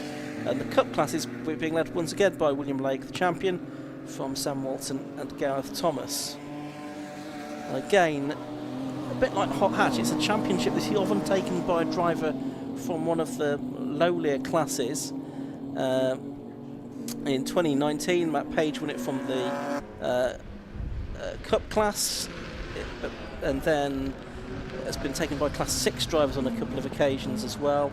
Steve Schweikart, Lee Piercy, Ben Pearson, Kevin Denwood, 3 occasions in fact. And there goes Vilku. We went inside Aspden, and a bit sideways for Schweikart. And Schweikart looked to come back past Vilku, and that little bit of tail happiness through Luffield has cost him ground and exposed him again to the challenge from Paul Laramie. Yeah, Paul Laramie there, who is from Chesham, as the head of programme management, 43 years of age. Started racing 5 years ago. Is watching a battle for 2nd in Class M1 here between Cavan Granger and very experienced Colin Whitmore. They've got Paul Travers just behind them, the Class 6 leader. Whitmore in the number 35 car on the left-hand side as they head down the Wellington Straight. He's got ahead of Granger there, so 2nd within the class. We've missed a change for 3rd as well, with Theo Millward back ahead of the car of Jasper Sapra. Yeah, absolutely. So that's a scrap going on a bit further up the road than this. Granger's not given up here, and Paul Travers, the Class 6 leader, trying to buy into it as well. Great battle going on here. I was talking about Paul Laramie though. And there's a problem there, and that is Schweikart and Aspden that have come to grief. Didn't see how that happened up at Brooklands Corner. Aspden in the 20 car, his car stranded just on the edge of the circuit there. I think it looks like he's going to get out of the car as well, so that might need some recovery. The car of David Aspden. Didn't quite see what Stephen Schweikart's part to play was in all of that, but Aidan Vilku now has moved up into the top 10 as a result of that. 8.25 minutes to go. We're watching Paul Travers here. Is Aspen out of the car now? And he's walking away to a place of safety. It's going to need a lift, that car, judging from the signals by the marshal. And as a result of that, the safety car being brought out with 8 minutes of the 750 Motor Club season, 8 minutes of this BMW Car Club Racing Championship race to go, but not much alternative with the car positioned as it was. This could liven things up, because hopefully we will get enough time for a few laps of a restart. Yeah, some damage there, Marcus. Yeah, it's been it's nobbled in the middle of that rear wheel arch, and it's probably tweaked the tracking or the transmission as well. It looks like the exhaust has dropped down to the curb, which makes it immobile. But what a shame. That was an entertaining little tussle, but it's on the apex of Brooklands, and therefore we have to have the safety car.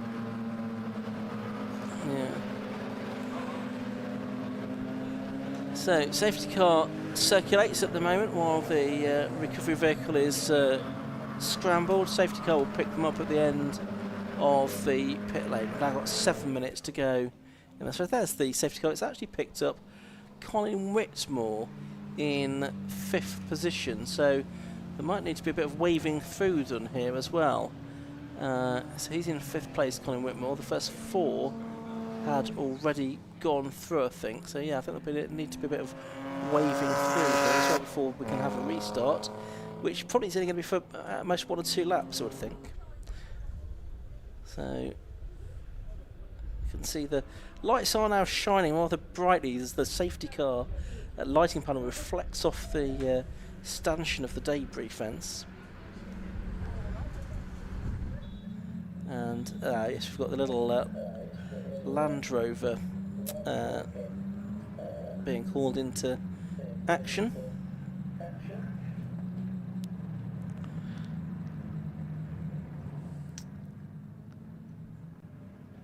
That car is going to be I'm going to try and tow it, although I thought it was going to need a full lift from the signal from the marshal and also from the look of the damage to the suspension, but perhaps I think if we can just get it a little bit further away, then that will be good enough. Let's see what happens here. There's the those are the first 4 cars now who've basically joined the back of the safety car queue. Well, it's moving, so maybe this will work out after all. Whether it's going to do the car any good is another matter. But they're going to... There's quite a lot of camber on that rear corner. It's taken a decent sized wallop. Yeah. Yeah, but they're going to pull it basically onto the old circuit there, aren't they? The old track. So quickly out of the way, which means that actually might get a bit more racing than I thought. There's nearly 5 minutes left to go, so we might have time for a few more laps, but they've got to do this wave through first, haven't they? Well, they don't have to. No, well, it's not obliged to, but it would be nice if they did. Yes. But it'll take a while, of course, for the for those behind the safety car to join the back of the queue. That's the problem. Yeah. With 4 minutes and 27 seconds to go, it is the problem. Yeah. Yeah. So we'll see how this pans out. It's BMW Car Club Racing Championship race, the final race of the season. 35, which is there, behind the safety car, is the car that is 5th. Yeah. So he's the Class M1 second place car. Granger behind him is second in that class. And Travers in the Silver 77, he leads Class 6 from Blakey. There's nothing much between them. So there are still things to play for. Certainly Class 6. No wave through being done yet.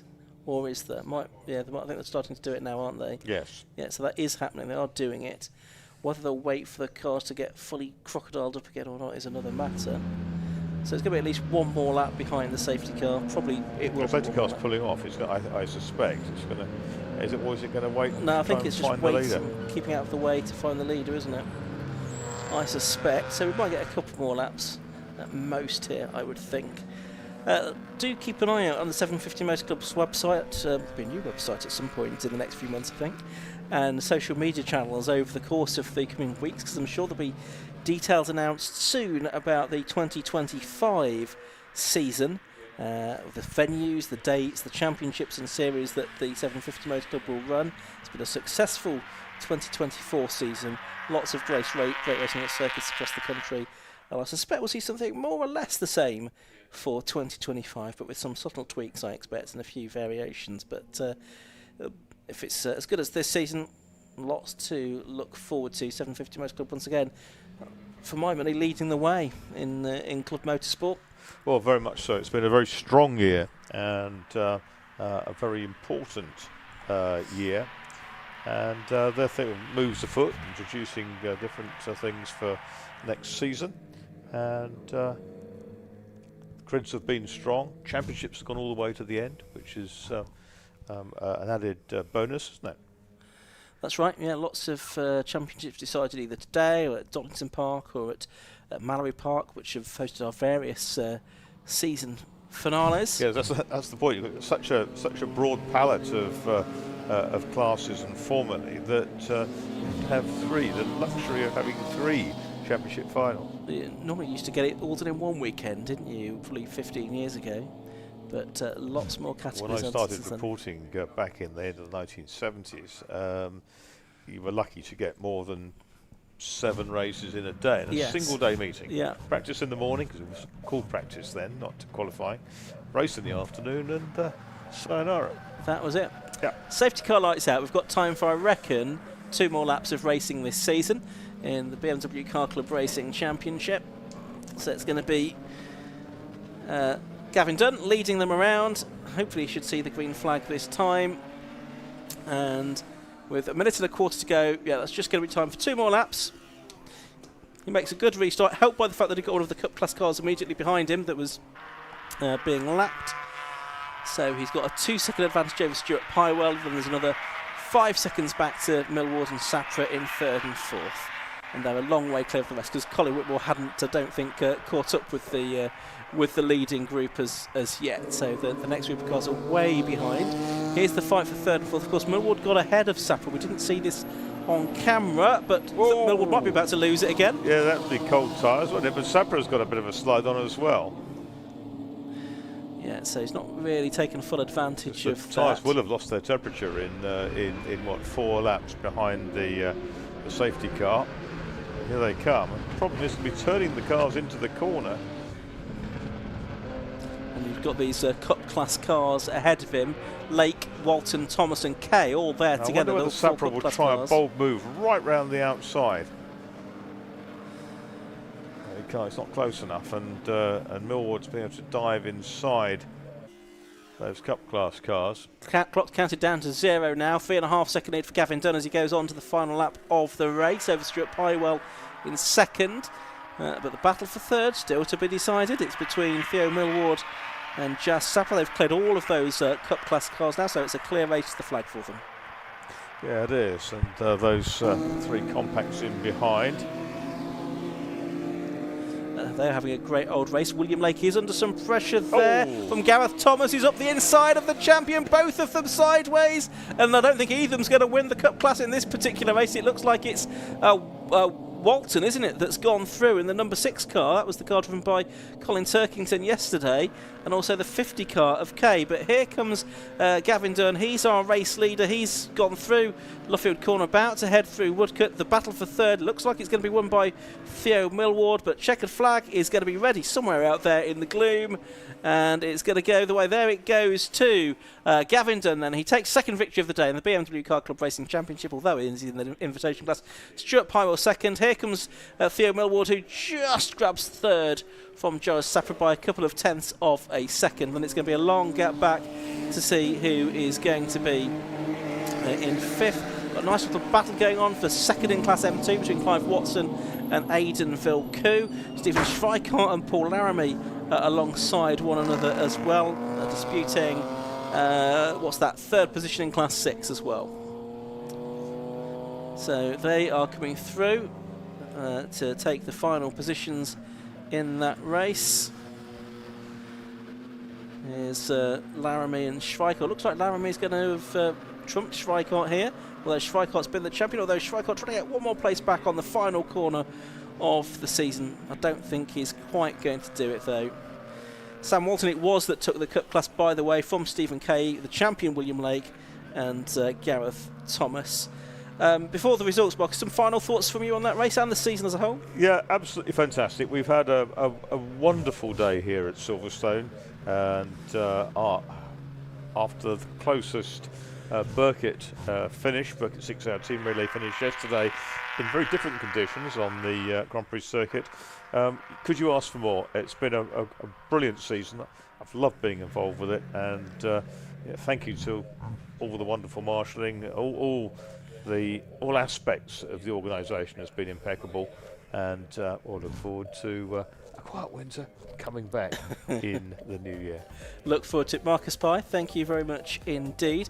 Let's have a look at the result of that last race of the day, the BMW Car Club Racing Championship. Gavin Dunn took the win, number 130, 17 laps he completed, and he was 4.071 seconds clear of Stuart Pywell, number 76, in second place. Theo Melward, 81, was in third. Jazz Sapper, number 40, was fourth, ahead of Cavan Granger, fifth, and Colin Whitmore in sixth position. Millward winning his class, Stuart Pywell winning his, and Paul Travers in seventh place, number 77, winning his class 6 as well, ahead of Chris Blakey, number 27, and then third in that class was Paul Laramie, number 31, and 14th overall was Sam Walton, and he won the Cup class after that drama on the final lap between Gareth Thomas and Will Lake, who both got very sideways at Beckett's after a little bit of contact. That allowed the number 50 car up into second place as well in that race. And that was the car of Stephen Kay, ahead of William Lake and Gareth Thomas. And of course we lost David Asperton during the course of that race. That then is all of the racing for this season from the 750 Motor Club. So my thanks to all of the marshals who've done such a great job this weekend. Thanks to them, thanks to all of the other officials of the 750 Motor Club. Thanks to Marcus Pye and Josh Barrett with me today, and all of the other commentators I've shared a box with during the course of the season. Thanks again to the Alpha Live crew for everything that they have done. And from me, Ian Soman, I'm going to hand down for the final time this season to Josh Barrett, who's going to hear from our successful drivers in the BMW Car Club Racing Challenge. Good night. For one last time, we're in the pit lane here at Silverstone with some race winners, and Gavin Dunn was the winner of the BMW Car Club again. Well done, Gavin. A nice day for you here. Yeah, brilliant. Absolutely loved it. Really enjoyed it. So yeah. It's a bit about your car. Well, yeah, I loved it. Yeah. Everything just worked. So I thought I was going to be slightly closer at the end. The last couple of laps, safety car popped out, and I was looking in my mirror. I was thinking, I've got to get a good run down to the first corner.